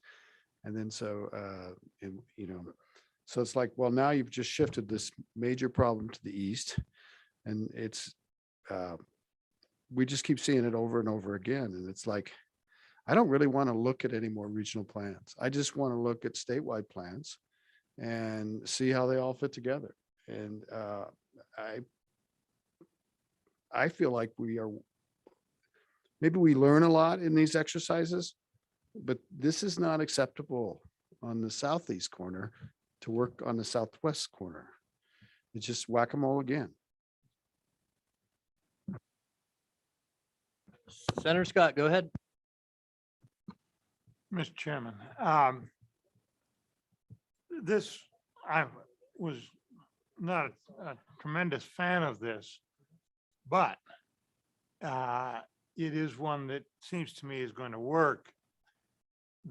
When you move a representative or a part of a representative from the southwest corner to Laramie County, as the committee did, you have to somehow mesh things up so it works. And frankly, of the various alternatives for doing that, this is the best one I've seen. I think it's a consequence of having made that move. And you know, it does, in terms of population, it does make considerable sense, because you get a whole bunch more districts right across the whole of I-80, clear from Nebraska to Utah, that are close to the population. So it does have that virtue to it.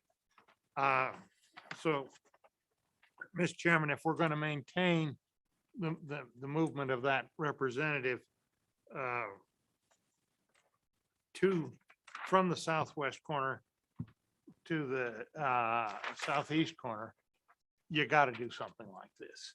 And I don't like what it does to Albany County, but that's just a consequence of having done that. So, Mr. Chairman, I'm going to vote for it. I think it is an improvement over anything else.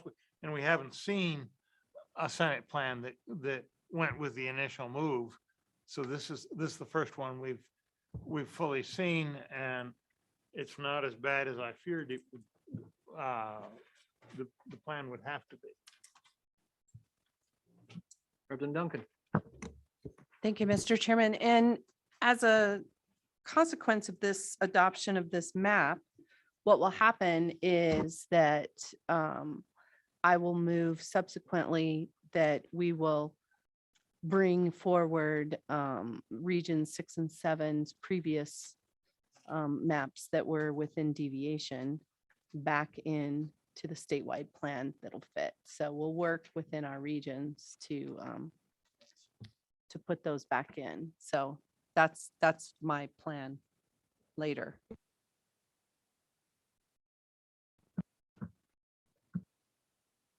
And so the difficult part of the motion to me is we don't know what the east side officially looks like. I mean, I assume if we're putting the 4,500 people from Laramie County to the west, Laramie County is not going into Goshen County, which I know is supported by many people here. But it is really difficult for me to vote for it, not knowing how it affects all the incumbents in my county. And there are, 10 of us, and it does cause a significant shift on every plan that we've drawn kind of always thinking about our population excess going to the east or the north. Never once really in a fifth kind of district in Albany County. It's a pretty significant change, which I mean, I think maybe we can work with, but then it causes ramifications up the east side, which bothers me. So I'm not going to vote yes on it today. And I'm still trying to figure out how to move forward. I know my Senate co-chair just raised his hand. So if this motion goes down, I guess I will have a couple others, but I do agree with Senator Case.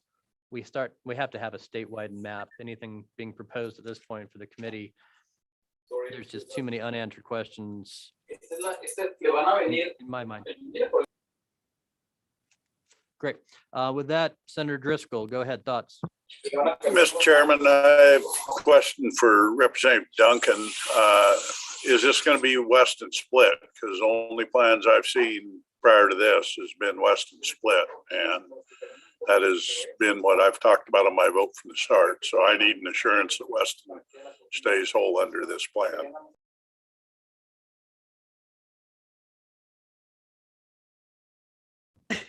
Reverend Duncan, Mr. you want to start making Chairman. promises? I can't promise anything. I've been a no on Weston being split from day one. So sorry, Mr. Co-Chair. I just don't see how that's going to work, but we're going to have to figure out how that's going to work. We have several maps that we're going to have to look at and see which one of those are going to fit in our deviation. So we'll get together. Senator Boner. Very briefly, just like to reiterate that this does give us flexibility on the east side of the state. So it's clear to me that the dispute is unresolved and this gives us more flexibility. I think that everybody from the east side of the state could probably support this motion for that reason. Well, as I do the math, it's 10.24 drawing in the 10. So it gives, in my mind, less flexibility of between those 10 districts, but yeah, it's just tough for me. Any other further comment for the vote? Anybody not talk? Seeing none. All right. Vote. Anybody else on the line on the committee want to talk? I was hearing you, somebody had a hand up that I missed, but not seeing any. All right, so let's show a show of hands. All in favor, it'd be Representative Ayers' motion. Please raise your hand. We got 1, 2, 3, 4, 5, 6, 7. All those opposed, raise your hand. 1, 2, 3, 4, 5, 6, 7. No. 7 and 7, right? I got Greer and Nethercott. I got Greer voted aye and Nethercott voted no. Senator Driscoll, I'm not sure I got your vote. Aye. Okay, that motion is passed then. Senator Case? I'm not questioning the vote. Let's just make real sure because it was 7 and 7 and it was a little confusing. Sure. Hey, Ms. Talbot, you just want to call the roll on that vote?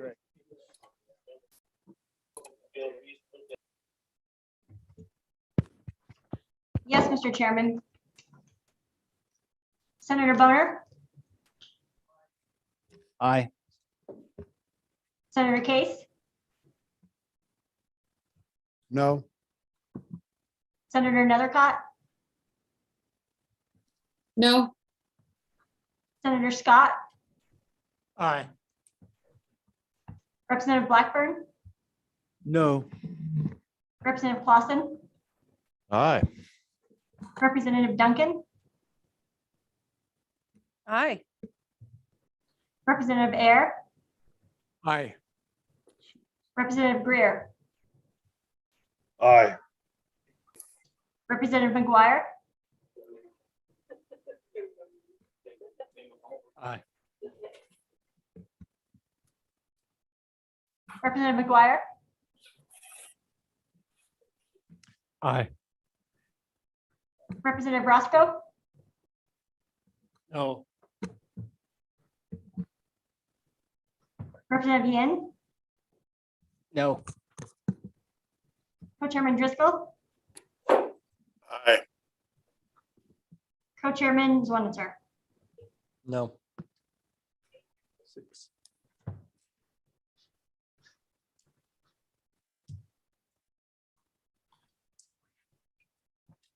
8 ayes, 6 noes. All right, committee, that motion is passed. Which was 14 districts in Laramie and Albany County that I guess we're going to redraw, not to mention working with the county clerks. I assume now, are we going back to the Region 1 thought about what that needs to look like? I Mr. assume we Chairman. do, if that's where the committee wants to go. Senator Driscoll, go ahead. I think we have to have a final vote at the very start of whenever we meet next, when we see the plan, because I am a no vote. If this splits Weston County, I am a no vote. And that's my question on it. I kind of held, there is no way to have an actual honest vote until we've seen a statewide plan on this. And if that's not going to happen, I'm going to move my vote from an aye to a no. Hold that thought. Senator Case. Well, Mr. Chairman, I think the way forward is clear from here. We have to go home and, work regionally to fit this in with everybody else.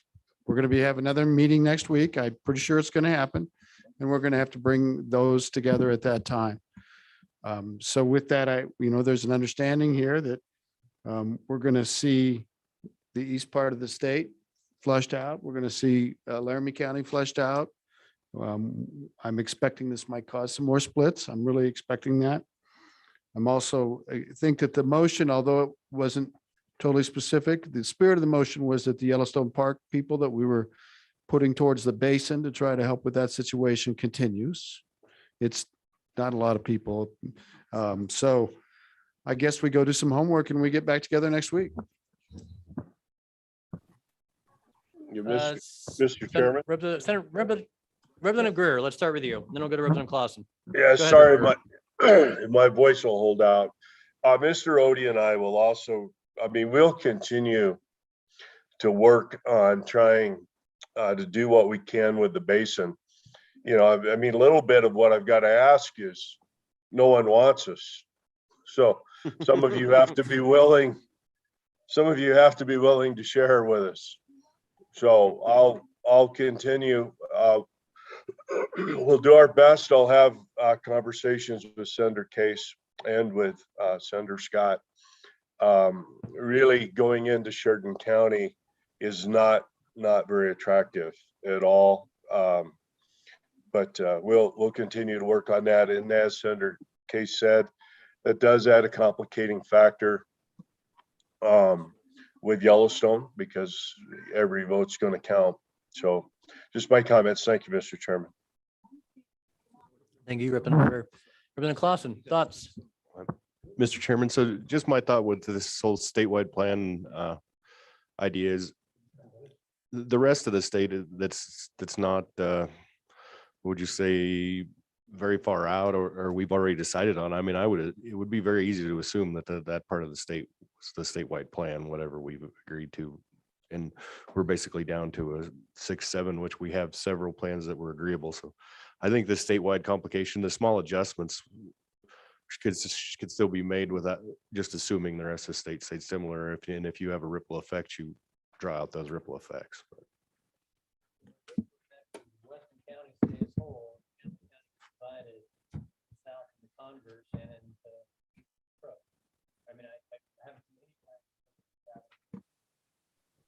Mr. Chairman, we can't hear you.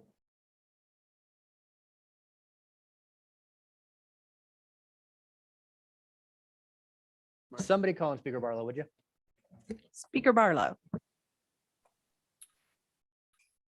Thank you, Mr. Chairman. So I actually couldn't hear the last comments. I don't know if maybe other folks could, but I guess the assumption that other parts of the state are now okay, the ripple effect potentially of the Horn Basin, maybe it's not that big. And then the ripple effect, maybe even though we were assured there was no ripple effect to 6 and 7, I think it was stated several meetings ago, well, you guys can't figure it out. And obviously we still have disagreement. And to the point of that is that you assume because we have made contributions to statewide maps that we are in agreement with them. I can assure you the Campbell County delegation, 5 representatives and 2 senators, because we have a shared one, we are not in agreement with where this committee is now, and have no idea where the consequences of this most recent motion lead us. So for the motion to be, you guys figure it out again, I think we've been through about 4 meetings where we've heard that. And quite honestly, the clerk of Campbell County, the clerk of other counties are quite honestly at a point where you guys make a decision, we'll come to the floor. We as legislators will come to the floor and make our cases. And like I said, we're at a point where please get us a statewide plan. We will come to the floor and make our cases because they're not being represented, at least from my perspective, on this committee. Thank you, Mr. Chairman. Thank you, Mr. Speaker. Representative Summers, welcome to the conversation. Mr. Chairman, thank you. And I want to thank the committee, and I'd like to stay out of the inner workings today because I've been kind of too involved probably in the inner workings before. What I want to say, though, is this plan, like it or not, got 5 House votes and 3 Senate votes. That's the first plan that has got a majority of both bodies. Now, that could change at any moment.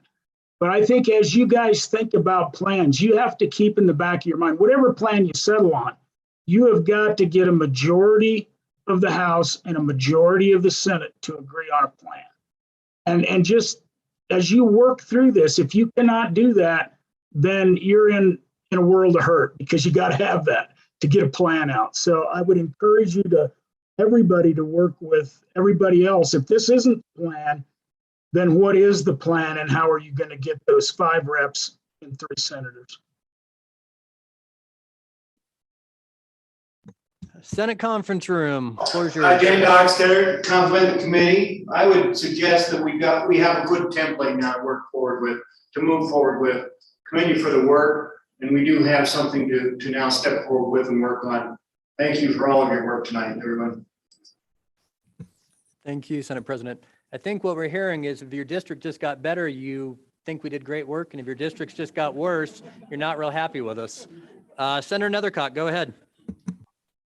Yeah, Mr. Chairman, that's exactly what we saw just happen. And what we also saw what happened is what's happened during all of our committee meetings where the committee is not in control of what's going on here. I want to bring this back to my comments earlier, that this has to be a committee bill, that the committee needs to be committed to each other, to standing by our work and defending it. And it's, a lot of people have put us all in a lot of difficult positions. There's no way we're going to present a bill that's going to make everyone happy. That's going to keep everything the same. It's going to make everyone feel comfortable. There's going to be change, right? I mean, right now, the plan that we just passed has Laramie County in chaos. There's a significant amount of work left to do, which of course we'll do it with probably great criticism, unacceptable amount of criticism, accusing us of misconduct, of ethical violations, of gerrymandering and other types of things.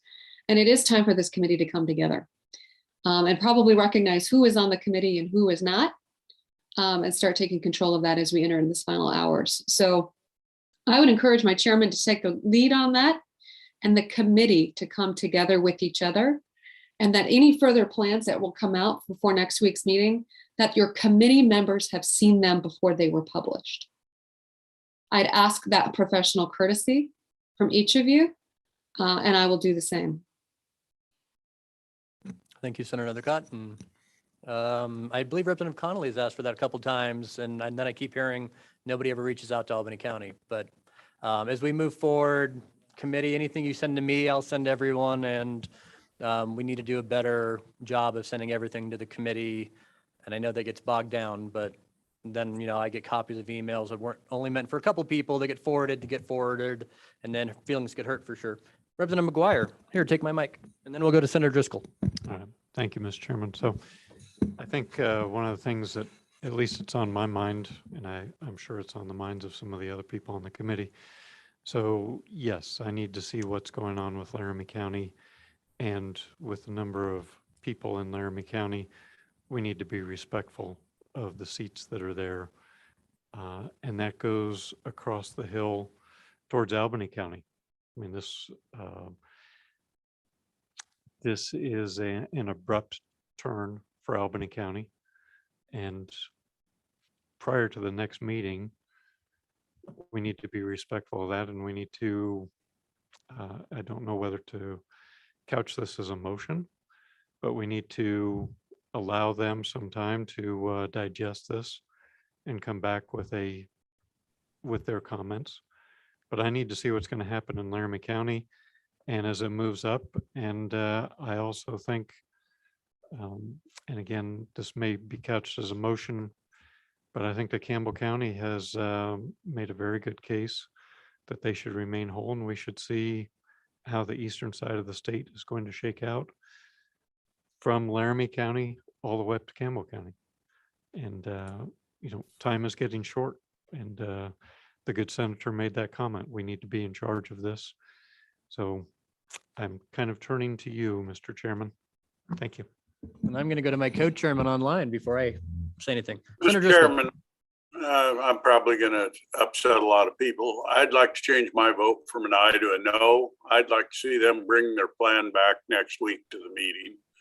I'm to the point, I've sat here and thought about it. I've got no assurances on what our side was going to look like. And I don't believe the vote's closed. I would like to go from an aye to a no. And we can do exactly what we've just talked about. They can bring a full plan to this next meeting, and we can see what it is, and I'll be an aye vote if it looks acceptable. So, Mr. Co-Chairman, I'm fairly certain if I ask LSO, you need to officially make a motion for reconsideration of the vote, or is it because it's the same day? Mr. Anderson, if you're still with us, give me some direction on proper procedure, please.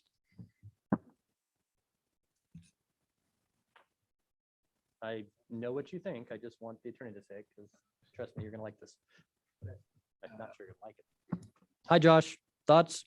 Mr. Chairman, I would say since we announced the vote, it probably would be appropriate for a motion to reconsider. Mr. Chairman. Representative Black, go ahead. Senator Driscoll. Mr. Chairman, having voted on the prevailing side on the last vote, I would ask for a reconsideration. Seconded by Blackburn. All right, Katie, then I assume do I need a motion on the reconsideration and another vote then? That'd be correct, Mr. Anderson? Yes, Mr. Chairman, I believe that's the procedure. So this is a vote. If you vote aye, you're voting to reconsider the vote. If you vote no, you're voting not to reconsider the vote. Everybody clear?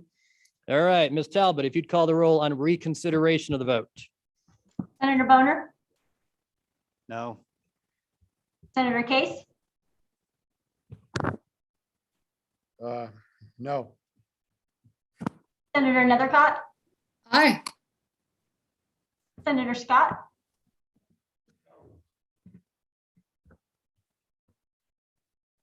sorry, Senator Scott, No. Representative Blackburn, No. Representative Clausen, No. Representative Duncan, No. Representative Ayer, No. Representative Greer, No. Representative McGuire, No. Representative Roscoe, Aye. Representative Yin. Aye. Co-Chairman Driscoll, Aye. Co-Chairman Zwaniter. Aye. And let me, I think one of us might want to change your vote. Representative Blackburn? Aye. Since you seconded the motion, I assume you wanted to vote aye. Okay. If you'd please make that change, Ms. Talbot. Are there any other changes? Any other changes, committee? Seeing none, no. 6 ayes, 8 noes. Okay, so we're still on the previous motion. Anything else to come before the committee or not on the motion? Where are we is a question with the Mr. Chairman. Representative Yin. Mr. Chairman, could I ask LSO to repeat all the motions that we have passed in the meeting? Sure. Mr. Anderson or Mr. Swank, go ahead.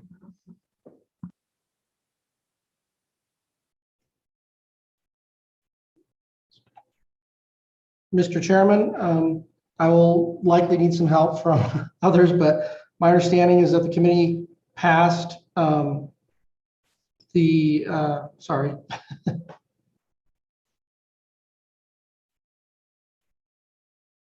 I might need Josh's assistance on this one. I kind of have mine a little bit scattered here. Mr. Chairman, from my notes, the motions that passed were the first motion to bring Big Horn Basin within deviation.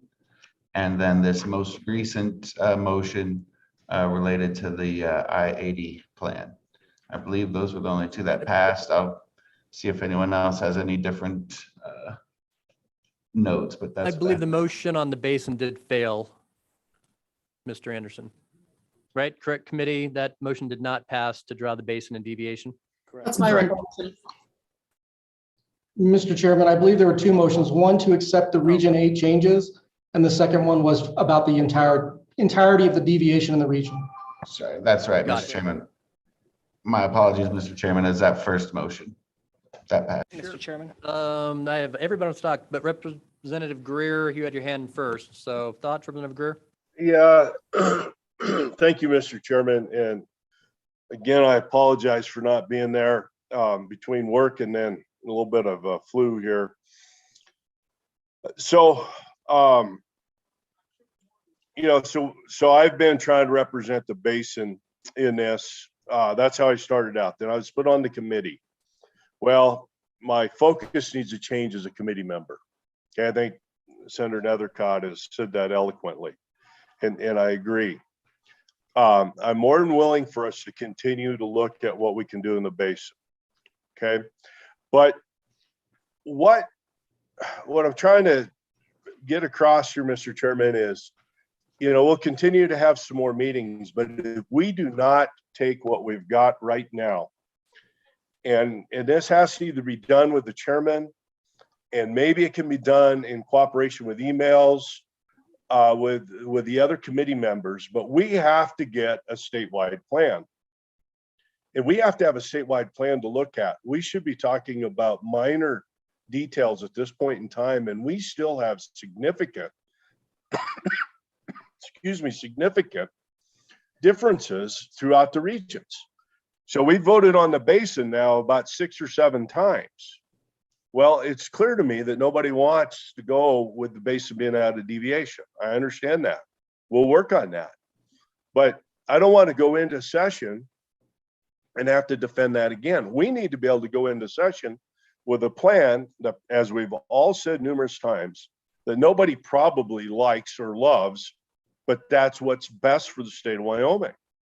And so this is, and I'm sorry if I sound like I'm lecturing, but for the chairman, you've got to help bring us together and help drive this.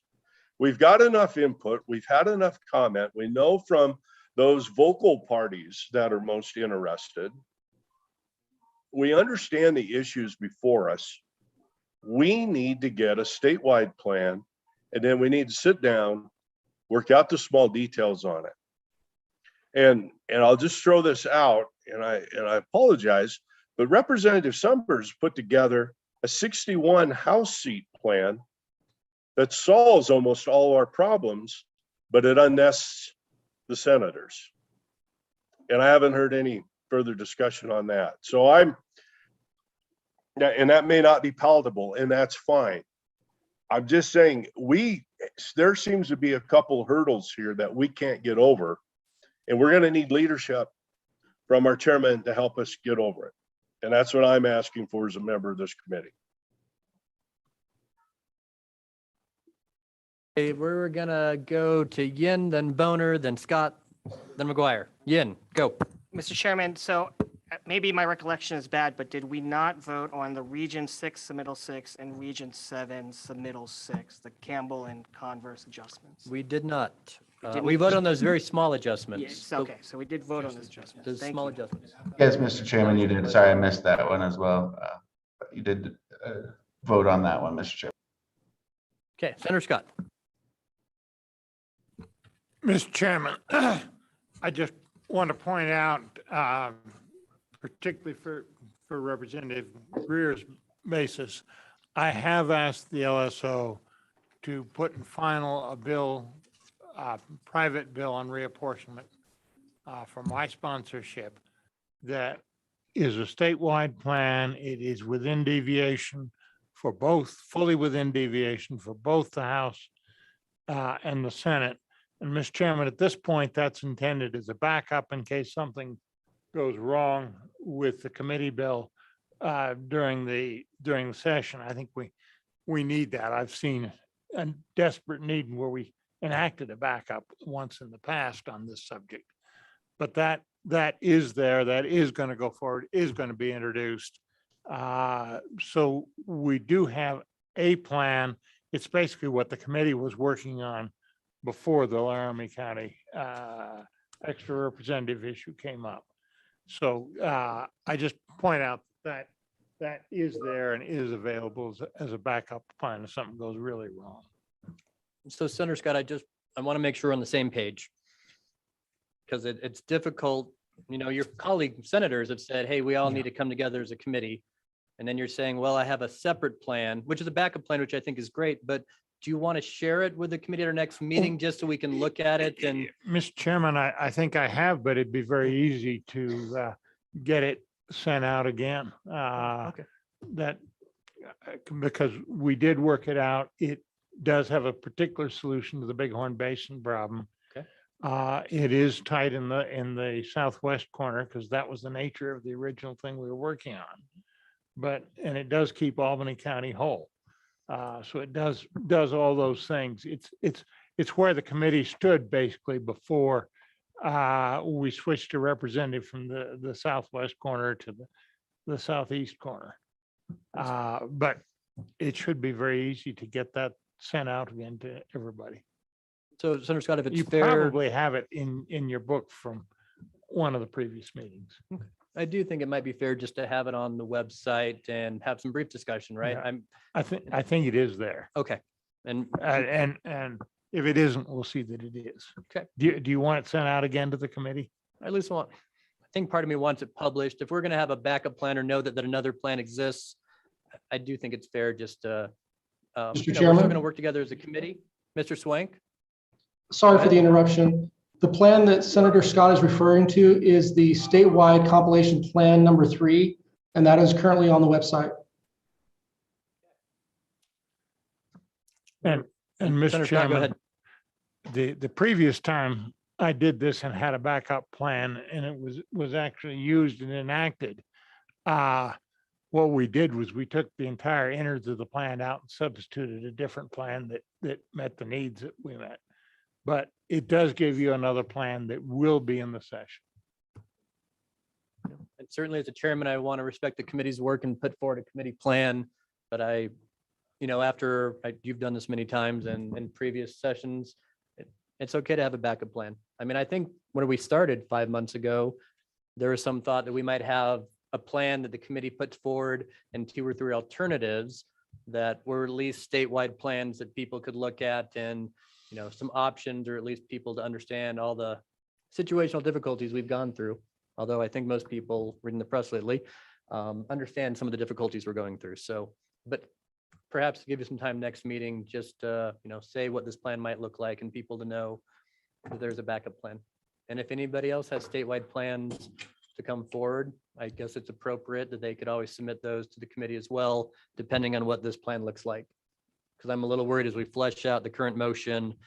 I'm not confident for sure that we might get a majority of both sides, but I'm going to be optimistic and try my best to work with my colleagues and get Laramie County figured out. I know Albany County is committed as well. Senator Case.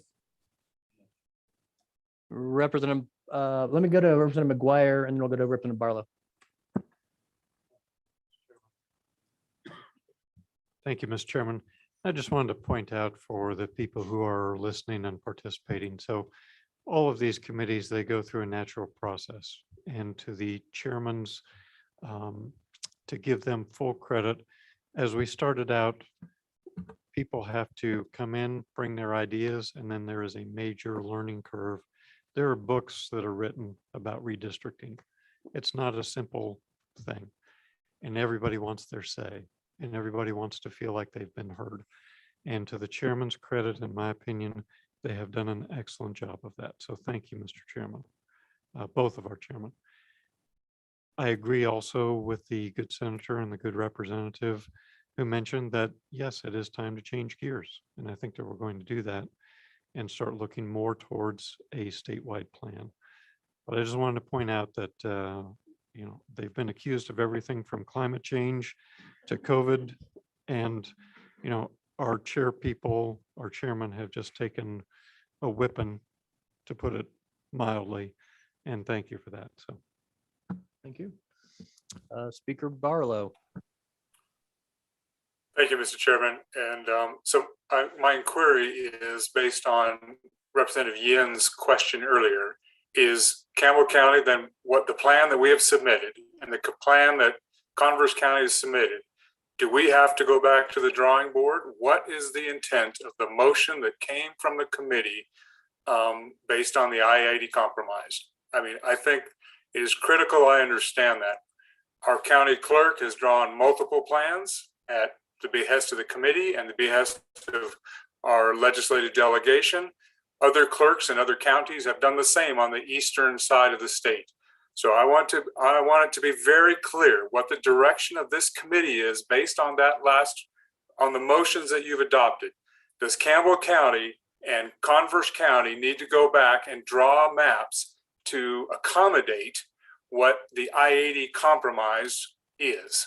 Thank you, Mr. Chairman. So committee, we didn't move any plan earlier, so I assume we're defaulting to the statewide current compilation from the last meeting, what was asked for, which we didn't approve today. So we probably do need a motion on what the east side of the state looks like. I assume it's still a region 6 and 7 joint, and either a previous plan that was submitted or that those 7 counties are going to work on a plan to make the rest of the state work. Senator Boner, give me your thoughts. Yeah, Mr. Chairman, it's up to the committee. What we want to make a decision on that today, or if we want to wait to see what perhaps Laramie County would need from Region 7 in particular. But to directly answer the speaker, no, there's nothing that's required from Campbell or Commerce County necessarily. But though we could, like I said, this gives us more flexibility if we would like to do something. So I just want to make that very clear. There's nothing that's required. It's my understanding also that we still have whatever's in statewide, the statewide compilation as far as Goshen County. I believe that still splits it 3 ways. That seems to be where we're at right now. And we have many maps that could deal with Goshen County, recognizing that, maybe Laramie County needs some flexibility. I don't know. We have to see how that looks. So it's my understanding we're keeping where it is right now. And we'd have to go back and see how Laramie County shakes out before we have a more detailed discussion with Region 7 in particular. Senator Case. Mr. Chairman, if I could respond to Representative Barlow, I don't see how we can say whether we're done or not. We have a plan that is unfinished in the far eastern part of the state. All the previous implications of plans have had ramifications as we needed more people for districts on the eastern side, and ramifications about counties that didn't want to be paired with Laramie County or wanted to be kept whole. And frankly, I don't think this solved any of those. And that's why I think the co-chairman made a motion to reconsider. So you're going to have to wait out with all of us because it's not done yet. And I don't know whether you're done and can go home. And I suspect you better keep your eye on it and get your people working on it because we have a lot of work to do. But what happens in this process is that we're all brought to a point where our minds are open a little bit and we realize time is short and time is a great motivator. But I would bet Representative Barlow that you're not done. Mr. Swank, go ahead and we'll go back to Speaker Barlow. Mr. Chairman, I'll defer to Speaker Barlow, please. Okay, go ahead, Representative Barlow. Thank you, Mr. Chairman. And Mr. Swank, it certainly should be that I defer to you, as you are actually doing the majority of the work on behalf of this effort. So I do thank you for that. Mr. Chairman, well, I certainly respect that there is more to do in this process. What I want to understand is does, Mr. Irvin, our county clerks, all the county clerks in Northeast Wyoming, do we just stand by until there's something comes out? Do we wait for requests? Do we wait till the next meeting until there's formal action? That is my question. I have no, and to Senator Case's point, you can be assured there will be a motion on the floor regarding Campbell County coming in the upcoming session. But what I want to understand is what a level of engagement are we obligated to have right now based on the motion had? Because the motion I understood that was adopted was Campbell County, thank you for your submission. Crook County, thank you for submission. And Goshen, there was nothing. So that is my question. Do we need to keep figuring out iterations, or do we just stand down until there's more action from the committee? Thank you, Mr. Chairman. Mr. Chairman. Okay, go ahead, Mr. Swank. Mr. Chairman, I think Speaker Barlow's comments were generally where I was going. My understanding, based on the motions of the committee, is that a new or revised draft statewide plan will include the changes from Region 8, the Bighorn Basin, the I-80 corridor plan as adopted by the committee, and those changes adopted for Regions 6 and 7.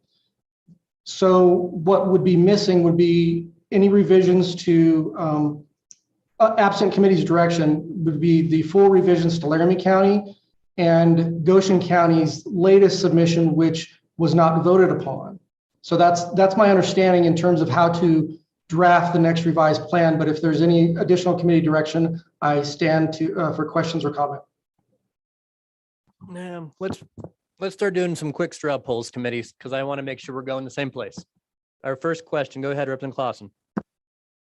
Mr. Chairman, and this is to Mr. Swank. So in our last map, for clarity, is it the map that keeps the with the Yoder split, or would it be the very next map for the Goshen Laramie County line? I think that's the only part that's not clear.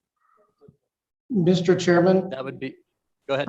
Oh, sorry. I'm at the committee's discretion. My understanding would be the statewide plan would include all the amendments adopted today, except for the Goshen County split situation. The statewide plan as currently adopted would only authorized by the committee's vote at the last meeting. That's 777 at the Hawk Springs line. But if the committee were to request any other changes prior to making that revision, I await your direction. I think Representative Duncan has a motion. Thank you, Mr. Chairman. I move that the revision of the Goshen County line be changed to the previous diagonal map of Goshen on the lower half and House District 5 on the lower half and Niobrara on the upper half. And then what's going to have to happen is that's going to have a ripple effect up higher. Is there a second for that motion? Let's start there. I'm not seeing a second, seconded by Air. For discussion's sake, committee, that plan pretty much takes out Weston County being whole, and I don't think helps anybody in Campbell, but makes Goshen happy. So thoughts from anybody else in the committee? Quick vote, then I guess. All those in favor of the motion, raise your hand. You know, it's like watching babies juggle. You just interrupt my vote. Okay, all in favor of those motion, raise your hand. 1, 2, 3, 4. Okay, all opposed, raise your hand. 1, 2, 3, 4, 5, 6, 7. Okay, that motion fails. But I do think we need a motion exactly what the east side of the state is supposed to do now. But let me ask a question to the senators. Do we feel confident with this new plan, the nesting issue is likely to be resolved?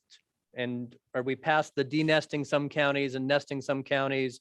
Or now that we've solved this, now that we're going on this direction, my thought is a nesting issue is palatable to Senate. Would that be correct, senators?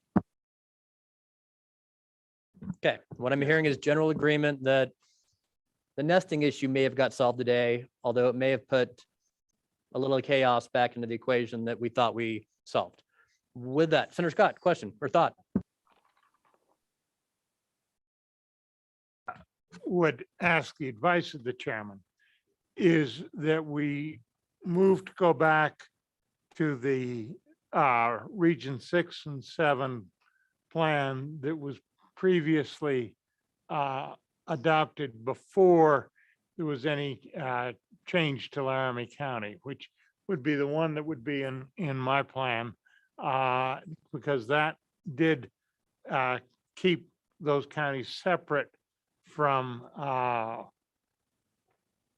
the Laramie County entirely, and that it is a within deviation.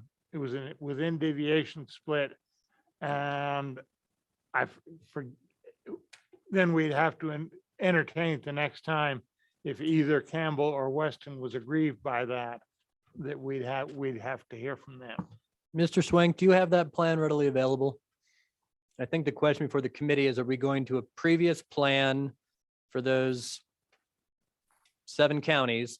Or are we going to encourage them to go back to the drawing board, literally to speak, and try to redraw something that works for those regions again? And Mr. Chairman, Senator Scott? my motion would probably send one of those 2 counties back to the drawing board because they wouldn't like it. So the question then is to pull a map, if you have one, Mr. Swank, that has those 7 counties in Region 6 and Region 7 being previously submitted, or Senator Scott might have drawn. It was submitted by the Platte County clerk, as I remember, and I think adopted by the committee. Mr. Swank, if you're there, do you have that we can put on the screen? Sorry, I thought I did, sorry. Here it is. This is Senator Scott's plan. It does not incorporate, obviously, the changes to Converse County and Campbell County from today, but I believe this is consistent with the diagonal plan that was previously moved. And when you say the changes, you mean those small kind of minute changes that happened around Douglas, et cetera? Correct. So I guess question for the committee is, do you want to move, this puzzle piece so it fits in with the current direction today of the committee? Or do you want to encourage those regions to go back and try to find an agreeable solution? Senator Scott. Mr. Chairman, I would make the motion with the changes that were approved in the Douglas area today. And I think that gives us a firm plan that is there, and I suspect one of those counties isn't going to like it, and they'll come back with a different proposal for us. Moved by Scott, seconded by Duncan. Committee, you understand the amendment or the motion Chairman? is to put to the, yep, Mr. Swank.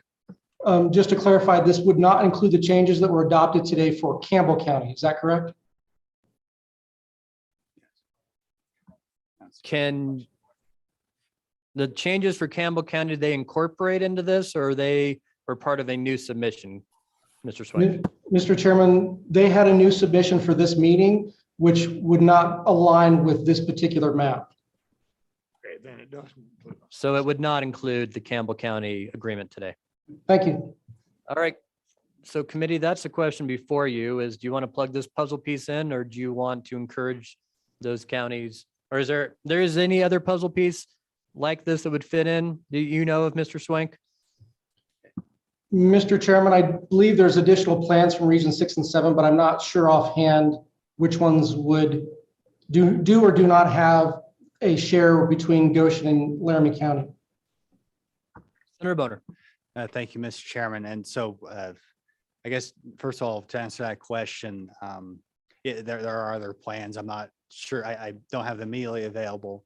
But yes, there are other plans that do this. And just as a reminder to the committee, that this is the compromise plan between Weston County position and Campbell County position that we adopted at some point. And so just a reminder for the committee, that's what this plan does. It doesn't take necessarily a position one way or the other on the Weston versus Campbell discussion. Mr. Chairman, Senator Driscoll. this is exactly what we went through last meeting. I'll stand however on it, but this is the exact argument we had. And I've got the same anger I just had with Senator Boner. This was not a compromise that included the counties. It was one that was drawn up that was done without full participation. I'm going to go with whatever the committee does at this point, but I'm telling you, this is exactly what we went against last meeting. I don't know how many times we run in circles, but I feel like I've been sold a pretty good bill of goods. I asked directly to the committee and was told by the members out of Region 7 that Weston would be able to be okay in the plan. And here we are, we're not even done with the meeting and we've cut it in half again. I'm telling you, this is not how we do business and it's not a good deal. I'm not happy. At this point, I'm going to sit back and I'm going to stand behind the committee back to what we've talked about, but I can assure you there'll be changes come on the floor. This is really, we're just backtracking from one meeting ago over some spilled milk. So Senator Boner, I think the thing we can all agree on is no one should use the word compromise from here on out. With that, Senator Boner. Thank you. Yeah, it's always tough to come into a dispute that's not been resolved between the two parties and try to be the referee. And it's unfortunate that we have to, that's what we're doing on this committee. And so, that's what we're doing. And I guess I could sit back and watch that dispute go back and forth, but I do feel like I'm obligated as a member of this committee to try and resolve that. And so that's why that's the idea of the compromise. So anyways, Mr. Chairman, as far as this particular motion goes, I just point out, I'm not going to speak for or against it at this point. I point out that if it fails, I think that we just revert to the statewide compilation as far as Goshen County goes, and you still have roughly 700 people going from Goshen County into Laramie County. That would be the committee plan with other understanding that we're going to have to figure out Laramie County. So neither for or against the motion, vote your conscience. So just like to make that clear. Senator Scott, go ahead. Make sure your mic's on though. Mike. Mr. Chairman. Now it works. Mr. Chairman, I just want to make very clear with this motion, I'm not seeking to take a side on the dispute, Campbell County versus Weston County versus everybody else over there. I just want something in that is a complete plan and people can react to that and say yes or no to it. And that will produce proposals next time to change it. Mr. Swank, do you have a map that has the 700 out of Goshen County into Laramie and what that does for the ripple up the state? Readily available? Mr. Chairman, the closest thing that we have for that, for showing what that looks like is not actually a full plan. Pardon me, Mr. Chairman. I'm taking what I can get at this point if you have something. Senator Scott, go ahead while he's looking. Plan that he had on Oh, yeah. does that. It has no That one. Microphone. Mr. Chairman, it has no district that crosses the Laramie Goshen line. Mr. Correct. Chairman. So this would be the closest thing that's, go ahead, Mr. Swank. Mr. Chairman, this is the current statewide plan revised before the meeting. It shows the line, the 4 voting precincts in southern Goshen County going toward Laramie County. However, in this particular plan, House District 5, which includes Yoder through Torrington along the highway there, is out of deviation. So basically north of this Hawk Springs line would need to be revised in some fashion, in all likelihood requiring a separate share with either Niobrara or Platte on the north end of the county. Which doesn't sound workable. Senator Scott, go ahead. Mr. Chairman, I think that's why we need to support the motion. That gives you a plan that is within deviation. So if you go back to the other plan, then Mr. Swang, thank you though for looking. All right, further discussion. So the motion would be to go to this puzzle piece to plug in with the new Boner Hicks plan on the south side. So we at least have something to work from. Okay, all in favor of that, please raise your hand. And if you can take the map down, Mr. Swang, so I can see the committee, please. Thank you. Okay, all in favor, raise your hand. 2, 3, 6, 7. All opposed, please raise your hand. 1, 2, 3, 4, 5. I'm missing someone on the internet. Senator Nethercott, you still around? There you are. 6. Whose vote did I not get? I got Greer as a no and Nethercott as a no. Okay, Katie, Miss Talbot, can you do a roll call for me real fast? Thank you. Yes, Mr. Chairman. Senator Boner, Aye. Senator Case, Aye. Senator Nethercott, No. Senator Scott, Aye. Representative Blackburn, No. Representative Clausen, Aye. Representative Duncan, Aye. Representative Ayer, Aye. Representative Greer, No. Representative McGuire,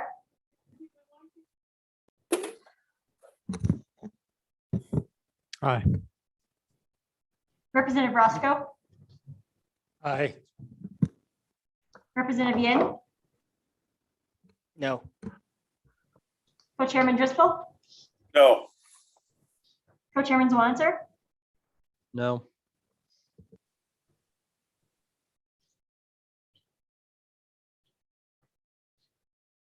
eight ayes, 6 no.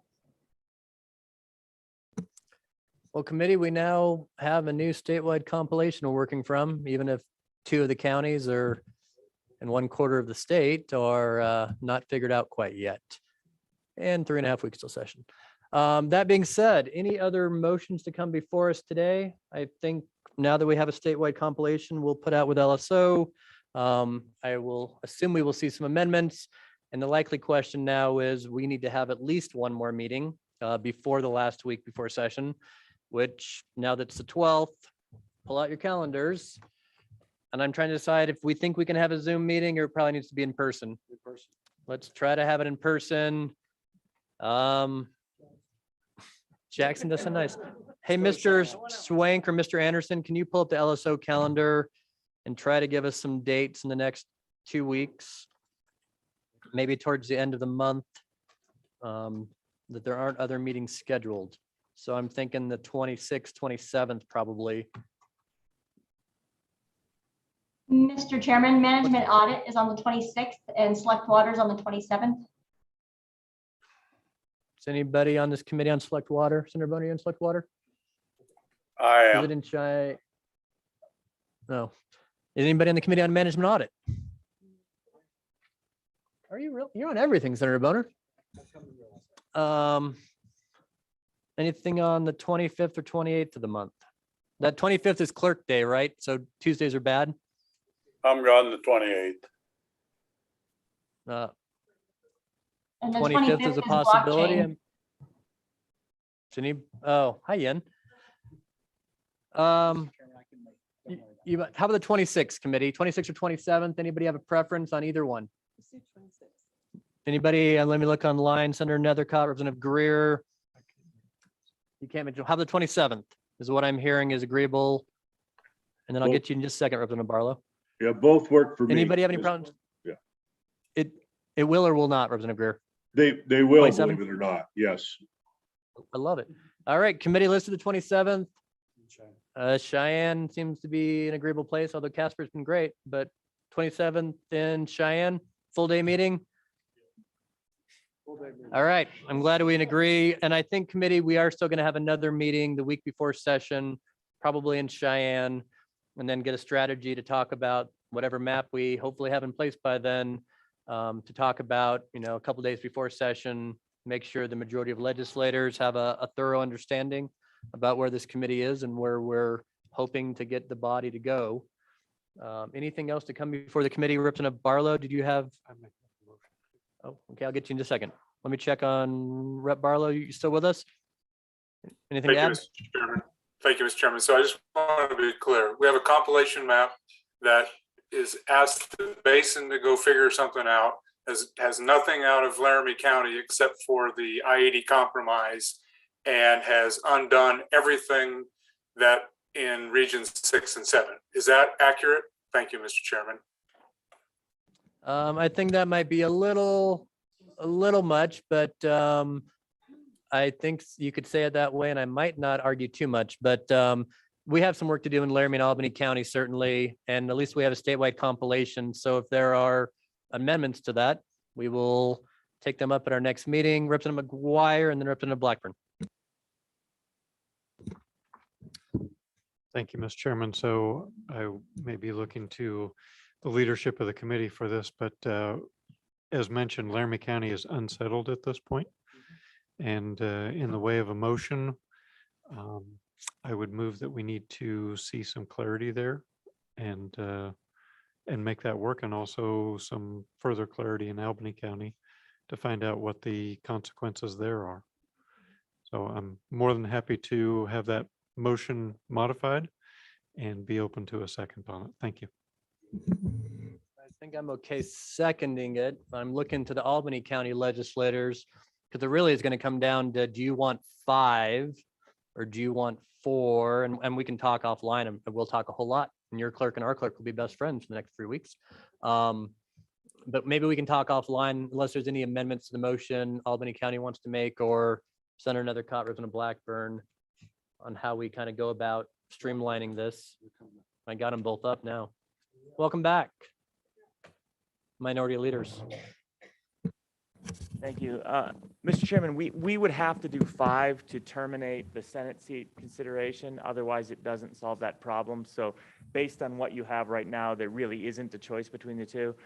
I do believe 5 is probably preferable, but it really is the only option on the table, unless a bunch of other things change. So I would suggest that we just pursue that. Mr. Chairman, there's really no way, if what we've done is that we have that I-80 plan, which has half of the district going into Casper, or going into Carbon, and then coming into Albany on the north and the west, and the other half, we would have to have 5, or else we go back to keeping Albany County whole at 4 and 2. So it really isn't a choice for us. I mean, again, we prefer staying whole, but that is not possible with the motion that just passed. All right, well, you might reach out to Campbell County and strange bedfellows. Representative Yen. Mr. Chairman, I would also say that when Representative Barlow overviewed where the issues were, I'd include now Region 2 is wholly in flux in comparison to where we were until today. As is Region 1. Representative Yen. Mr. Chairman, I think the biggest parameter that we need for asking for clarity from Albany County and Laramie County is, what are we keeping the population to be exactly what is in Carbon County for that shared district right now? Or do we want to set a parameter?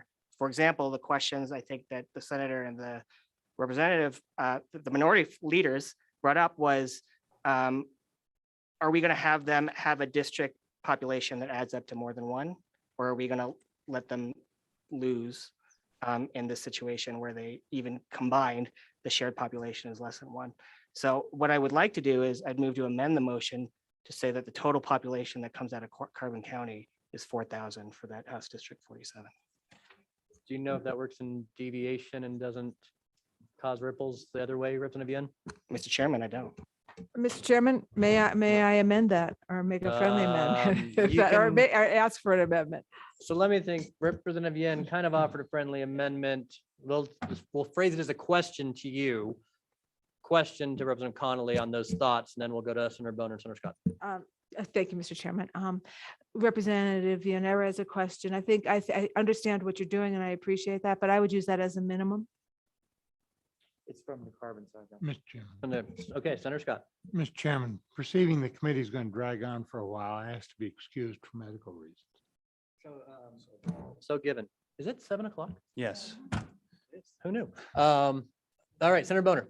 Mr. Chairman, just point out, I was going to talk to, as soon as we adjourn, if we do adjourn, Mr. Chairman, I was immediately going to talk to Albany County legislators. It's a matter of how, how formal do we want the direction to be, how much detail? But with House District 47 being at 9,300 people and it being very close, we could easily add 700 people at Albany County, then they'd be the majority. And so if the committee wants to offer a specific motion, that's fine. I'm certainly agreeable to that. I agree that Albany County needs to keep at least 4 representatives, and that's something that we're, to the extent I can assist, I'm looking forward to doing that. So, Mr. Chairman. Yep, Senator Rothfuss.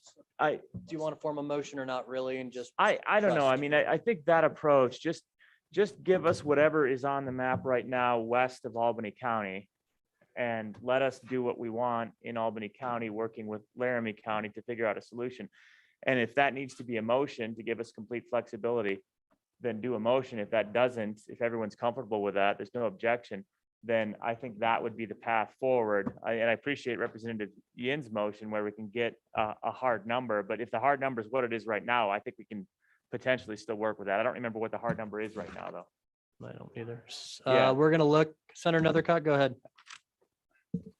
Yeah, Mr. Co-Chairman, I think it's fine to let Laramie County and Albany County figure this one out. Mr. Chairman, I withdraw my amendment. I'm going to withdraw the amendment. Do you want to withdraw the, okay. So we can just trust that we'll all work this out. Okay. We have to. Anything else, committee? We got a next meeting scheduled. I'm not sure we got a path. We're going somewhere. All right. Well, if no one else has anything, let's adjourn today. Have a safe drive home. I'll see you in Cheyenne in 2 weeks. Or just Senator Nethercott, did you? I can't figure out if your hand's up or not, Senator. Nope. Good. Can I Okay. Can I be? Safe travels. Thank you. Well, see you soon.